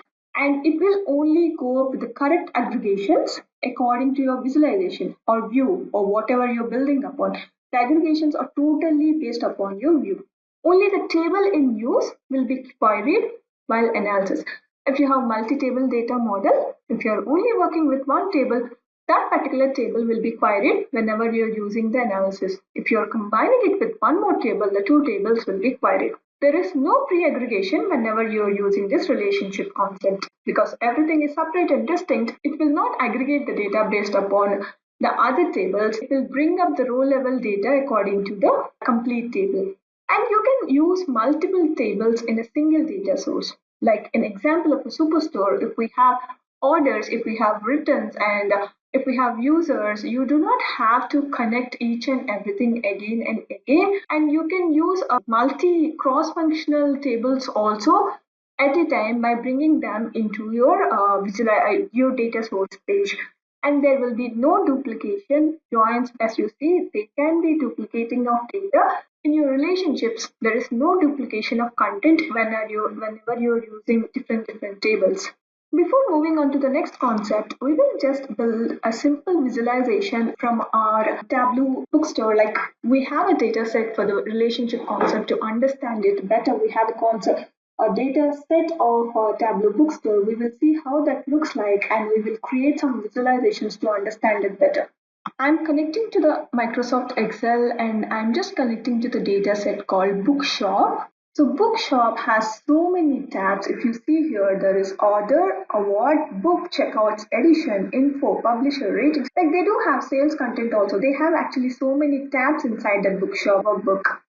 We will just bring up some tables. So wherever there is a connection, Tableau will automatically recognize, right? So we just didn't see our data at all. So we don't know what columns it has, what data it has inside. So I'm just randomly picking up, okay, the book can have all the data related to books. So I'm just going with the book first. I got 3 columns, and in these 3 columns, I have book ID, title, and author ID. So as we have author ID, I'm just guessing that, okay, I have the data of author ID here. So I might have the data of author ID also inside my author table, right? So it just recognized some column which is matching up with the author, and it connected according to the table. So author ID is also there in our author table. So the relationship is already built, and I have the author here.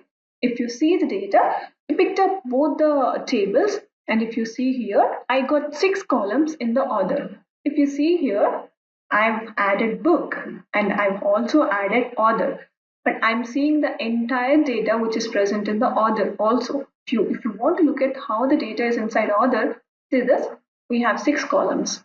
And what happened? It brought all the columns into our data. Don't think that it doesn't have the book related data, because we are not seeing that data. If you just go to the sheet and if you look at inside, see, we have the book related data, we have the author related data. But what relationships is doing here, it is bringing the entire table. It is not merging them both, and it is not bringing up only the data which is mapped, but it is bringing the entire content in each table. What happens if I just add addition to my relationship concept over here? So we are doing a multi-table data model right here. And what Tableau did, it recognized a column in each table. It recognized book ID in the book table and edition in the book ID in the edition table. So Tableau automatically picked up the relationship will be better this way. Okay, and if you just look at the author ID, we don't have the book ID over there. If you just go to the order details, we don't have book ID over here. So Tableau easily recognized that, okay, author doesn't have the book ID and book has the book ID. It has to go in here, not here. But what happens if I just add a wrong table to a wrong place? Let's say, okay, I'm just adding sales to my book 1. Oh, I did not have any matching column. So Tableau is saying me that, okay, you have these three columns, and sales has these 5 columns. So you don't have any matching values here. Let's see what we have over here. We have a sale date, order ID, item ID, ISBN, and discount. Let's check the data where it is going to match. Okay, we have edition. Okay, yeah, we have a column called ISBN, and we can actually say that, okay, sales can be attached to edition. See, it recognized the column saying that, okay, there is a column matching up with the sales content. There is an ISBN column, and I'm matching according to that relationship. So this is how it brings up each table. We are only giving that how it is going to relate with the other table, but we are not merging data at all. It is the entire table is coming up into your view. And if you go inside, you can see all the data from all the tables. If you want to look at, okay, I will just look at the title here. Based upon the author ID, I will just look at the country of residence of the author. See? So what happens right now at the back end is, book table will be joined with the author table based upon the author ID, and I'm using a column called country of residence from the author table. So my data at the back end, what happens is it will query these two tables only, book and author, and it will bring up the data from only these two tables. All other tables what we have used will not be used in this particular visualization. I'll just write title top 10 values. I'll say it's maybe we have sales, right? So I have to combine it with sales. If I just say sales Q1, if I combine it like that, so my data would be having three values right now. Sales. We only have count of them. So these are the values which are the top 10 values of title. If I just have to look at the title, and if I have to look at top 10 values according to the sales Q1, I just have to combine this book table and I have to combine with the sales table. So the common thing between the book and sales is actually nothing. We don't have anything common in book and sales, right? We actually combined book with addition and addition to sales. That's how data is combined. Whenever you're using this book and sales, what it will do is first book will go with the addition and look for that common field ISBN, and later come back to sales and combines with this data ISBN and give me the sales count. That's how it works at the backend. The query will run like that. Okay, let's also check one more thing. So I'm just going with the title. I'm just checking how many titles I have inside my book data and book data set. And let's see, I have like 58 rows coming up. And I'll just take the author ID also. So author ID, and I will say author count is count of the rows for that particular table. If you see here, we are seeing two nulls coming up with the 7 columns coming up nulls. That means whenever they were joined the author and book column, the not mapped data is actually 7 people, 7 author IDs are not mapping with the book content. And if you want to look at what are those 7 people which are not mapping up with the book content, you can actually drag author ID from the author table and look at those 7 things which are not mapping up with the title, with the author ID which have in the book, right? So what happens when we have this kind of data? What happens when we have a nulls inside the dataset? Okay, I have, let's take book ID from book and count of author from the author table. So I am seeing 7 nulls. So if I don't want to see the nulls, what I'll do, I'll just exclude the nulls, right? So I will just get sum of 34 author count in this case scenario, because I'm combining book with the author. So if I combine both the tables, I'm getting 34 rows. What if I don't want to combine the author table, and what if I want to see how many author IDs do I have and how many author counts do I have in the author table particularly? So I'm getting 41. Why? Because there are actually 7 unmapped values. But whenever you do join, like this in this case scenario, whenever you join a book with the author, what comes out is like what is our output is like, let's imagine that okay, I've joined a left join book with the author ID clause to the author table. So my output actually looks like this: 34 tables. Right now we are excluding nulls, but when you're doing a left join, what it does is it only brings up the mapped values. That means we only get 34 rows. But what in this case scenario, we did a relationship between book and author. That means those all 34 values will also, I mean the 41 values will also come into this author table, right? This is because, like we discussed it so many times before, this is because they are actually, the tables are separate and distinct. You will not combine it with the other table. You will only combine your tables whenever you're using them inside your view. Like in this case scenario, in the sheet 1, you are actually using the count of author from other table. That means you are also seeing these 7 rows. But in sheet 2, you are only using the table which is coming from author. Even though the relationship is there on your data source page based upon the book, but we are still seeing all the content from author. That means the tables are not merged at all. And in this case scenario, let's think we have a scenario saying that okay, I need one data from the like basic before 2020 version to 2020 versions where we only have a physical layer. What I will do, I will just do a left join with book and author, and I will use my all the content in the visualizations. Okay, I am done. But what if I want to show some visualization where I want to show all these 41 people, I mean all these 41 authors in a particular view? What I need to do then?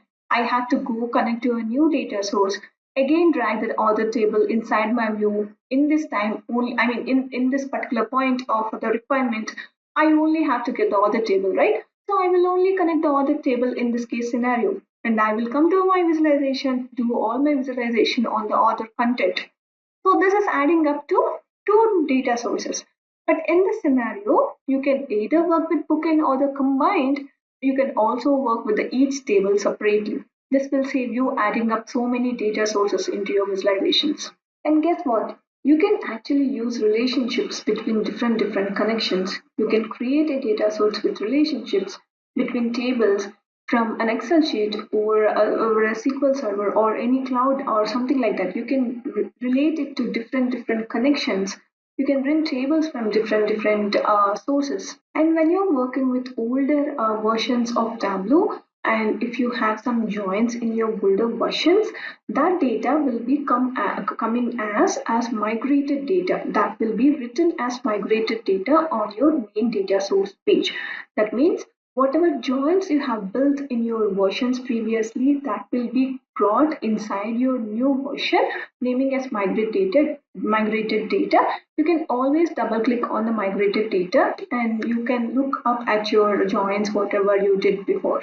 We spoke so much about what relationships can do to our data, how easy and convenient the relationships are when we compare it with different joins or blends or other things, whatever we do in Tableau and whenever you work with LODs, etc. But there are some limitations that actually relationships can also have some cons from these factors. Let's say they will limit the benefits of whatever you're using inside these relationships.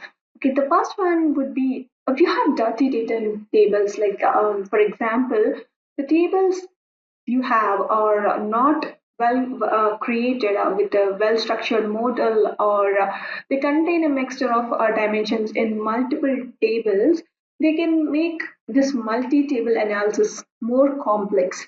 So whenever you're performing these relationships, the measures and how the dimensions are working, how the measures are working is a major important thing to see, and how your data is flowing inside your data set and on what basis the aggregation is happening, and it all is based upon the requirement, right? So we have to constantly check how this relationship is behaving in this particular visualization, how it is aggregating at the back end.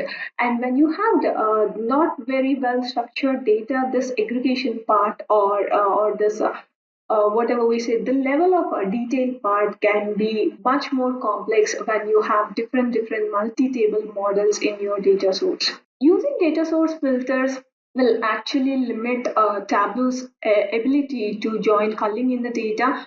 So in this, it is a term where Tableau simplifies queries by just removing unnecessary joins. So when you have this data source filters, this will actually limits the ability of Tableau. That I'm not saying that it will abstract, but it will actually limit the ability. Tables with a lot of unmatched values across the relationships can also become very complex when you're working with the data visualizations. And also interrelating multi-fact tables with multi-dimension tables can also can also limit your benefits on whatever relationships you're working on. And remember that you can't edit a published data source which is already published on your data, whatever the cloud space you have. You can't edit it, or you can't view the data model of this published data source. If you want to combine data from this published data source, you can use blending as an alternative in this case scenario because we can't edit them. And if you forcefully use this published data source inside this newer version of Tableau, Tableau will display a warning symbol saying that, okay, the data source is from whatever you're working in the newer version of Tableau isn't compatible with your previous version. And if you go to the data pane, Tableau will display a red error explanation point like we saw in whenever there is a error in the column name or something like that, we will see a red exclamation point.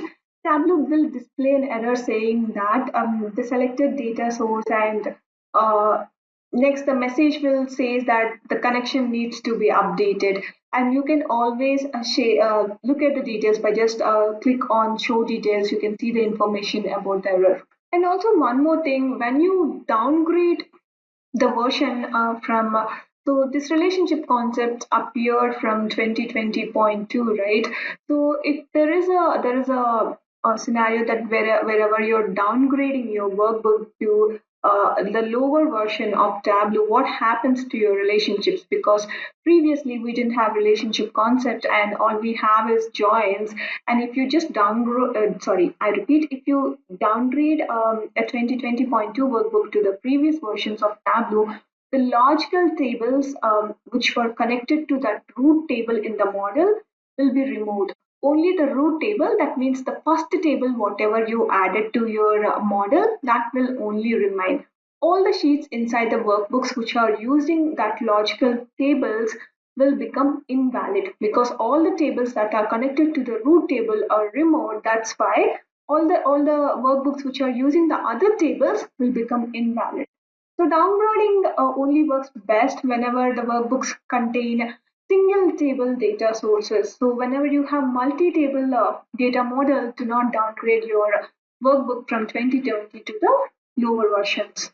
So these are some of the things we have to understand whenever we're creating relationships whenever we are optimizing the relationships. And there is so much more about the relationship concept which we have to learn. And we will see the next topic in our relationship, which is types of relationships. We have different types of relationships inside this relationship concept, and we will look at what are those kinds of relationships we have.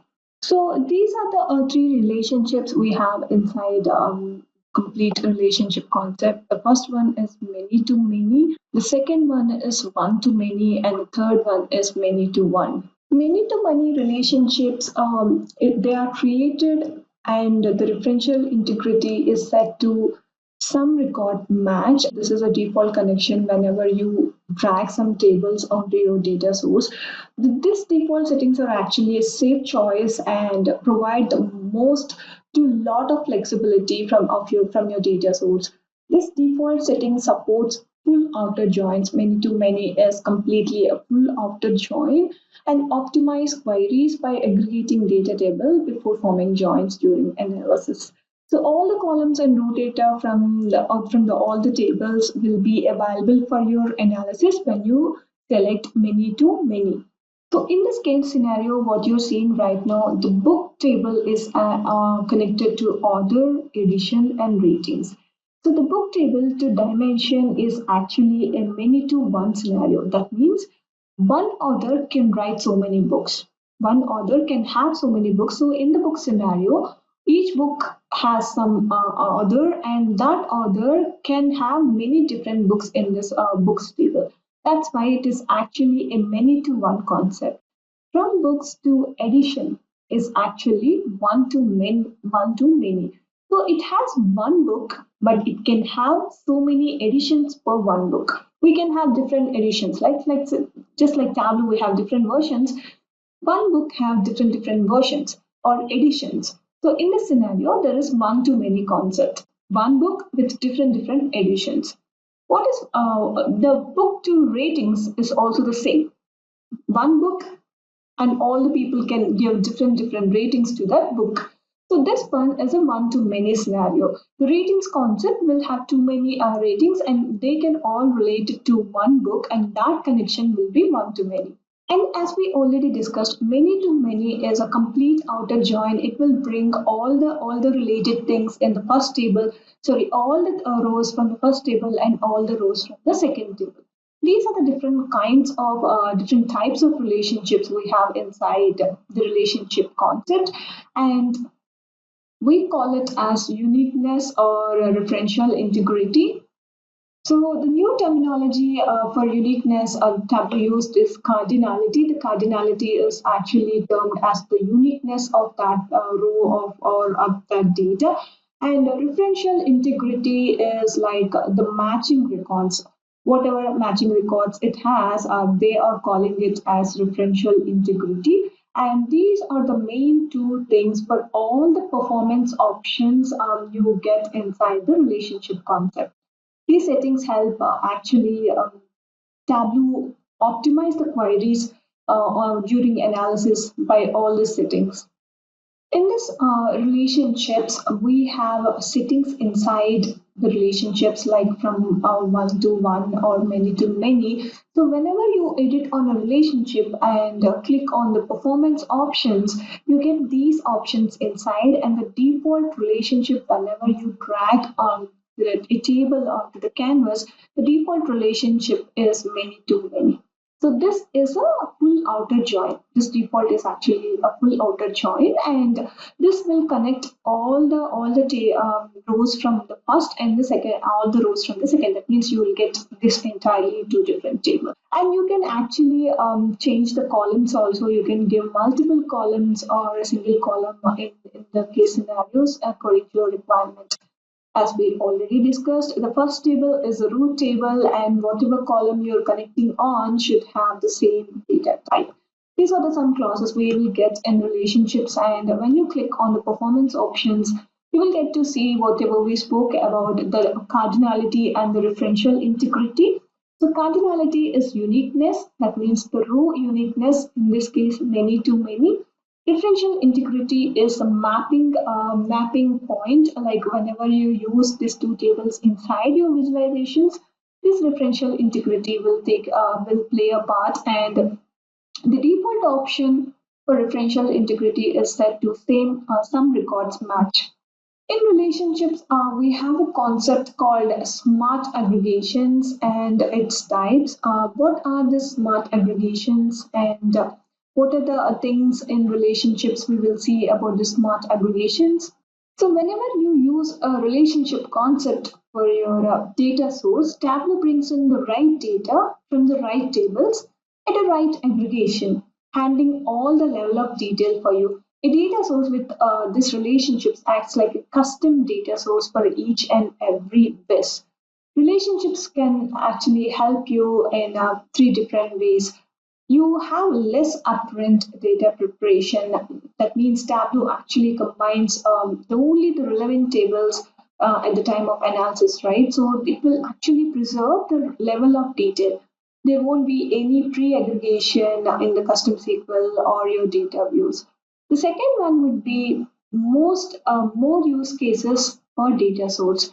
This multi-table logical model, what you have in this relationship, you can preserve all the detailed records from multiple fact tables into a single data source. Whenever you have the need of connecting the data source again and again and again, like we discussed already, this relationship will save us a great time whenever you're using that kind of requirement. And the third one is it will give us a great results, greater trust in results. When you join, while joins can filter out data, relationships actually preserves all the measures. Now, important values like money will never go missing. Like when you use joins, there can be cases where some of your rows might disappear because of the unmapped values. And unlike joins, relationship won't develop your data by duplicating them according to the level of detail. We have this concept of 8 R's of relationship semantics in Tableau. So Tableau needs rules to follow the semantics and determine how to query your data at the backend. So relationships have two types of this semantic behavior. The first one is smart aggregations and the second one is contextual joins. Smart aggregations is it will act automatically, measures are automatically aggregated to the level of detail of their pre-joined source table. This actually differs from joins where actually measures forget their source and adapt the level of detail of the post-join table. That means um, even before joining, the level of detail will be aggregated according to the table, but not according to the post-join table. Whatever you get as an output, that as a small join. Contextual joins is unmatched values are handled individually per vis. So a single relationship simultaneously supports all types of joins. That means you can actually join the different join based upon your visualization because it brings up all the data, right? With this contextual joins, a join type is determined based upon the combinations of measures and dimensions inside that particular visualization and their source tables. So the figure you're seeing right now, this is called 8 hours of the relationship semantics with all the smart aggregations which are coming up in green and the contextual joins coming up in purple or pink, whatever you want to call it as. And we are seeing three different shapes, ellipse for measure, square for dimensions, and we have curved edges for both of them. According to the boxes, you can define whether they are measures or dimensions or whether they're acting as in both. So I will just explain the theoretical content right now of what is what, and later in the practical content, we will see how this smart aggregations will perform in whenever you're doing some practical content. Okay, we have 8 R's. The first one, resolve, replicate, relevant, retain, remain, recover, remove, represent, and the final thing, relationships, which is all combined to the relationship. So these are the 8 R's which is related to the relationships, and these are acted according to the requirement whenever you're doing the data analysis. The first one is resolve. This is a smart aggregation. Resolve aggregations to measures native level of detail. That means the aggregations will happen to the native level of detail of that row. It won't aggregate based upon the level of detail when you join, right? It only go inside your view, then only it will bring up your whatever join you need. But whenever you're bringing up the tables on your canvas, it is aggregated based upon the native level of detail. That is one kind of smart aggregation we have, and that is totally related to the measures. The second one we have is replicate. Replicate measures across a lower level of details in the viz only. That means this is also related to the measure. Replicate measures according to the viz, and it will go to the depth of lower level of the details. That means it will go to the depth of row. That is replicating measures according to the smart join. And you might understand it better whenever we're doing with an example, but right now we're going up with the basic definition of what is what. The third one is relevant. It comes for the dimensions, and this is a contextual join. Relevant dimensions domains are shown across tables. So whatever relevant domains are there, it will be shown across the tables. Retain all measures. This is a contextual join, and this is measures. That means it will actually bring up everything from all the tables. So the measure values, whatever you have inside, will bring up everything. Remain. Full domains remain for dimensions from a single table. This is related to the dimensions, and all your dimensions will remain whenever you're bringing up from a single table. All the full domain will remain there. Represent unmatched measures as zero. If you see here, this is an actually important thing, represent measures, and whenever there is an unmapped value, it will be counted as zero. It will not bring up a null, but it will be counted as a zero. Remove unmatched values with filters. You can actually remove whatever unmapped values you have with the filter, and it comes with both measures and also dimensions, and this is a contextual join. The last one we have is recover. Unmatched dimensions with measures. You can recover unmatched dimensions with measures. This comes with the contextual join, and you can work with both measures and dimensions. And as we also already saw the theoretical content, let's go inside Tableau and understand whatever it does when we are doing a practical thing. Let's start with the types of relationships first and see how these types of relationships works whenever we work with a relationship. So this is our main page. Whatever we have built before, this is our main page. We have a bookshop, a data set. So if you are in a scenario where you aren't sure what you want to choose inside this type of relationship, use this recommended default settings which are set by Tableau. Using this default is safe and it will automatically generate correct aggregations and joins whenever you're doing your data analysis. And if you don't know the cardinality or referential integrity, you don't need to change the settings. You can go ahead with the default values, whatever Tableau has set for you. But if you know the shape of your data, you can optionally change these settings to represent uniqueness and matching between these records of these two tables.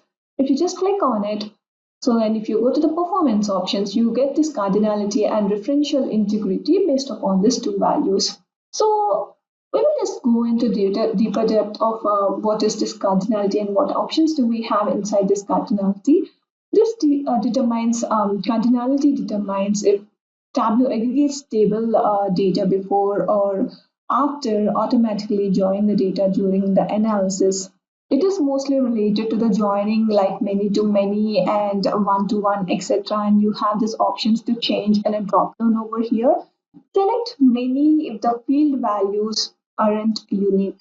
And if you just know that in your column you have duplicates, like you can in this case you can have a book and you can have the book name again. So if you aren't sure about if my column is unique or not, just go with the many and select one only if your field values are unique.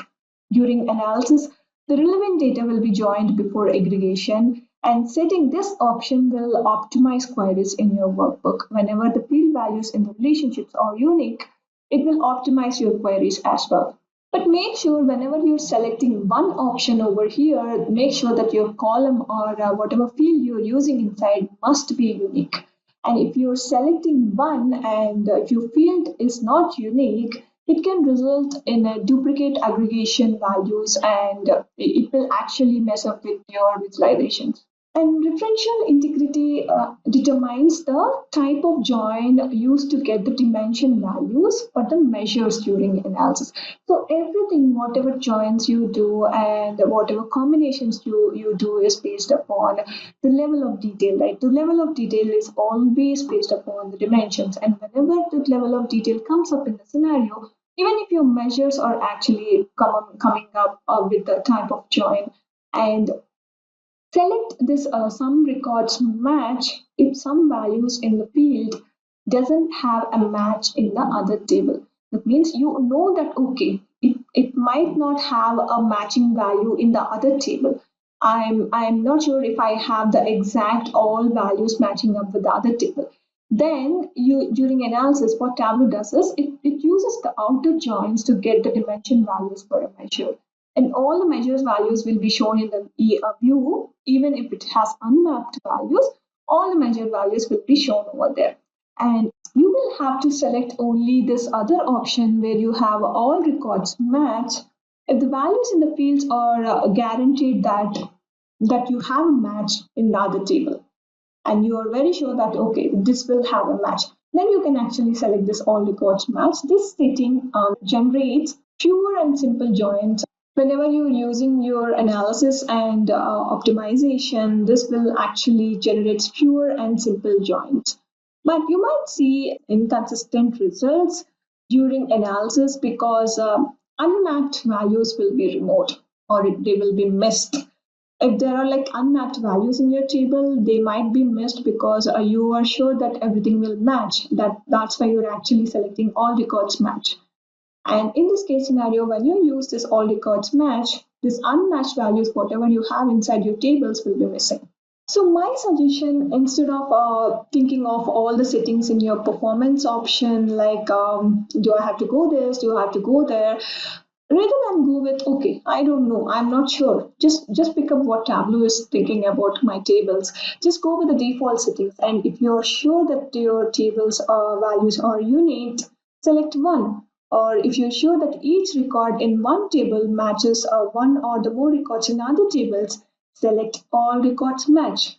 Otherwise, you can 100% go with the default settings, whatever Tableau picks up for you. So we are using this terms cardinality and differential integrity and again, right?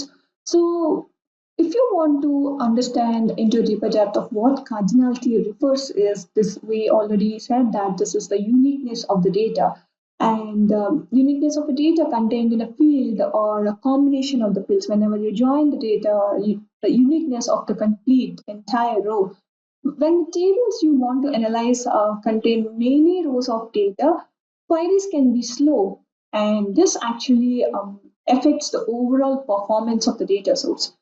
So it is recommended to choose a method of combining data based upon the cardinality of related columns between the tables. Low cardinality when the related columns have a lot of repeated data. For example, a table of products might contain a category column that contains three values of furniture, office supplies, and technology. So inside this furniture, office supplies, and technology, this is a higher level of aggregation, right? Category is actually higher level of aggregation. In this case, you will have a low cardinality, it means low uniqueness, because the aggregation is at higher level and you have a deeper level of data inside. Your category is the highest level of detail what you have. High cardinality is like a table called orders might contain the order ID column, which can be unique. It will go to unique value for every order of that product. This is a high cardinality, means higher uniqueness. The order ID can come up with a higher uniqueness than the category value, because category has only three values: furniture, office supplies, and technology. And this is related to so many things in your data, which will result in low cardinality. When you go with the uniqueness of a column, let's say order ID, which has its alphanumeric content inside, and it refers to so many rows inside your data, that can result your higher cardinality value. Differential integrity means that one table will always have a matching row in the other table. For example, the sales table will always have a matching row in the product table, right? Products will be sold and you will get your sales. So all the sales content is actually mapped up to the product table. That's all about the differential integrity. This is all related to the mapping of the records with the other table. So we spoke more about how duplication will happen whenever we use joins. And let's take an example of okay, I wanted to have a join inside the book. I wanted to join a word and info of the book. If the book got an award, I mean, if the author got an award, or I want to look at what is the info of the book. Let's say, okay.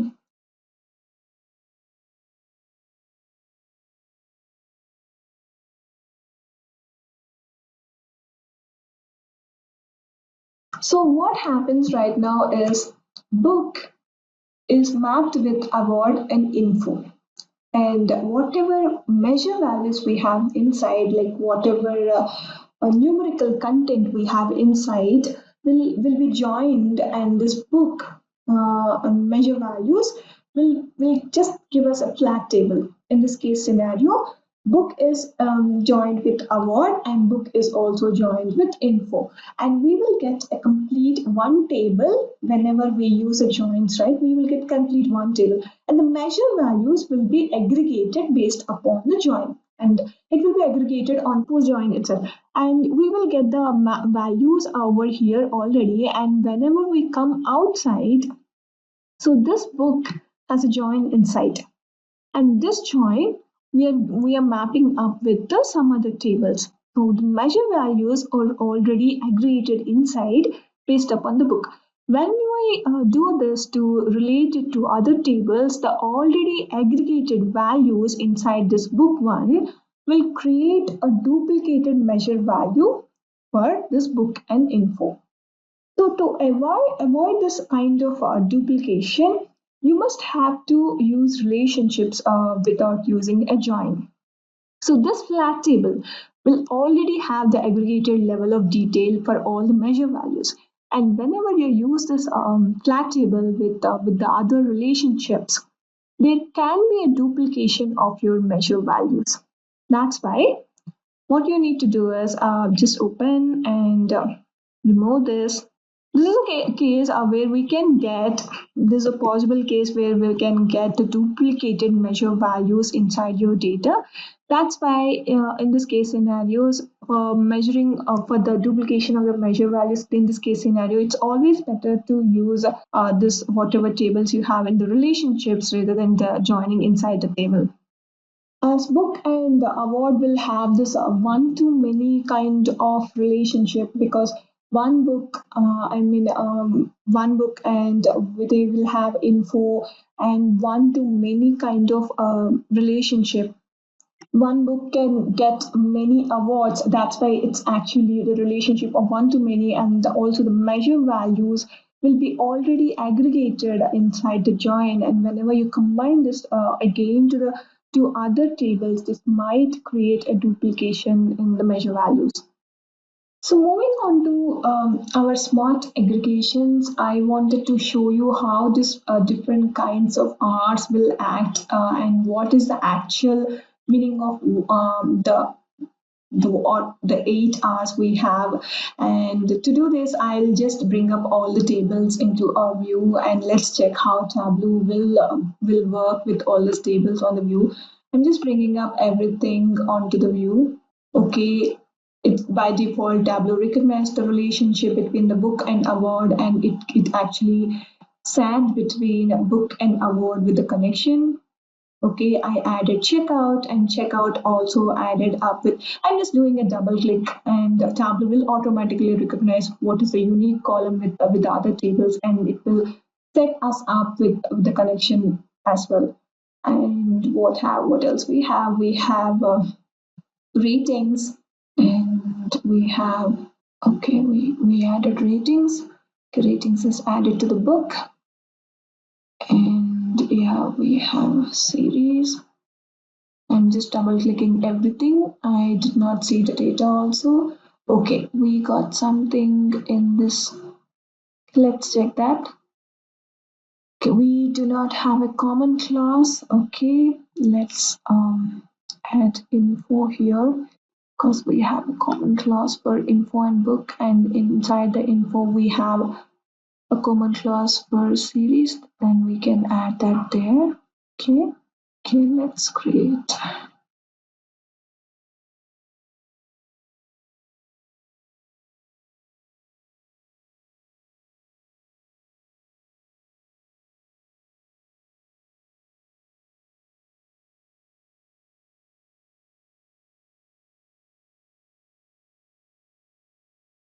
I've just made a join for info to the book, and by this we can get a relationship for book and series. So we got the series ID here from the info, and we got the series ID here. Okay, that is mapped. And the last one, publisher. Okay, publisher actually went up with edition. Tableau recognized that, okay, that there is a join for publisher there. So I'm just right clicking. I did not even see the common clause. I just right clicked, and yeah, we have the sales data also, and we have for 4 quarters. Okay, what we'll do is, okay, let's union all the data, and okay, just drag them. Because sales all the quarters will be the same, I'm just making upon all the quarters into one single table. Union will make this as all the sales per that year, let's say the 4 quarters, and we have data for all the 4 quarters right now, as this is union. And the sales, if you see here, the union symbol will be looking like this, and the join symbol will be looking like a Venn diagram. Okay, we got everything, and whatever we have inside the sheet, we got everything. So first, we will discuss about is remain. So remain actually tells us that the dimensions which comes from a single table, if all the dimensions we have are coming from a single table, Tableau shows all the values in that domain, even if no matches exist in the other measure table. Let's see how that look like. Okay, I'm just going with the book count and author. Okay, let's say author. Okay, we have so many names. One second. Okay, let's combine the first name and the last name because the first names can be the same for different persons or vice versa. The last name can be the same for different persons. We don't want to show duplicates. That's why I'm just combining this for a unique value in the last name. So this one will create a unique value for us or the name. Okay, so this one will be unique and we got this many values. And if you see here, so the dimension we took is from author table and the measure value we took is from the book table. If all our dimensions are coming from one table and the measure value is coming from a different table, all our measures will actually remain like that. If you see here, it is showing the measure values for all the others right there. But if you see here to the end of the line, we are not seeing some values for the some others. That means the dimension column is bringing up all the data, but the measures are only showing up to the mapped values. That means the dimensions will remain if you have this from one particular table, if all your dimensions in that specific view are coming from one particular table. Even if you take the measure from other tables, whatever dimension data you have in that table will be shown here. And if you switch on the labels, okay, mark labels, if you see here, this will show a 0. So Tableau will only pulls the data from tables that are relevant for the visualization. In this scenario, we are pulling the table columns from book and also the author. So this one will generate a result combining these two tables, the dimension from the author value, author table, and the measure from the book table. So we took a dimension from the author table, that is only one dimension. So all our dimensions, because we only took one dimensions in this case scenario, all our dimensions is coming from the book table. And all the dimensions will be remaining like that. But whatever the measure value is coming from the other one, and wherever we do not have a mapped value, this will show like this. But you can see the dimension values coming up here. This is called remain. The next one, next R value we'll be talking about is representing. So for the representing, I will be taking the dimension from author. Let's take the author name again, and let's also take the book count. Okay, we got author name and book count. Let's place our book count in here, columns. Okay, to sort the data. We had the same example before, right? So what I will do is I will take one more measure from the, let's take it from checkouts. So I'll just take number of checkouts and this give me a sum of checkouts. So adding some of the checkouts into your Wiz shows a null measure value. Let's sort it here also. If you see here, we have 8 null measure values for authors with no books. So that means whatever null values you're seeing right now in the checkouts, that means they doesn't have any books. The author doesn't have any book in that particular checkout. So unlike the count aggregation, which automatically represents nulls as zeros, so the count expression actually showed a 0, right? In this case scenario, this one is actually showing nulls. That means it did not find any data over there. And if you want to see a 0 and that means there is no data, like create a general option which will bring up everything over there, and just click on OK. And this one will actually show the labels here with all the unmapped values, and wrapping the sum with the gerund functions actually shows all the nulls with zeros. That it will represents it like that. That's why we just use a gerund function over there. This means that the representing unmatched measures as zero means it did not find any data over there, and this will actually show us as nulls in here, and we can represent them as zeros, and these are known as unmatched measures.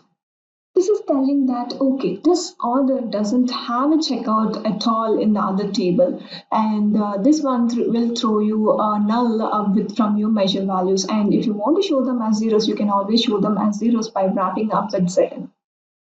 And this is the represent concept, and basically, count will show us zeros, and like unlike the count, the sum will show us nulls. That's why we just add. I wanted to see what are those ones where author doesn't have any books, and this is how you represent whenever there is a null value coming up, and when there is a no match to the other table. So moving on the next R, we are going to discuss about is relevant. So relevant domains are shown for dimensions across values. We will see what that is actually. So, what happens? What it is saying that relevant domains are shown for dimensions across tables. That means what happens if you only use dimensions in your tables. Let's take the dimension of author name from the author table, and if you want to see who won the award, let's go and see. Okay, we just have to take up the award, who won the award. If you see the data, Tableau is only showing the other names who won the award. It actually excluded all the other people who did not have any award in that database. This is actually called relevant, which is I mean, alternately, we can take it as relevant data only. Only the mapping content, whatever other name has the award, will only be shown. All the others will be gone. You will be only seeing the data who won the award. This is what relevant one is when you're using dimensions across the tables, and Tableau will only show the data which is relevant to that particular dimension. If you are like using two dimensions from two different tables, this is the combination of data you get in your output. So the next R we are going to discuss about is retained. So retained is unmatched measure values or always retains. Unlike like a join relationship always retain the unmatched measure values. Let's see how that looks like. I'm just taking the author name again, and let's also see what are the awards, and this will only show us only the awards which have the award data, right? And what if we just pick up some measure value? Okay, let's pick up the measure value from book. And if you see here, we used a measure from the other table. Adding the count of books measures shows all the books by authors and award. Since some books did not win or they did not have any award data, you see here in the award name we are seeing nulls. This is not excluding the data. This will bring up all the measure values. All the measure values are reading, even if it is unmatched. Unlike the join, it will bring up all the unmatched measure values also. So the golden rule of relationships that will allow you to generate any join type is that all records from the measure tables are retained. This is as cool as that you can actually show whatever is mapped and also show whatever is not mapped. So we spoke about a retain of measure values, right? The next value of R is recovering. So recovering is recovering unmatched values with measures. Right now, you're seeing the same example of retail where it showed the authors where they do not have any award. But if you see here, even for a null, it is actually showing the same value of book of count. What if we want to show all the unmatched values also? Let's take some measure to that particular table, to that particular order name, and I'm just keeping that into the detail, and I'm detail in the sense I'm just including that into the view. If you see here, if in the before scenario, we are seeing some content for the null values, right? If you see here, there is no content. If you see here that there are some authors with no award and with no books will be shown here, and it will show a zero over here because our data is too much, it is not fitting up, that's why we're not seeing zero. But if you just pick up well, this will show a zero over there, even if the author has a no award name with no book. And if you see here, there is some null value with a book coming up. That means they actually have a book, but they did not win an award. So this is how you can recover some values, unmatched values, where in this case scenario, our author name who doesn't have the books also into the view, and we just dragged some measure value from the author and it showed us who doesn't have the books also. This is called recovering of unmapped values. Since Tableau always retain all the measure values, you can recover any unmatched dimensions by just adding a measure from that particular. So the next R we are going to discuss about is a remove. Remove is actually remove unmatched values with filters. Okay, for that I'll just bring up. I'll just bring up the title of the book, and that it will select actually the book table, and I will be going with the. Okay, let's take the measure value from rating, and I will say okay, rating onto my columns. Let's take the average rating of the book because each book will have different ratings, and the different ratings will sum up with a different value. Let's take the average of each book. Let's sort the data as well. And we have, let's also differentiate them with, okay, so yeah, some colors. So right now we have two nulls in data. That means we have also the data which is not mapped with the rating content. It can be the case scenario. You may be wondering why you're getting this null values, because the actual title for that book did not have any ratings. So you just filter it out. You can actually filter the null values, filter the count of ratings to be greater than equal to 1. For that, what we can do is let's take.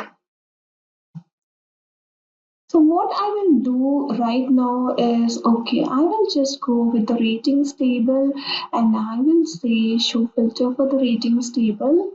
I will just add this to the filter, and I will say at least 1. So what Tableau will do is it will remove the nulls from your the rating value, and you may be wondering, okay, why can't we just exclude the null ratings? So filtering the count of ratings like this will remove the books without any ratings, but reviews. But it preserves the reviews that may lack a rating. That means the unmapped content will be nulls, and the ratings with a zero value can be having a data, but they did not have a rating there. Excluding null would remove both of them, and if you want to preserve the reviews which doesn't have any rating, it can be zero sometimes. You want to preserve them, you can go with this scenario saying that okay, just make it as a greater than 1. In this case, you can remove all the unmatched values with the filters and relationships. Actually postpone choosing a join type until you're doing any analysis with the visualization. So applying this filter is equivalent to setting a rightful join and purposefully dropping the books without the ratings, right? So not specifying a join type from the table start also enables more flexible analysis. So this is how you can actually remove the unmatched values by using a filter. So the last thing we are going to discuss is resolve and replicate. So aggregations resolve to the measure's native level of detail and measures are duplicated across lower level of details in the WIS only. So if you look at the book one, now each book will have only one author, right? One book can have many ratings and it can have many editions. And reviews are given for a book, but not an edition. So the same rating can be counted across for multiple editions. So because the rating is given to book but not the edition of the book, that's why this all the ratings can be given to each edition. The same rating will go to the each edition. This means there is effectively many to many relationships between the ratings and the editions. So we will just take an example of we'll take the author name and we will go with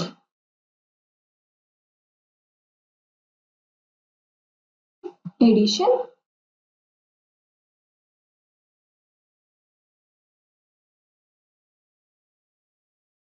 So let's take edition over here and we will see the ratings. So ratings is we will take the rating. So we will take count of ratings because we have to see what is the rating for each book, right? And we already have the format also, which means the edition cover. It will show the values of the books for all the editions. Okay, let's take this. Let's sort our data.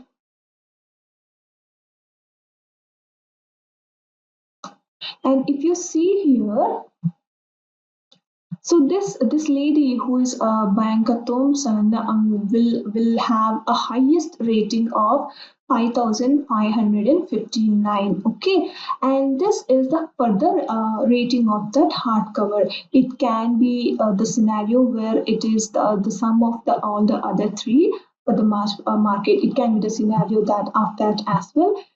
Let's look at how the totals are going to be for this case. Okay, let's look at the totals.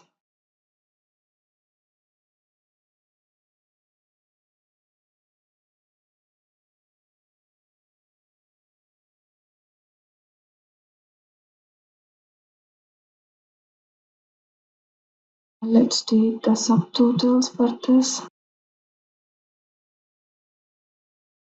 So if you see here, Bianca Thompson, since all of her books were published in hardcover, while only some were published in the other formats, the number of reviews for hardcover publications is equal to the total number of reviews for her books. In this case scenario, this is actually totaling all the other things and giving the rating for the hardcover. This is the entire ratings she got. So using joins, ratings would be replicated across editions in the data source. If you use the same case scenario by doing a join, what happens is this one, the count of ratings per author would show the number of ratings multiplied by the number of editions for each book. So this each one but it will be counted as each book, even if it is an edition. For each book, for each edition, the number will be multiplied. So in this case scenario, what relationship is doing that? It is actually summing up according to the what we call cardinality, uniqueness, the type of join. In this case scenario, it is actually many to many. The replication only occurs in the specific context of a measure. This will be split by dimensions. In this case, the dimensions are Banker Thompson and the edition whatever format we are taking it. It has many to many relationships. In the join, you will see a duplicated version of the measure value and it will take you to a higher value. But in this relationship, it is actually showing that the 5,559 is the total rating she got for all the editions. Editions can be different, but the book is same, right? So each rating for each edition is going to only one book. If you go with a join, each edition is considered as one row and all this will be multiplied for each book and you will see a higher value in that case.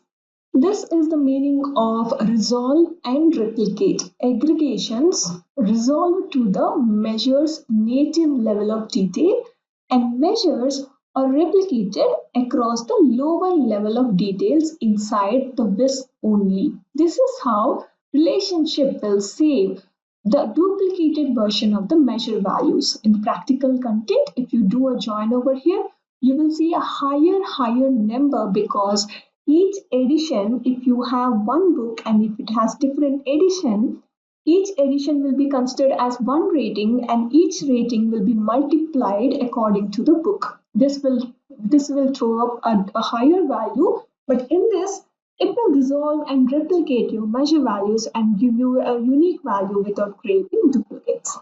So this is all about the 8 R's we have in the relationship semantics. We call it smart aggregations, contextual joins, and these are totally dependent upon your dimensions and measures. This can be difficult to first understand, but if you just work with all this relationships concept by doing with the practice, you will definitely use relationships more often than joins.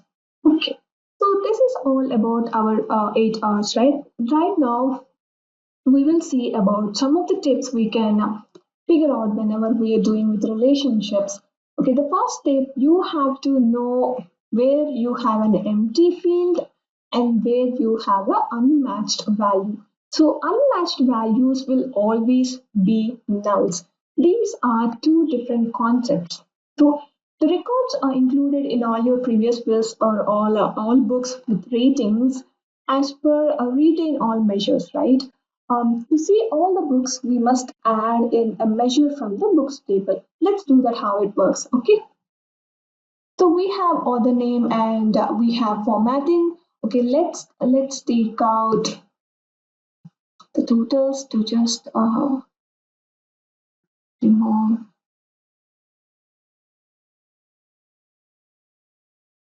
So we have a case scenario where we are seeing the author name and the edition of it and how many ratings it has, the book has, that means. So adding a count of book in this case scenario, let's take the book count.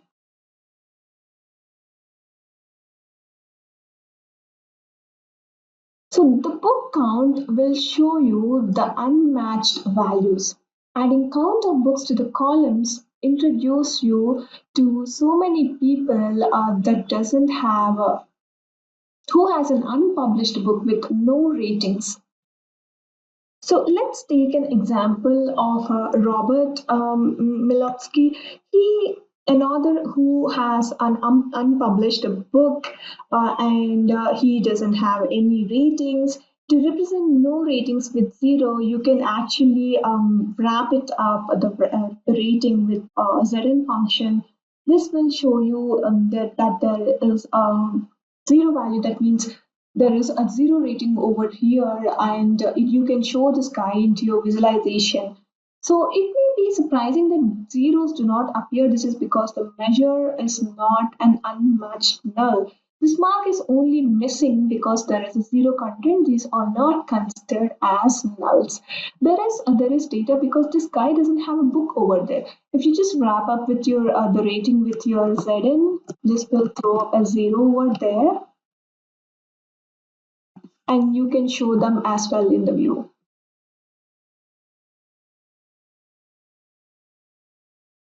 So this one is not showing up because it doesn't have a space, but okay, let's do this. Let's only see this guy. Let's take out the book and place it here. So the book will be in details and the sky.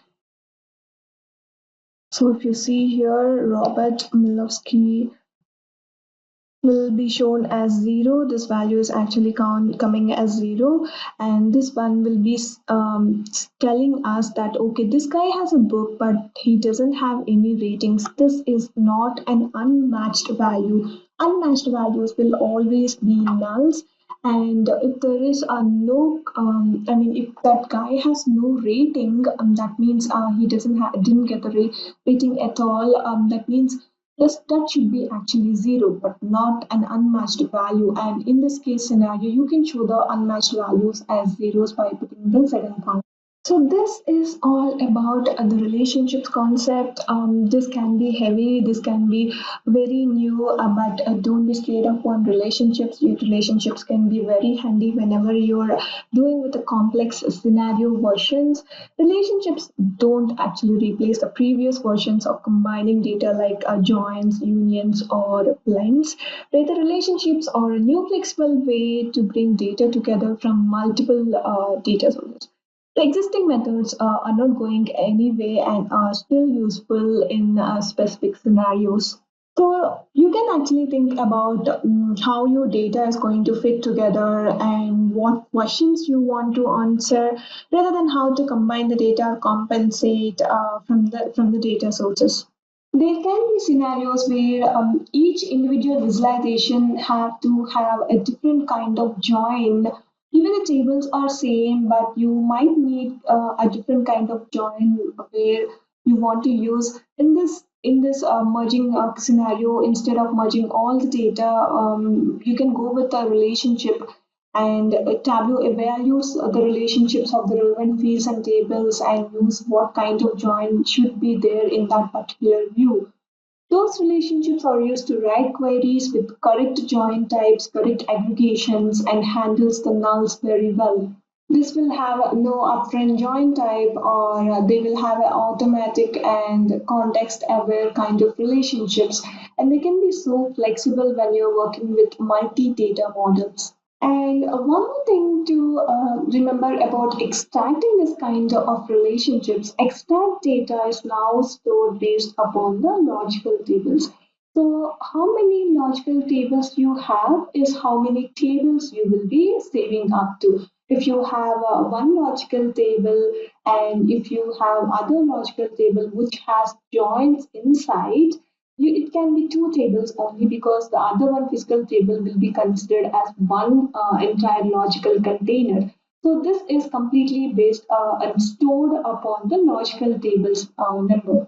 And a minor thing to see is whenever you're working with the relationships, you will no longer see the number of records field whenever you're working with the normal kind of join types. You will get an automatic field called number of records. In this relationships in the logical tables, you will not see this number of records column, but every table includes a count of its records.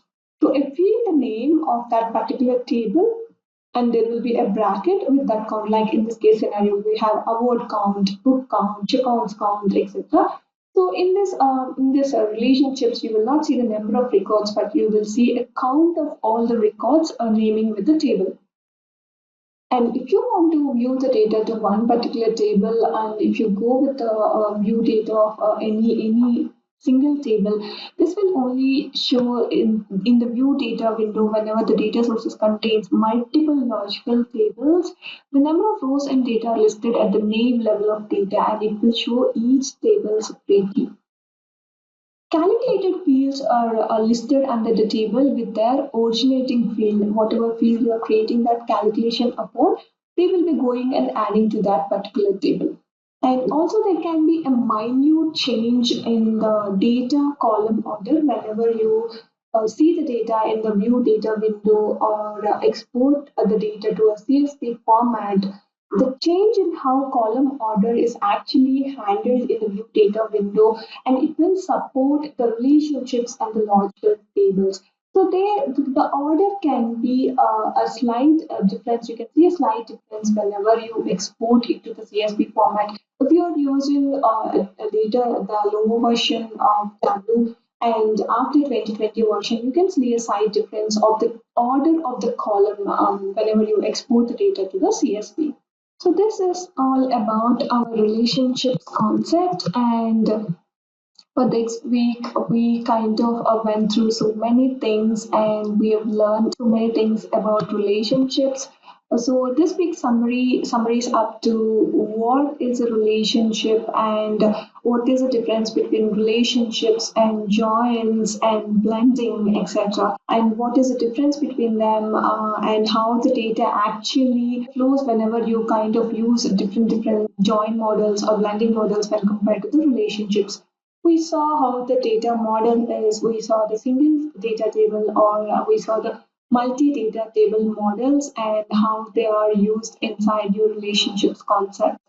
So we also created the relationships and we saw what kind of types of relationships we have, like one to many to many, and many to one kind of relationships. We spoke about cardinality and referential integrity, which means cardinality is uniqueness and referential integrity is the matching up of records with the other data tables. We saw eight kinds of R's and we spoke about smart aggregations, contextual joins, what are this actually R's, what are these eight R's related to, and how these R's behave in the practical way, how they are going to bring up the data when you are using only dimensions or a measure and a dimension from different tables, what happens if you use a measure from a different table and what happens when you use only dimensions from one table, etc. Like we spoke about different things Tableau does with this all smart aggregations on the different kinds of art we have. So this is all about the relationships, and we are going to end this relationships concept here. And thank you so much. Welcome to the course Data Analysis and Business Intelligence with Tableau, Week 9. In this week, we are going to look at how to do data preparation before loading the data into the worksheet or workbook. And we will look at parameter and set actions. A little recap about what we have learned in week 8 is we have seen what are relationships and the types of relationships we have inside Tableau. And what are the data models? We have looked at single data model, multi-table data models while creating a relationship. We discussed about the differences between relationships versus joins. What is the relationship and how it is different from a join, and where you have to use a join and where you have to use a relationship, etc. We have seen some relationships, we have created some relationships, and we discussed about the physical layer and logical layer inside the relationships.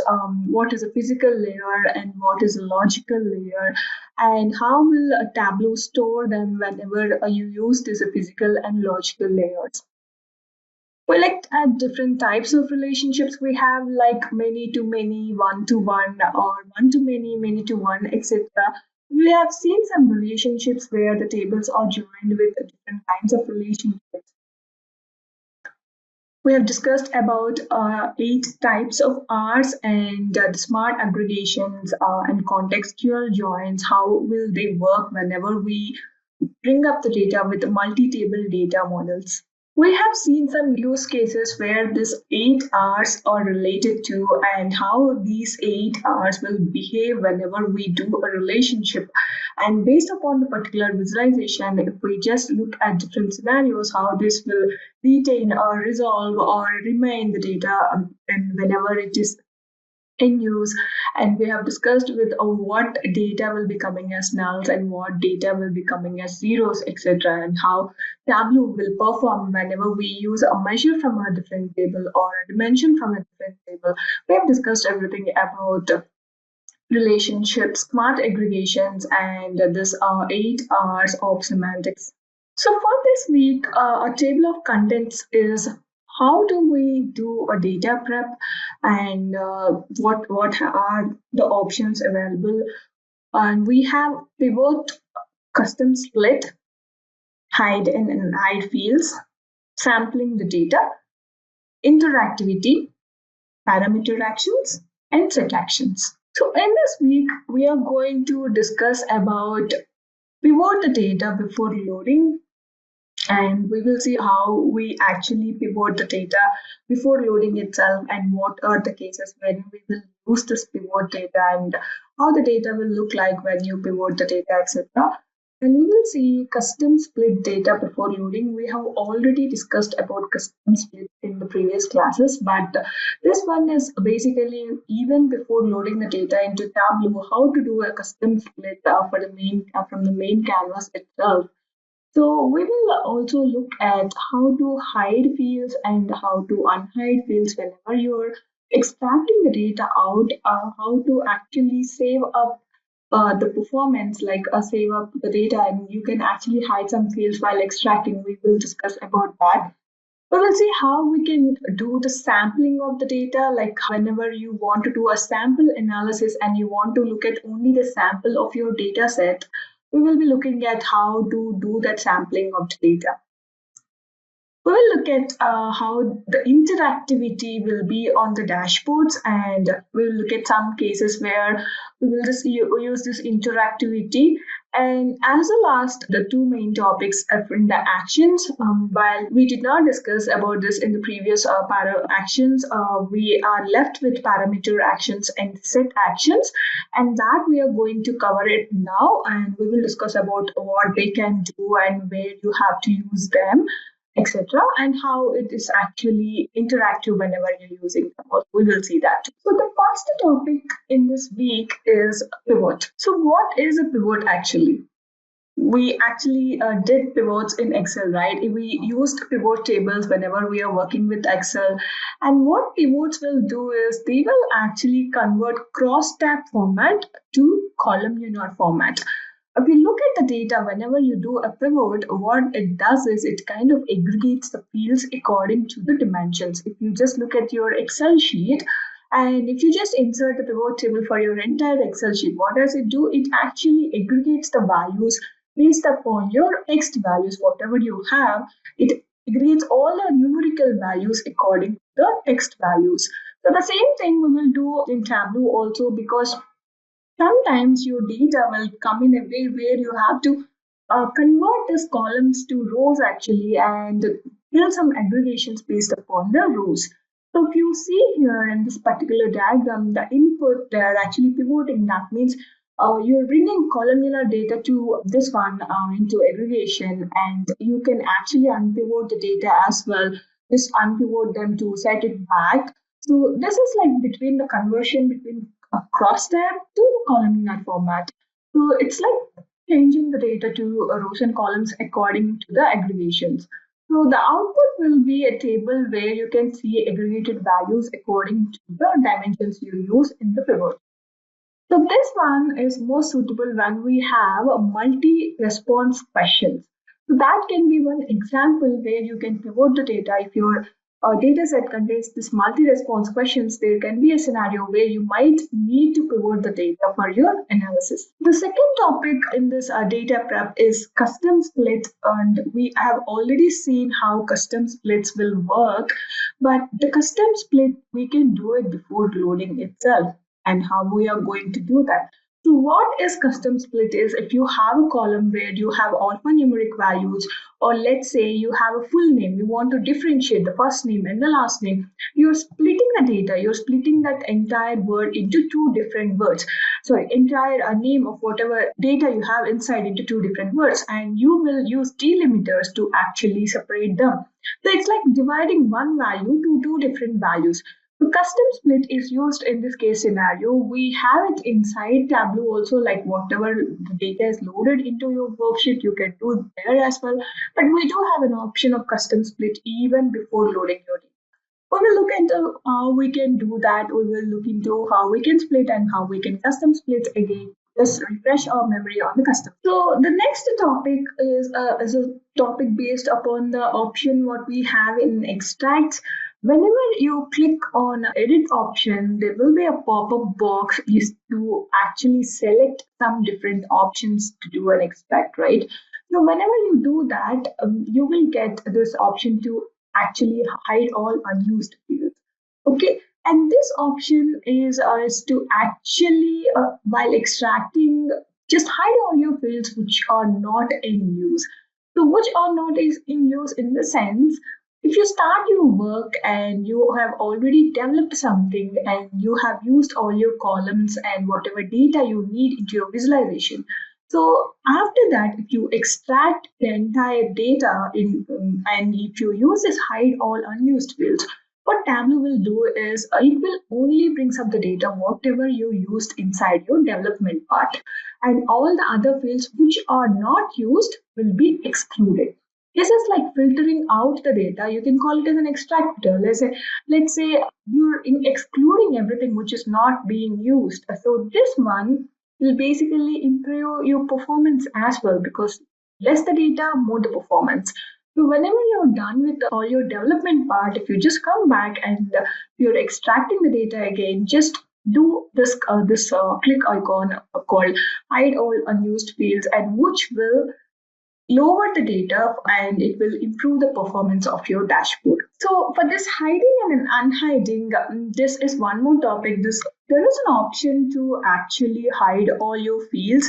It is not like extract you're hiding the fields, but it is like you will have the fields in the data set, but you will not show them to anyone. You can actually hide them at the back end, and this one will come with an option show hidden fields and hide all unused fields.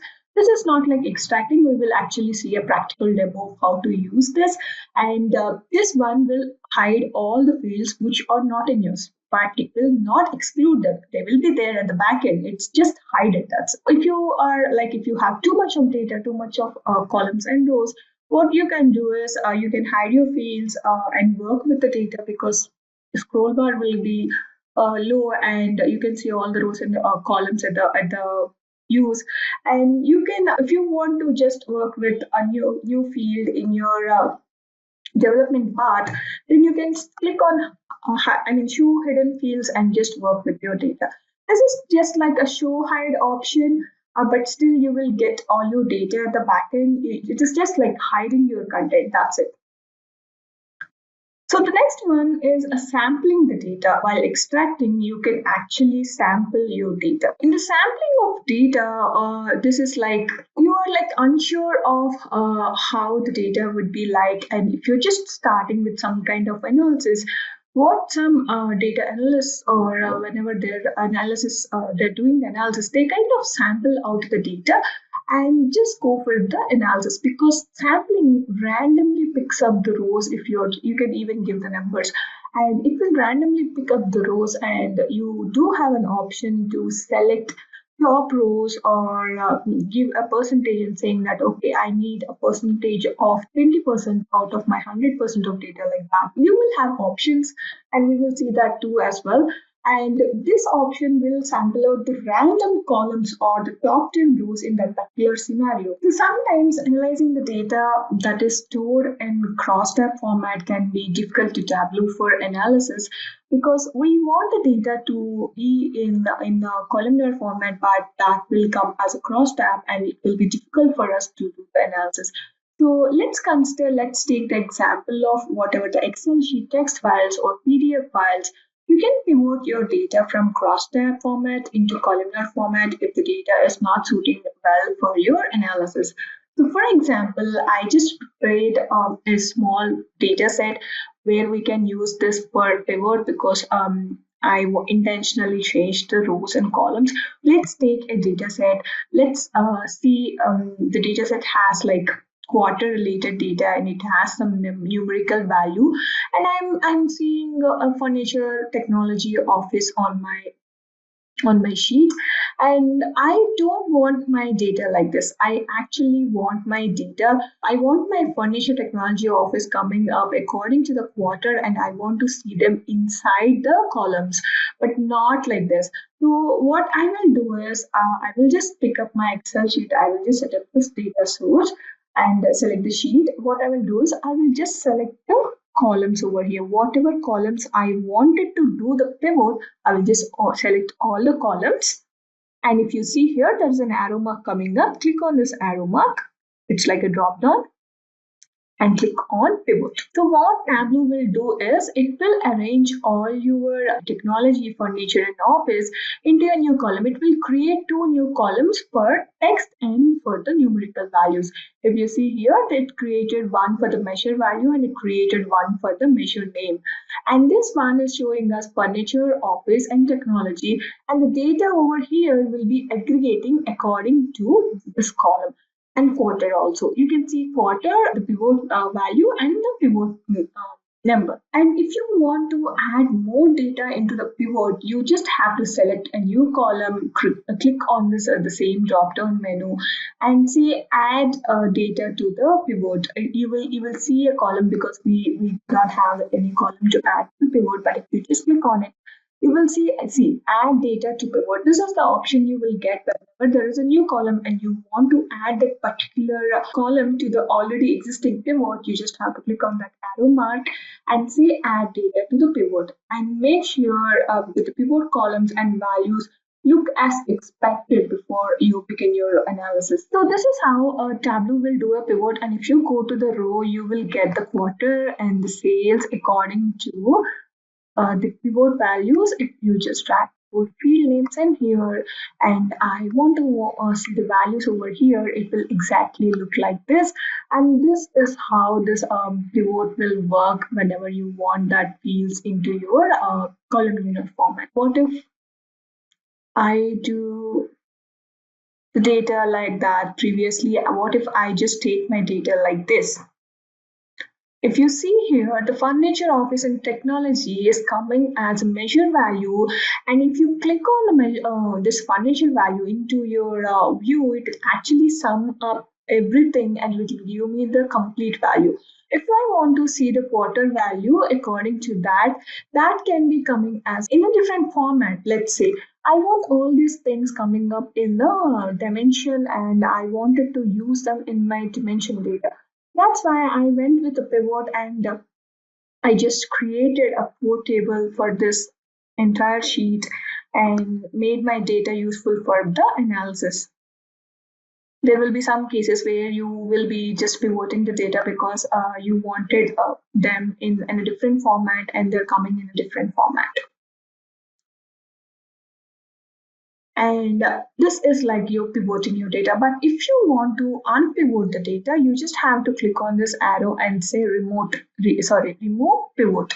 So this will create, this will remove all the pivot you have created and it will show you whatever the data is in beforehand, like raw data, whatever you loaded inside. So this is how you actually create the pivots. And when if you have any errors, like there can be cases where red fields in the view and the fields with exclamation points in the data pane, if because the original fields are actually replaced with the new pivot fields, any references to the original fields in the view will no longer work. So in this case, like if you just did not do the pivot and you went and build something and later you came back and you are doing the pivot. Okay, let's do that here itself. Let's unpivot the data, remove the pivot. Let's go to our sheet and use this value. Okay, use this value quarter or something. Okay, and yeah, I just use this value, right? So I will just go back to my data. Okay, now I don't want my data to look like this. I'm just pivoting the data. I'll say pivot. So whatever value you used inside the furniture is actually not there right now, right? Tableau created a new field and adjusted the fields according to the values inside that whatever field names are. So this one, the furniture column, is not existing right now. This one will show as a red exclamatory mark because the original field is no longer in the pivot data and you already used that in your view. That's why the column is up showing here in this error mark. Because fields to become red in the view also, if you just go to the sheet, you will see a red color. See, the field furniture does not exist in the database and you will see a red color pointing out like this, and you will also see an exclamatory mark here as well. And you will see null values in the grid because if all the original fields are used in the pivot are removed and there is no value coming up, so you will see this null fields. And pivot appears only when you select two or more columns in the data, whatever it is from, if it is an Excel, text file, PDF source, etc. It will only come up when you select two or more columns. If using a different source in Tableau Desktop, like if you are using Tableau Desktop, you can use custom SQL also in the pivot. But yeah, for now, we're just taking the local system. And remember that pivot will come only with two or more values. You can unpivot anytime if you want to. And if you find this error applications like this, like error column values, you can always delete them here. Deleting them here will also remove them in the sheet, whatever you're using inside, right? There will be no value there also. See? So you can prep the data like this. And next topic in this data prep is custom split. So we already discussed split and custom split in our previous classes, but we will just refresh the memory, okay? And if you have like string values in your data where it contains multiple units in your information, for example, the first name and the last name of a customer, it can be easier to analyze them if you just split the data into two separate fields, right? So you can just use this split or custom split options in Tableau to separate the values between this column, and you can use a separator or a pattern of values present in this row of field. So we will just connect to practice file because we have the data over there. So new data source, Excel, and I'm connecting to the practice file we have, and I'm dragging full data. So this is the full data we have inside our practice file. So if you just look at this, we have a column called customer name, and this customer name has the first name and the last name. And if you want to separate them, if you want to separate them into two new values, what you have to do is you just have to click on this arrow mark, just this is split. Okay, it's working on it. So if you see here, Tableau has one column with full name and it has a calculated field. If you see here, this made a calculation. We remember we actually clicked on split. We did not do custom split. We just clicked on split. So what split will do is split will understand that the separator is as a space and it will split up the data according to the rows it has. If you see here, if you want to look at the calculation, just say edit. And if you see here, this is the split formula for Tableau. So this is splitting of the customer name based upon the space. This is a space. And how many times are you going to split the data? So this one is showing 1. So one time I'm going to split the data and it is trimming up the values, any front or back spaces or anything more than this formula, it will trim them off. This is the actual formula at the back end, how Tableau will use the split. But if you see here, we have a case where a guy has 3 names. So Darren Van Huff. So if you split the data for this guy, it considers a split and it will only consider one time split. What it does is it searches for the space and it gives us the value, first value and the second value. The third value, what happened to the third value? It trimmed it off. We don't have the third value at all. You see here, all the names came up with according to the space, and we have the data coming up in 1 and 2 columns. So most of the guys will have 2 names. So one unlucky guy had the name with 3 words, so it trimmed the name off. So in this case scenario, you have to use the custom splits, and if you want to use this custom split, you just have to click on custom split and it will ask you for a separator. And in our case scenario, we are using a space as a separator. So it is asking me for the columns, let's say 3 and click on OK. If you see here, we got 3 columns, new columns, And Darren Van Huff guy has all the words in his name because we gave 3. So this is the case scenario where we go use custom split, and because the data is like that, it all depends upon your data. And if you have a data where you have a different kind of separators, in that case also you cannot use an automatically split option, which is the first option we did.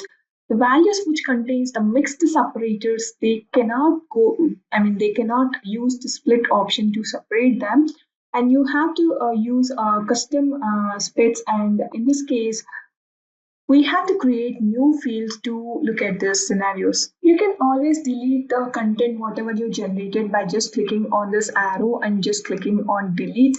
Whatever new fields are generated, or even a calculated field, you can actually delete any fields from this arrow, drop down arrow. And we need to remember some pointers whenever we are using the splits and custom fields.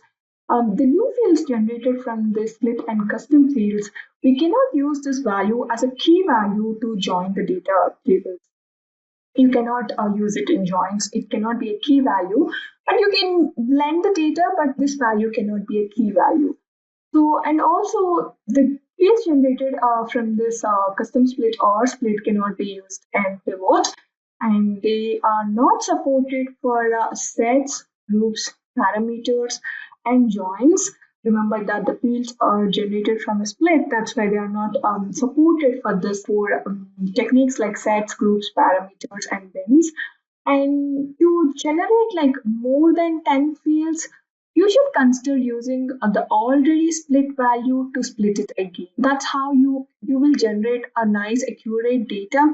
And if you have like more and more fields to split the data, just split them once and split them again. The already generated content, split them again. These are some pointers you have to remember when you're working with them. And there are actually some issues you might experience whenever you're working with them. So split and custom split options are available only for the fields that are string data types, because it needs some content to be split, and these are only supported for string data type. After creating the split or custom split, new fields that are generated can contain null values or no values at all. Like we already saw right now, if we have a case where some person has 3 names and we just gave 3 names over here, but it's not mandatory that all the people should have 3 words inside that, right? So if you see here, the other values coming up with all the other values can be null values because the new field doesn't have the data. And Tableau might use portions of the field's values as separator. So if a portion of a field value is used as a separator, those values no longer appear in the new fields. Let's say, for example, you want to separate a zip code because we have alphanumeric content in that zip code. We can do a custom split on it. And in this case, like zip code will have a new value with only the number. So it only divides a portion of the field sometimes, and this portion gives us the other half but not the front half. This can happen sometimes when you're working with a postal code. This is just an example. This postal code values, it will look up for a separator and might bring up only the other content but removing the before content. So this like some of the troubleshooting option, like troubleshooting scenarios where you come across whenever you're working with the split and custom split. So the next topic is about the hiding all unused fields when we are creating this extract versions. Okay, in this topic, I will also talk about more about while you're extracting, what are the other things you will look at, and what are the other options you will find, because we have already discussed about our joins, our relationships. It will be really understandable right now because we have some fields which are related to the storage of the data, and it will be totally understandable if you just look at the options we have right now. And if you just say extract and just say edit. So you will have this pop-up option, right? In this pop-up option, the first one is logical table and the second one is physical table.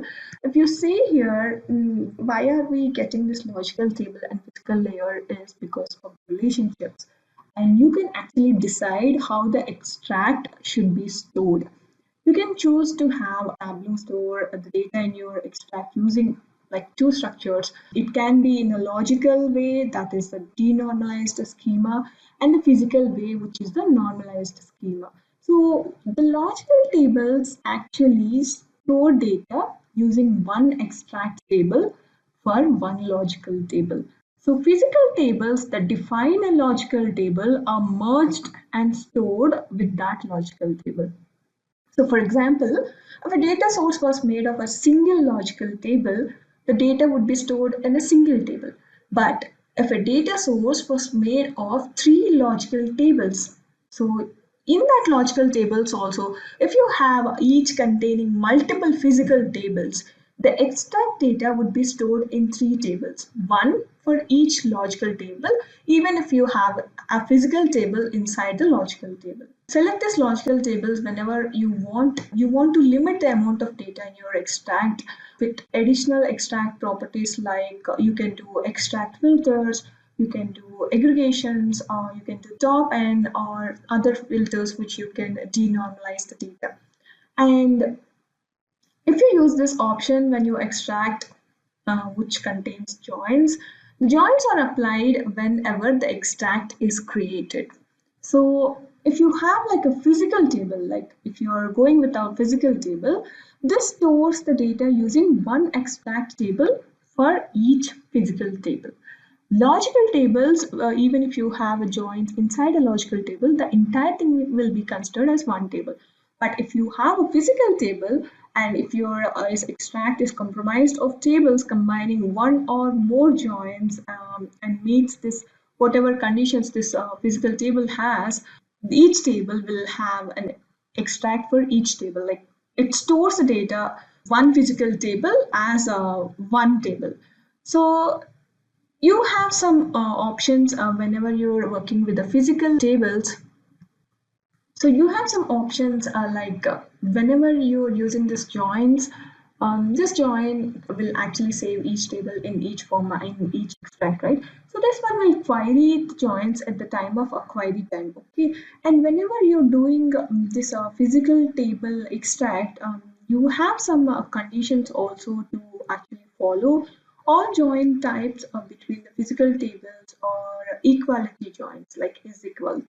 So the data types of the columns used for relationships or joins should be identical, and no incremental refresh configured, no extract filters configured, and no top 10 or sampling is configured for physical tables. You cannot do them with the physical tables whenever you compare it with the logical tables. So whenever the extract is stored in a physical table, you cannot append the data to it. For logical tables, you can't append data to extracts that have one or more logical table. That means you can actually append the data whenever there is a single data model, but when you have one or more logical tables, you can't append data to the extract. So both the logical and the physical table options only affect how the data is in your extract should be stored. So these options do not affect how the tables in your extract are displayed or order of columns, anything. It is not anything related to that. This is all about storing of your tables, how Tableau stores whenever you perform a logical table or whenever you perform a physical table. For example, suppose like your extract is comprised of one logical tables that contains three physical tables, and if you open that extract hyperfile, it is always stored as .hyper format extracted versions, and we can actually configure the default option. For logical tables, you see one table listed on the data source page, but however, if you open the extract using this packaged data source table or data source TDSX file with its corresponding hyperfile, you will see all the three tables because you have some join inside your logical content, right?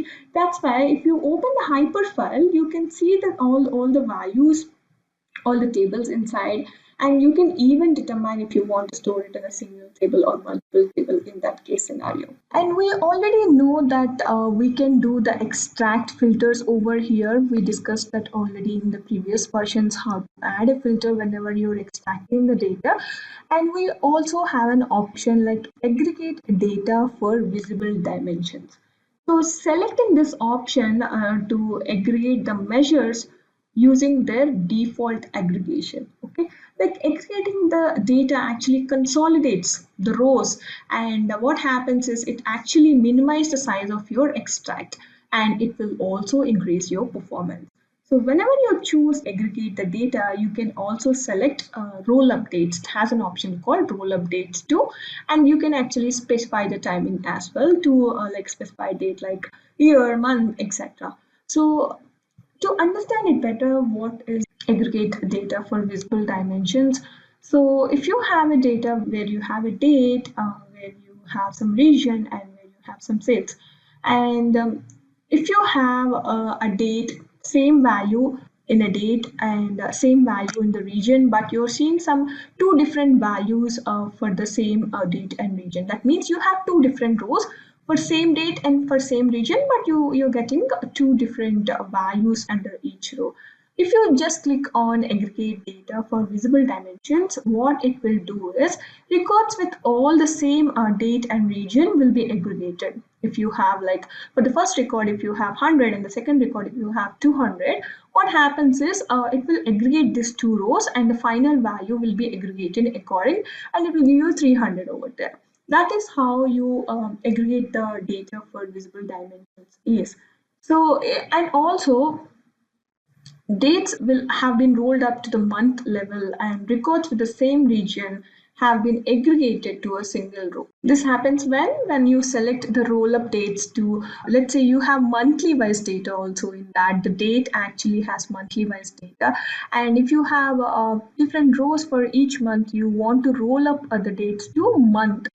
Tableau, what it will do is it will aggregate all the months related to one particular region into one row. If you have two or three rows over there, and Tableau, what it will do is it will aggregate the data according to the month and according to the region. The aggregation will be coming as okay, January, all the east people will be in one row. January, all the south people in one row. Previously, where it was like I have a January 1st, January 2nd, January 3rd, and everything will be aggregated into one row and it will say only January. That's what its roll updates do. You can select to year, you can select to month over here.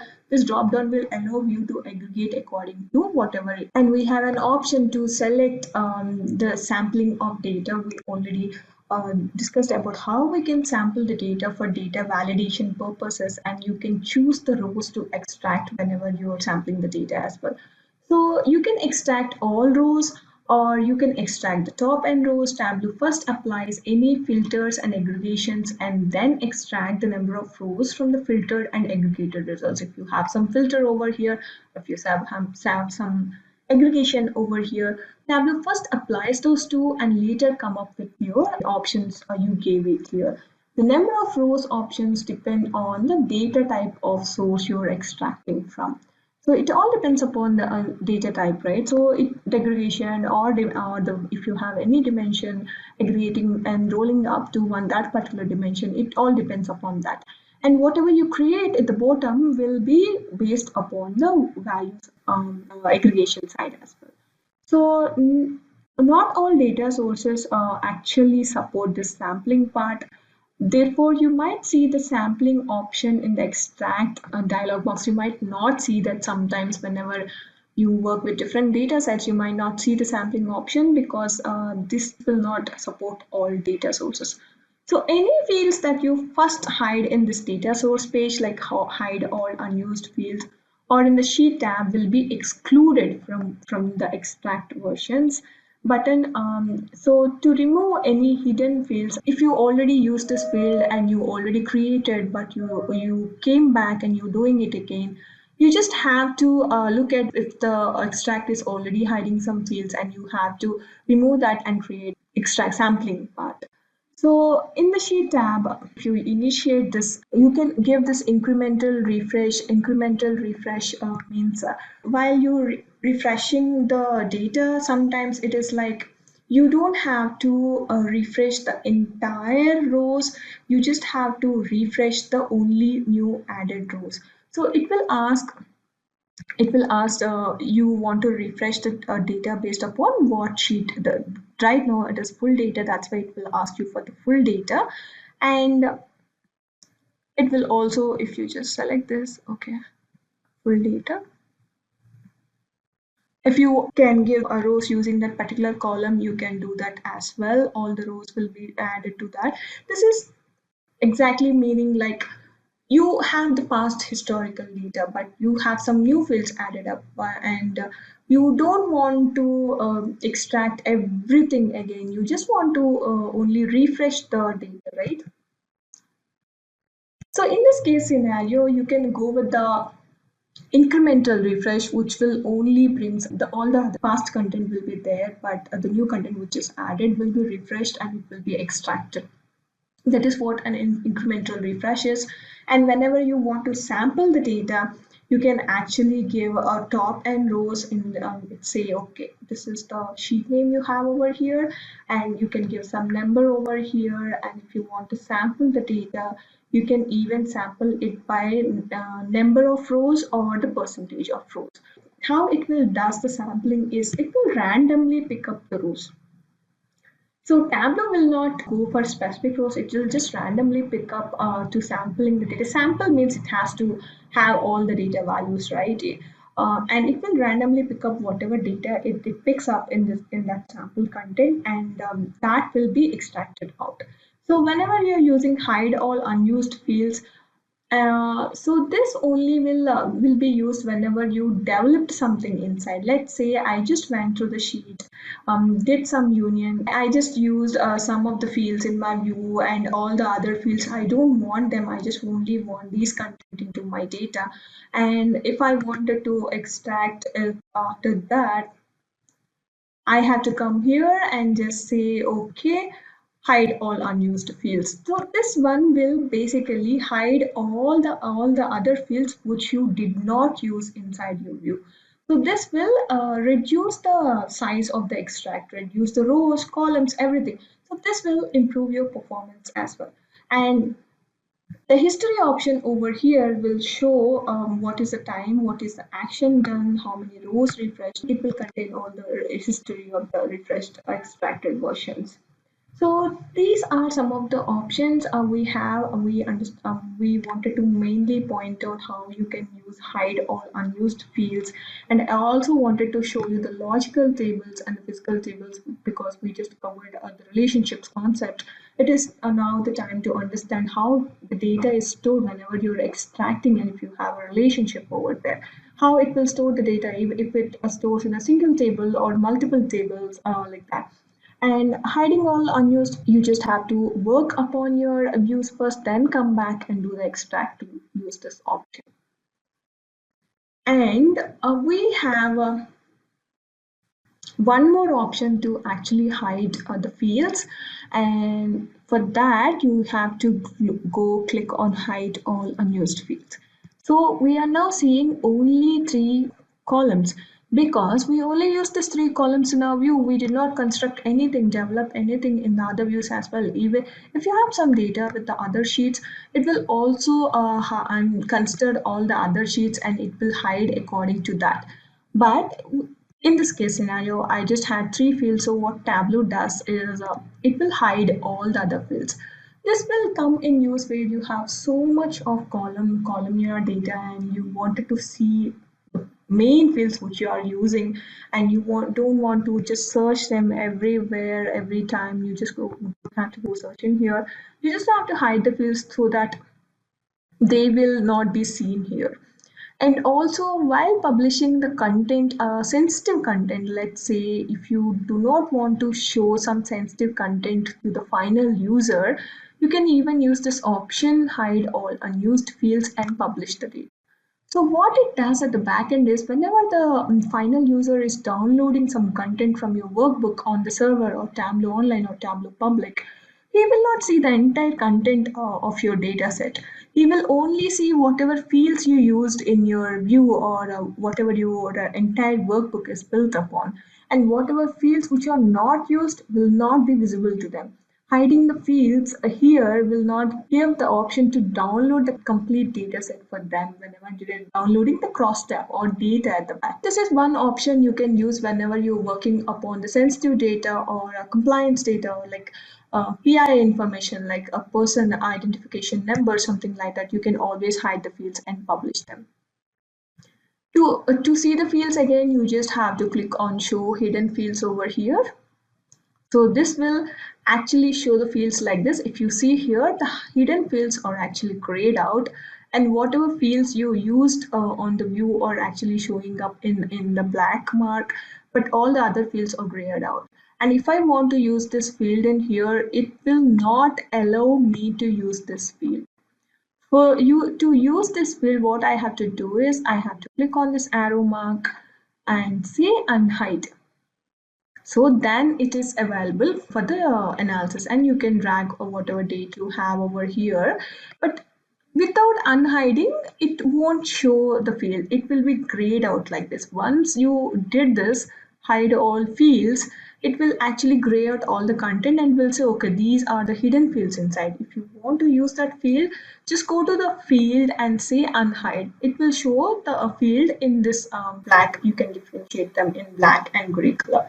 So this is how you actually hide and unhide fields in your inside your dataset. We discussed a great content about how we can extract, we can hide this all fields, and how we can actually reduce the content in the extract to improve the performance. So I will just tell about some general tips whenever you're working with the extracts. You might need to understand some things to remember like that, and I will just give you some general tips. Okay, whenever you save your workbook to preserve the connection to the extract, so after you create an extract, the workbook begins to use the extracted version of your data. That means you already extracted your data, your workbook is using the whatever the content it is already extracted. But however, the connection to that extracted version of your data is not preserved unless you save the workbook. This means if you close the workbook without saving it, the workbook with connection to the original data source, it will not be saved. To actually use the same content again, you might have to save your workbook. That will also preserve the content as well. Even if you extract your data, created a hyperfile, it won't matter if you won't save your data on your personal local system or wherever you want it to be. You have to save your entire workbook to access the extracted content as well. So you can toggle between the sample content and entire extract. There is an option to toggle between them. So whenever you're working with a larger extract, you might want to create an extract with the sample of data. So you can actually set up while avoiding all these long queries whenever you place something on your data. This is one more case scenario where you might be sampling your data because your data set is too large and it will take time to whenever you're working or placing some fields onto your data. So you can then what you can do is you can then toggle between use the extract with sample data and using the entire data source by selecting the data source on the data menu, data source here, and say use extract because my data is not extracted and it is actually grayed out. So what happens when you extract the data? If you will see use extract ticked check mark will be there. That means the data is actually using the extracted version of it. To toggle between the sample content and the actual content, what you can do is extract your sample data out. You can first extract whatever sample data you want to work with, and if you want to quickly toggle between the entire data set, just uncheck this. Uncheck this, you can then it is saying that now you're live, you're connected to your entire data set. That means you're actually live. The extracted version contains a sample set. Like that, you can toggle between the entire data set and the extracted sample data set. And there is one thing you have to remember when you're working with extracts. If you just saved an extract onto your local file system, and there can be a case scenario where you want to directly connect to that extract from your desktop, and this is actually not recommended for some reasons. because the table names will be completely different, and while creating the extract table stored in your extract, use a special naming whenever they're extracted for the uniqueness. And there can be a lot of wording part because it will be stored in alphanumeric scenarios, and that extracted version will have a long name. That is a defaultly Tableau creates some name to create the uniqueness. So the tables will be different. So connecting directly to an extracted hyperfile or extracted version content which is saved in your local system is not recommended. We can do that, but it's actually not recommended. And you cannot refresh the extract. Whenever connecting directly to an extract, Tableau treats that file as a true source, like as opposed to the clone of the underlying data. So it is not possible to relate back to the source data. So you should not refresh the extracted files. You can refresh the workbook files, but you should not go to your extract and refresh the extracted files. And the data model and the relationship will be lost because the data model and relationship between the tables is stored in the .tds file, but not in the .hyper file. So this information is lost whenever you're connecting to a direct hyper file. Additionally, if you extract using logical table storage, you will not see any references to the original underlying physical tables. So these are some of the reasons why you should not go directly connect to a hyper extracted file. It's always better to connect with the local data set like Excel files. If you have it in local system, you just go connect with them. But if you think that I have to go connect to that extracted file, hyper file, you can do that, but I'm saying it is not recommended. And there will be some case scenarios where you want to remove the extract from the workbook. So to remove an extract from the workbook, okay, I will just show the demo of it directly how to remove the extract. So for that you need the extracted version, right? So I'll just say edit. Okay, I'm just sampling my data based upon some 100 rows, hide all unfilled fields, okay, and I have the extract version, right? So I'm just going to the sheet 3 and save the file. This is the hyper file. It is saving the hyper file. Whenever you say extract, it will save the hyper file. So this is the data I have right now. But there is a scenario, like you have a case scenario where you want to remove the extract. So for that, you have to go to your extract option and say remove.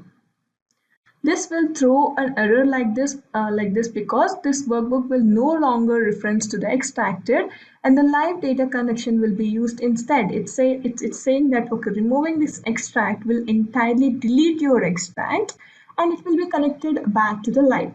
And you have two options in this: just remove the extract, or remove the extract and delete the extract file also. Removing the extract only removes the extract in your workbook. But if you see here, you can also extract and delete the extracted file wherever it is stored, right?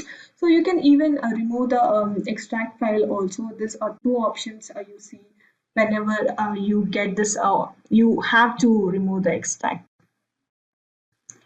And if you want to see the history of revisions happen, this is the option you see when it has happened and what the action it took. It actually took the full refresh, rows refreshed 100, and what is the source.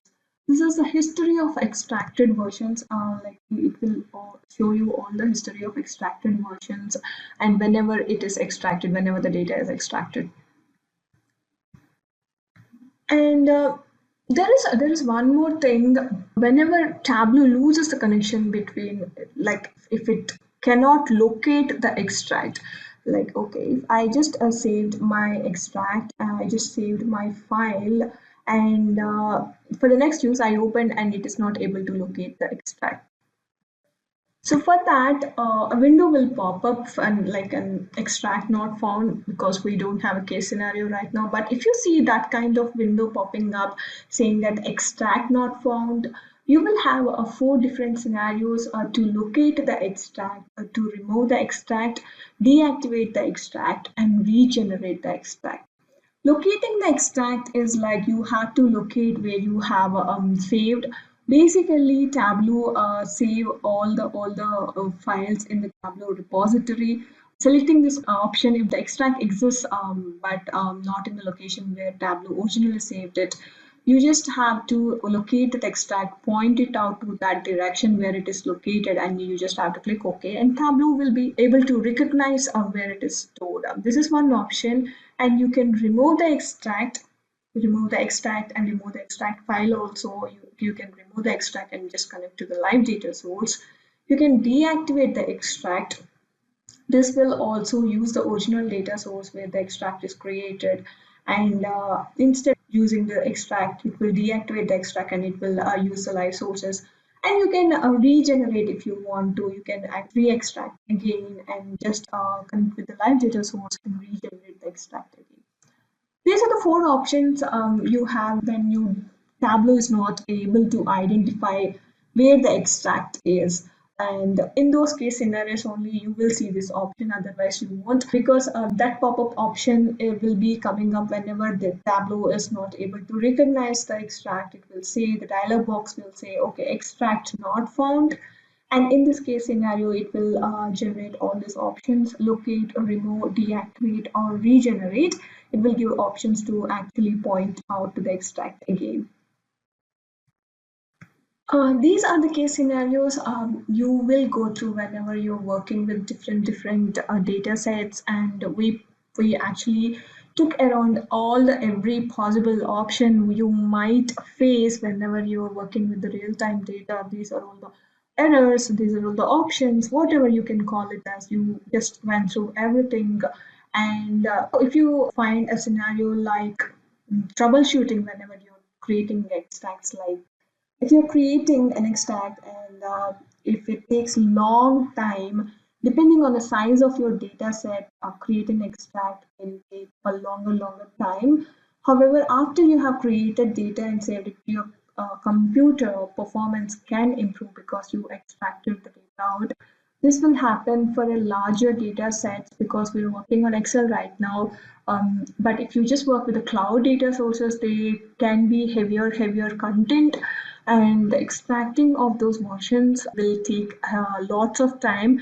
Then you have to think about I have to improvise the performance, how do I have to hide the fields, how do I have to make the less content out of extract, etc. That's why we discussed everything about this one.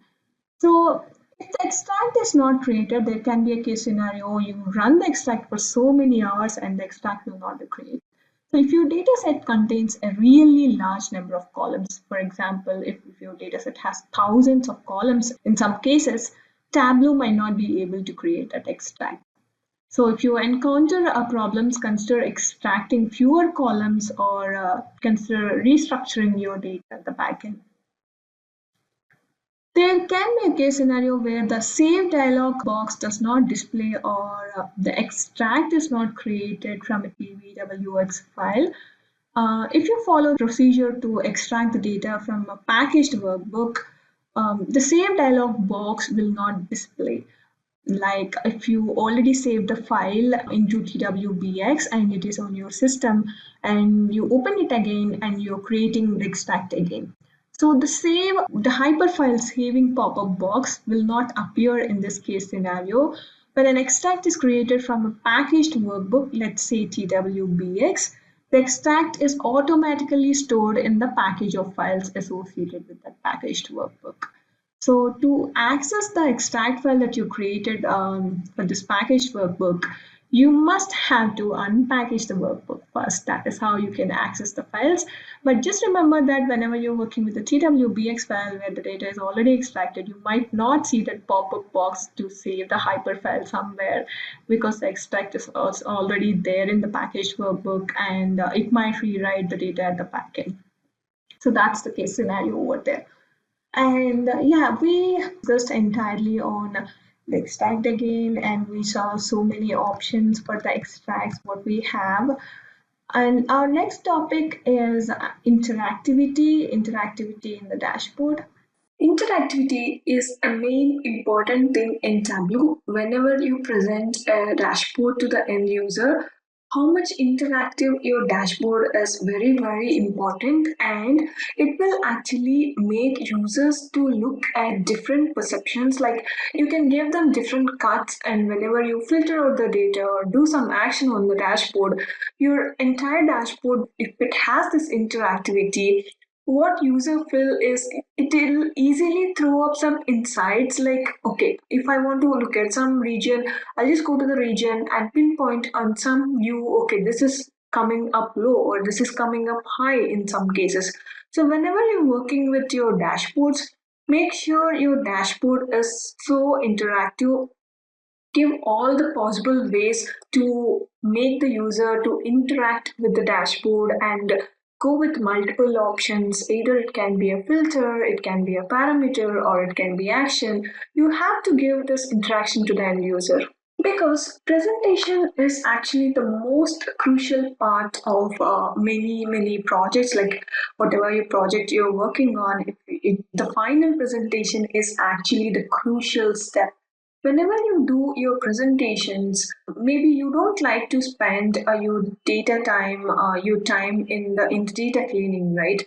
So, but the impact of presentation on your end users can be really high. It is like totally necessary to be plain and simple, but it has to make sure all the data is covered.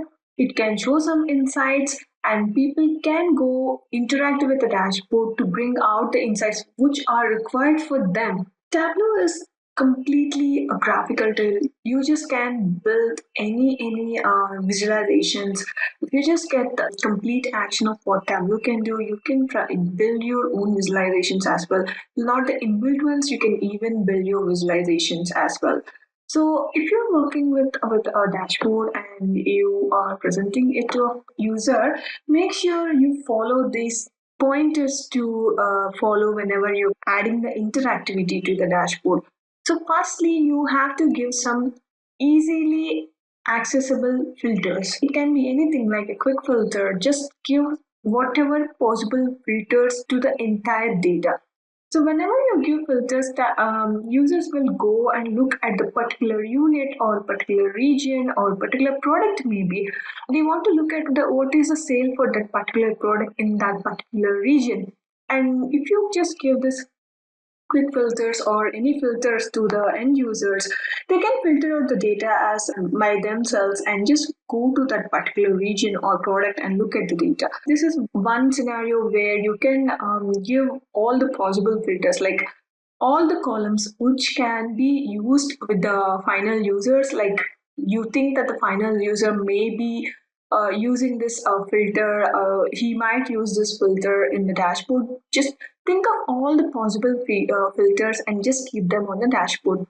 And if you're presenting some data, let's take the example like you're working on some time series, and you have the year or you have the quarter, you have the month, week, etc. Right? So whenever you're presenting a time series graphs, Tableau will automatically give the access to drill down the views. And in this time series graphs or let's take any hierarchy graphs also, you will get a drill down option and make that drill down options visible to the business users to click on the drill down, and they can see into the deeper depth of data. They can go into the row level aggregation wise according to the dimension. So make sure you are giving some drill downs or let's say hierarchies to the business users to just go into the deeper depth of the data. And whenever you're working with the dashboards, let's keep simple and clean. Okay, and everything should be understandable. So whatever you're giving an insight, it should be fast and it should be understandable really well. Let's take the example of whatever we have in the super sample store. And what do we have in the main things like sales, profit, discount, etc. And we can call them as KPIs, key performance indicators. So these are the main things where all the business users will consider, right? So if you're giving a fast insight on like, okay, you have this many sales, you have this many discount. You have this many quantities sold in this particular year or something like that. And if you can place all these insights clearly visible on the top, or maybe wherever the possible way, so that they will get the insight very quick. So you have to work on the fast insights. Let's say it has to be in some bold number on the top and it is clearly understandable. And whenever there is a filter, they have to say that, okay, this can be the possible number for this year. Let's say that if there is an year, you have to mention somewhere that, okay, this can be this year and this is the sales of that particular year. So whenever you're building it, just make your insights easily understandable and keep them bold, or keep them easily recognizing place. Like you can point it out very fast. Okay, this is where my insight is, like this is the one I have to look at, like that. And interactivity mostly comes from filters, actions, parameters, etc. So actions are one particular thing where most of our interactivity will be depending on. So we have like 5 to 6 kind of different types of actions. We already discussed some of them. We will be discussing parameter and set actions also. These actions can be very, very important in the interactivity space. Whenever you're showing something on the dashboard, and it is like totally cluttered, like you have too much of data, let's make some actions and let the user click on something so that your entire other table is filtered based upon that action. This will make less clutter and it will make the dashboard look very beautiful, and also user will feel really easy to click somewhere to get all the other data. So it is like really easy. And even if the filters are working, the action filters also will work. They can filter out to some region, and if they click on some action filter, okay, for this region I want to look at this unit like category, and I have a filter there on the region. I just went to the north or something. So I'm clicking on the map, I'm clicking on some city, and all the other dashboards is coming up according to that. So this is how user can filter, can also do some actions to make the dashboard interactive, and we can give their options. Like we already know that in action filters or in all the dashboard actions, we have 3 kinds of types where we can give click, hover, or menu option. You can go with either of them too, depending upon the users how they will like. We can go with either of them. And in the actions only, we have highlights, and we can even give highlight actions, or highlight completely different, like a search option for the highlight. In the formatting, we can go either with the actions or the highlight directly. Same goes with the parameters. We can go with the parameter option, giving them different views, different cuts. And we can go with the parameter actions to actually click on something and whole your entire dashboard will change, or even it will show a new number as well with the parameter actions. We will look into that. But all these kinds of interactive options, if you're going to give on the dashboard, will make it more compelling and attractive, if I have to say, because all the dashboards should be like good looking and should be easily accessible, should gain some insight out of it, and this will help you in that process. Even if the user is from a different scope, from a different unit or different category, they have the option to click on whatever they want. So this one will mostly help you in that space, and you can work with all these actions, parameters, etc. to make the dashboard interactive. So why we spoke about interactivity right now is interactivity has, this parameter actions and set actions, what we are going to discuss now, are also included in the interactivity. That's why we just refreshed our memory of what kind of options we have inside the interactivity. So what is a parameter action? So this parameter actions comes under the space interactivity, because these are also just like actions we discussed upon. You have to click and all the other things will change. You can use this parameter actions to let your audience change a parameter value through your direct interaction with the whiz, such as like clicking or selecting a mark. You can do these actions exactly like the other. You can also work with the parameters. So you can use this parameter actions in such cases where you're working with the reference lines, calculations, filters, and to customize your display in your visualizations. We already learned about sheet swaps. We can also do that with the parameter actions. So this one will open up like a new possibility for creating statistics or all summary values without using any calculations also. You can configure parameter actions to let users select multiple marks that are automatically aggregated into a single parameter value. So this is present in the dashboard actions. If you just go to the dashboard, we will see actions, and while adding actions, you will get a drop down for a change parameter, that is the parameter actions, and you can add the parameter actions from there just like any other action. Like all the other actions, we have parameter actions also has three types of actions.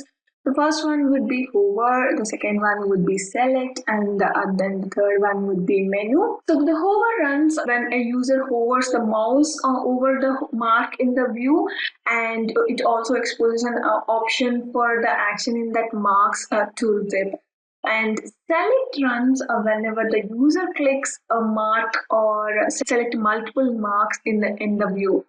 And menu runs whenever the user right clicks a selected mark in the view and then selects the option on the context menu.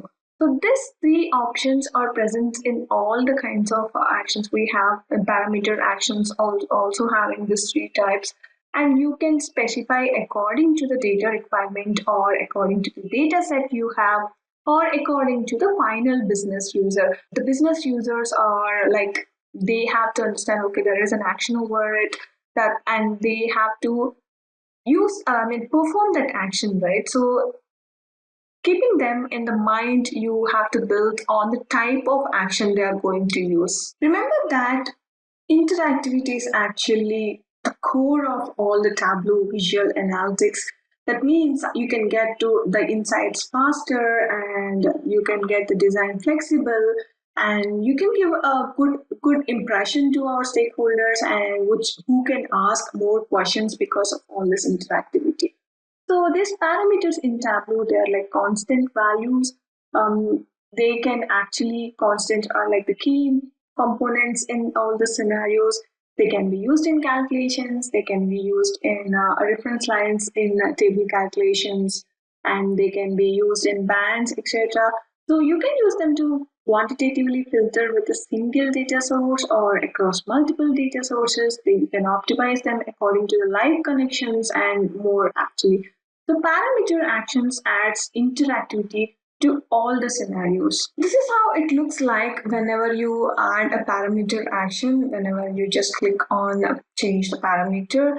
This is the pop-up window you'll get, and this will actually look like whatever the action filter we just built, and you will get the source sheet and the target parameter. Target parameter would be, we will be creating one parameter and we will add the parameter in the target parameter, and this will also ask you for the field, and you have to describe where your source sheet is, and you will get the action type also like hover, select, and menu. You can select whatever you want for this parameter action to run on. So this is how the pop-up box will look like. So what we will do is to find out more about the parameter actions.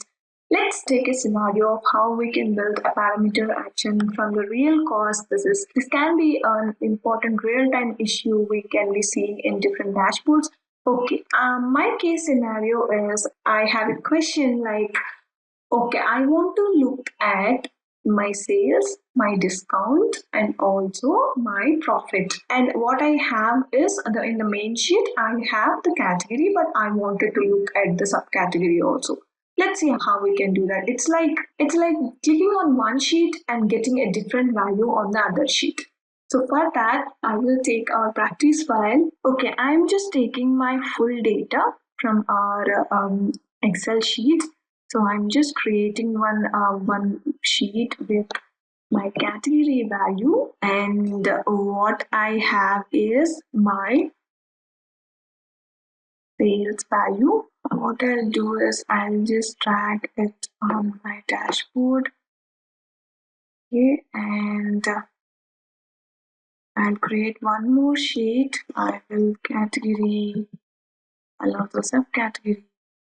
So I will drag this sheet onto my list here. Let's take my sheet here.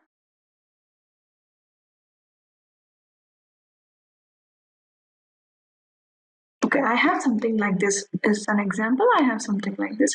So what my case scenario is, if I just click on this here category, all the other values should either show profit, sales and discount also. It's not actually one value, it's actually three values. If I click something over here, it should display all my three values. Okay, that is my case scenario. So what I'll be doing is, first thing, I will create a parameter. Okay, I need to create parameter. Let's select create parameter and I will say parameter action just for the naming. So I'm creating a list of string values, sales, profit, and discount. So I'm just taking three values, sales, profit, and discount. And what I will do is I'll create a calculated field to link this parameter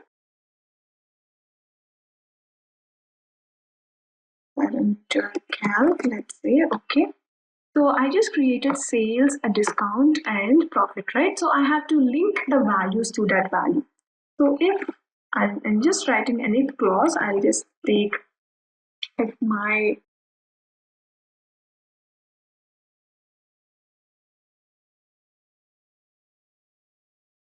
give me a second, let's create a parameter.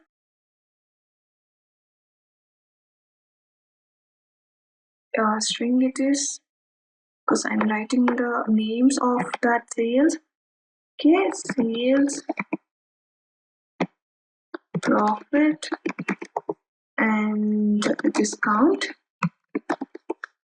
Okay, and I say okay. Okay, my parameter is created. So I will write the calculation now. Parameter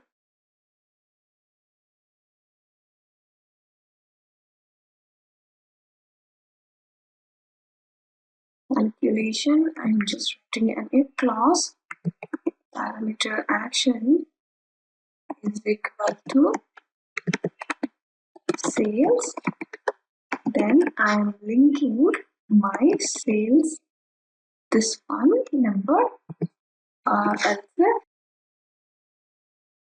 Okay, I have to write for profit and discount. So what I'll say is profit.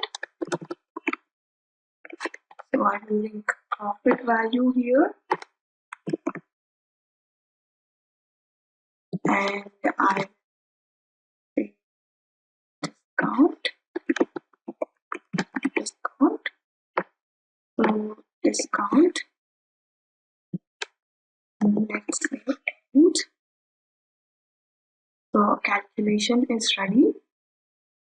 So what I will do, I'll put it here. Okay, it's not taking it to blended column.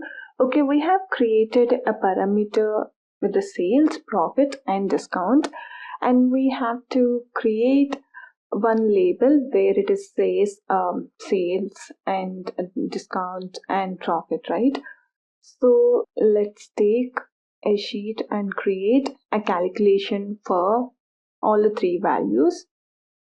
So what we will do is let's take the calculation and say sales. This one is called sales. Okay.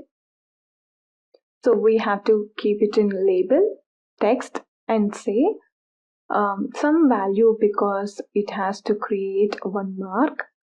Let's say minimum 1 and click on enter. So just make it into text. Hide the headers and only label will be shown. And I got sales. I'm just duplicating the same thing. I'll create two more for discount and profit. I'll duplicate the calculation and say edit and write it as discount. Inside, I'll say discount. Click on OK. Okay, I have to rename it as calc and drag that into the label. We'll get discount here and duplicate it again. Duplicate the calculated value and click on edit, and we will say profit. Profit calc. I will say profit inside. I will close the mark and I will write it as profit calc. Click on OK. And let's drag profit to the text label. So what we got is we have three labels, one for profit. This one is discount. And this one is for sales. Okay. So what we have to do now, we have created this. We have to make this labels or drag these labels onto the dashboard, and also profit. Adjust the sizes, and I'm hiding the titles as well because I want to see only the labels. So I have got three values because our value is also in it's the sales, discount, and profit. So I will just format it and I'll just say delete the row grid lines, and for discount as well. So for the profit, I'll just switch off the labels. So I've got three labels, and I would have is subcategory, and I have parameter calculation in it. That's for in this sheet. So what I will do right now, I will just add a parameter action. Let's add a parameter action. Go to actions, add actions, parameter. So I have to select sheets, and my parameter action is parameter action. I will select that. So target sheet would be on this fields. So I will just create three parameter actions because all these labels should work. So first one is for sales. So we've got one error, missing fields on the dashboard. So what's happening is we have to drag that label also onto our sheet. So what I'll do, I'll just go for the labels one and click on sales. So as we know, we will also do the same thing for discount and profit also. I'll just dragging all those values at once. So I will just drag discount and also profit onto the detailed version. So I will not get the error again. So I will just go to the dashboard again, adding the other actions also for discount and profit. So the second one would be parameter action. Let's say discount. Okay, click on OK. I'm just going to the dashboard actions. Actions, add action, change parameter. I'm selecting the parameter again and I'll click on discount. Let's check whether it is working. So if you click on sales, the sales amount is displayed. If you click on discount, the discount amount is displayed. If you click on profit, the profit amount will be displayed. So without any parameter, you can actually click on the text labels and you can do the actions and you can change it like this. So we already saw one error while adding the actions.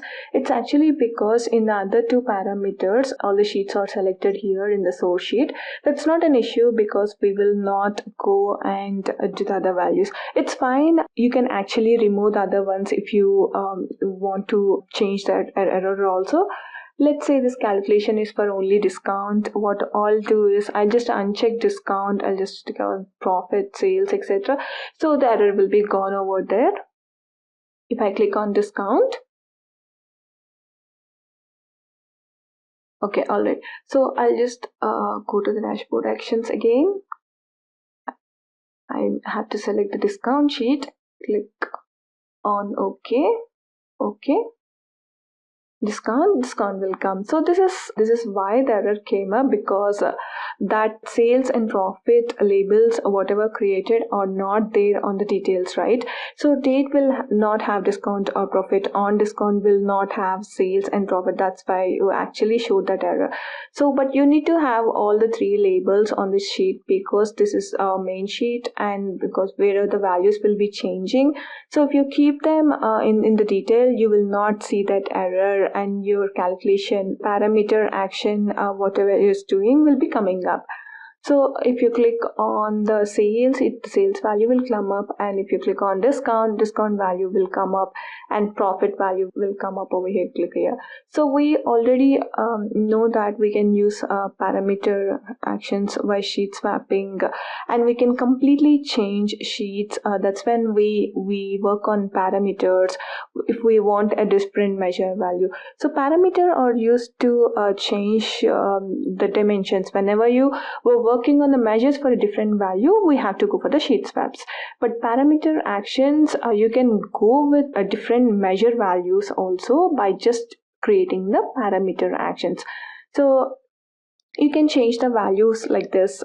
If you see for the same dimension, you can actually change for the different measure values like this. So whatever you want, you can actually add whatever value you want it over there. So this is how you use the parameter actions on. You can use the parameter actions in different scenarios. Like you can do it for reference lines, because reference lines also come up with the value, right? So you can add different values to the reference lines and change the reference lines based on the values. And you can also change to different charts by just doing the same thing, and you can actually change the different charts also. So this is all about parameter actions. We have one more topic in our week, which is called set actions, which will do the same thing. And set actions will work as parameter actions. They will look like the same, but they will have a different scenario. Set actions are actually used to directly interact with visualizations on the dashboards, just like the parameters, but set actions will change the entire value given in that particular set. If you just remember, sets are actually group of values, right? So changing a set will completely change the group of values. So this one will be completely changing whatever is included inside your set, like that. Set actions take an existing set and update the values contains in that particular set for the user to change the values. So you can define the set actions to include the source sheet where it applies to. If you see here, it also looks exactly like the set actions or parameter actions. It has the same options. If you see here, you have hover, select, and menu. The target sets the data source are set to be used. It's a data source. So if you have a set like top customers, in this example it is actually using the top customer. That's why it is actually set to the top customer. And what happens when the selection is cleared? So whenever you run the action, like whenever you click on or hover on whatever the set action you're creating, so what is happening, and whenever you clear the action, what should happen? So in this also, the running action will have three options. So it has assigned values to the set, and we have add values to the set, remove all the values from the set. Clearing option, we have three values: keep set values, add all values to the set, remove all values from the set. What assign values to the set is, it replaces all the values inside the set with the values selected. So we will see how that works, and this one will actually replaces whatever values you have and set the inside values whatever you selected. And second, values to the set, add individual values to the set and remove all the individual values from the set. It's like vice versa of add values to the set. So whenever you're clearing an option, click set values. Current values in the set will be remaining, exactly like that. In whatever you have performed, it will remain like that. And add all values to the set adds all possible values to the set. Vice versa, remove all the values from the set, removes all the previously selected values from the set.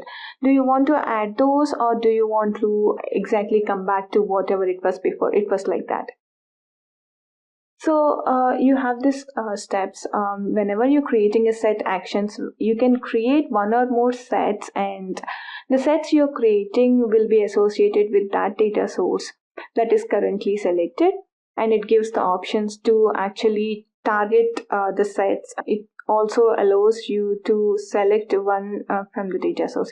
So that one will be associated to the data source, and you have to create the set actions where users use that, and you can also create multiple set actions for different purposes. And depending upon the behavior you wanted to make the available to the user, and for the analysis you might want to create a calculated field that uses the set as well. So whenever you're building a visualization that uses the set actions, if you create a calculated field that uses the set, build the view using that calculated field. Like we saw in the parameter actions, whatever labels you created must be there inside the parameter calculated onto the sheet. So the set also do the same thing. Whatever you have the calculated field for the set, that must be used inside your visualization. So you can actually do it with different options. So for creating a set action, let's just see how we can create a set action.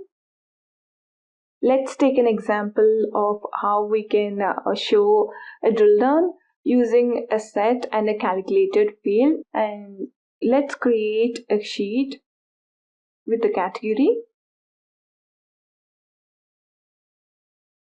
And so what we're trying to replicate is we wanted to show a drill down option using this set action. I'm just dragging sales to this text. So this is how it looks like. So what I will do right now is I'll create a set for the subcategory option. Category. Go to category, create, set. So I'll just say category set. I'm not selecting inside the category set option. So what this set will become is, if you see how this works is, I did not select anything inside the set, so this one will be completely out option because we didn't add inside the set. So it will be completely out option we have here. So the next thing what I will do is I have to map this set with the calculated field. So I will write a calculation for the drill down option. For the next drill down option for this category will be subcategory. We can do the same thing by just dragging the subcategory, but we want to learn how the set actions will work for a drill down. So it can be coming in use in where there's no option for the drill down, and we can actually create a drill down like this. So I'm just creating a column for category to map up my set values to this column. I'll just write a simple if clause. So if my category set, then give me this field subcategory. So I'm just directly relating the category set to the subcategory. So else give me nothing. I'll just add two string marks. That is like just nothing. It will come up as a blank value. Okay. And okay. So drag this calculation inside our view. This one will coming as null, right? Because our calculation is completely related to the subcategory. So right now is into out. That means it will come back with two string values that are placed without anything inside. That's how it is working right now. So what I will do right now is I will just add a set action. So I will just directly on the worksheet, because we are working on the drill down example. I'm adding an action to the worksheet. So I went to the worksheet actions and add actions. Go to change set values. This one is the set pop-up, and you will see all the options for run action or what action will do whenever you clear the actions, etc. So I'll just say set is so this is for drill down, right? So I'll just say subcategory drill down, and the source sheet would be sheet 8 because we are on the sheet 8. So I'm just selecting select. So in here I have to create a select one set, whatever created, right? So we created subcategory set, and data source is a sample data source because we only have one data source. So this one, I'm just going with the default values assigned. So I will just say remove all the values from the set, because whenever I check the action, whatever I did, I do not want to show all the values. I just want to show the empty row. That's why I'll just remove all the values. So we will see what it will do. So if I just click on furniture, it should bring up all the subcategories inside the furniture. If you see here, the set actions actually created the set values as in and all the other set values as out. So if you just uncheck it, it will not show any values at all, because what I selected over here is the action 1 is I just selected remove all values from the set. Whenever I just click on any other space, so whatever it will do is it will remove all the options and returns to the starting whatever it is like. So in this drill down option, if I just click on show headers here, this column will not be seen, and if you want to drill down like this, it will show up all the values inside the furniture. And if you click on office supplies, it will show only office supplies, and if you want technology, you can show technology. So this is how you can actually save some space. Whenever you're showing the drill down, you can save some space, right? So the first thing, you have 3 rows, and only if the business users want to see what's there inside the 3 rows, see the drill down option and click on the first option, then only they can see the other options available in the category. So this is the drill down we can give to them without actually showing all the content on the dashboard. And what if I just come up with the other options? Let's say add keep set values. I'll just say keep set values. Okay. So how keep set values will work? So this is a clearing option, right? So whatever, whenever I click on the side, the clearing option should work like this. So what happens? I actually keep the values. It did not remove the values. If it keeps the values, whenever you click on it, the other one will go up and the new one values will go up. But if you just click on it anywhere, it won't go, because the selection scenario is keep all the values. That's why it's not going up. But if you just click on the other one, it will go off and it will show you the right value. And this one to the last, whenever we are done with the analysis and we just want to go back to all new view, the last click will not go back to the main view, because you actually have the action as keep all values, right? That's why for the drill down, you have a scenario where you have to give the drill down only on the user want to see the only clicked values, and then only they have to see all the values. You just go with the remove all the values in the set and click on OK. So this one will take out all the values and come back to the original sheet. And we also have an option for the hovering part, right? We will see how the hover works. So hover, in here, hover, OK. Click on OK. So we just hover on furniture and this one is coming up. If you just go back, it will be like that. You just have to hover it on again. It will has to come back to the main view. So in here, in this option, whatever you're trying to show, the drill down, the best option would be this one for the select option with select over here. Remove all values from the set So we will see how the hover works with remove all the values, and whenever you select with the other values, the default action will go to the other values. So right now we have hover on the technology, hover office supplies, hover furniture, and when you hover out, it's going back to the menu. So this is actually a typical one to view because users will be sometimes hover everywhere on the dashboard, and whenever you just give the hover option, and they will be showing up all the options, but whenever you just give the drill down as click an option to select, they have to go to the click option, and whenever they will select on the whatever they need, then only it will come up. So if you just go with the select and remove all values, this one will give you a nice scenario where you can show the values by just clicking on that. So this is the drill down option you will get whenever you're using this set actions. So to actually make it more fancy, so to actually show some other scenarios, I'll just create a calculated field with naming, okay, a category, a shape. So I'll just give some shape over whenever they're clicking on it. I'll just show over a shape over there. So I'll just go with an if clause.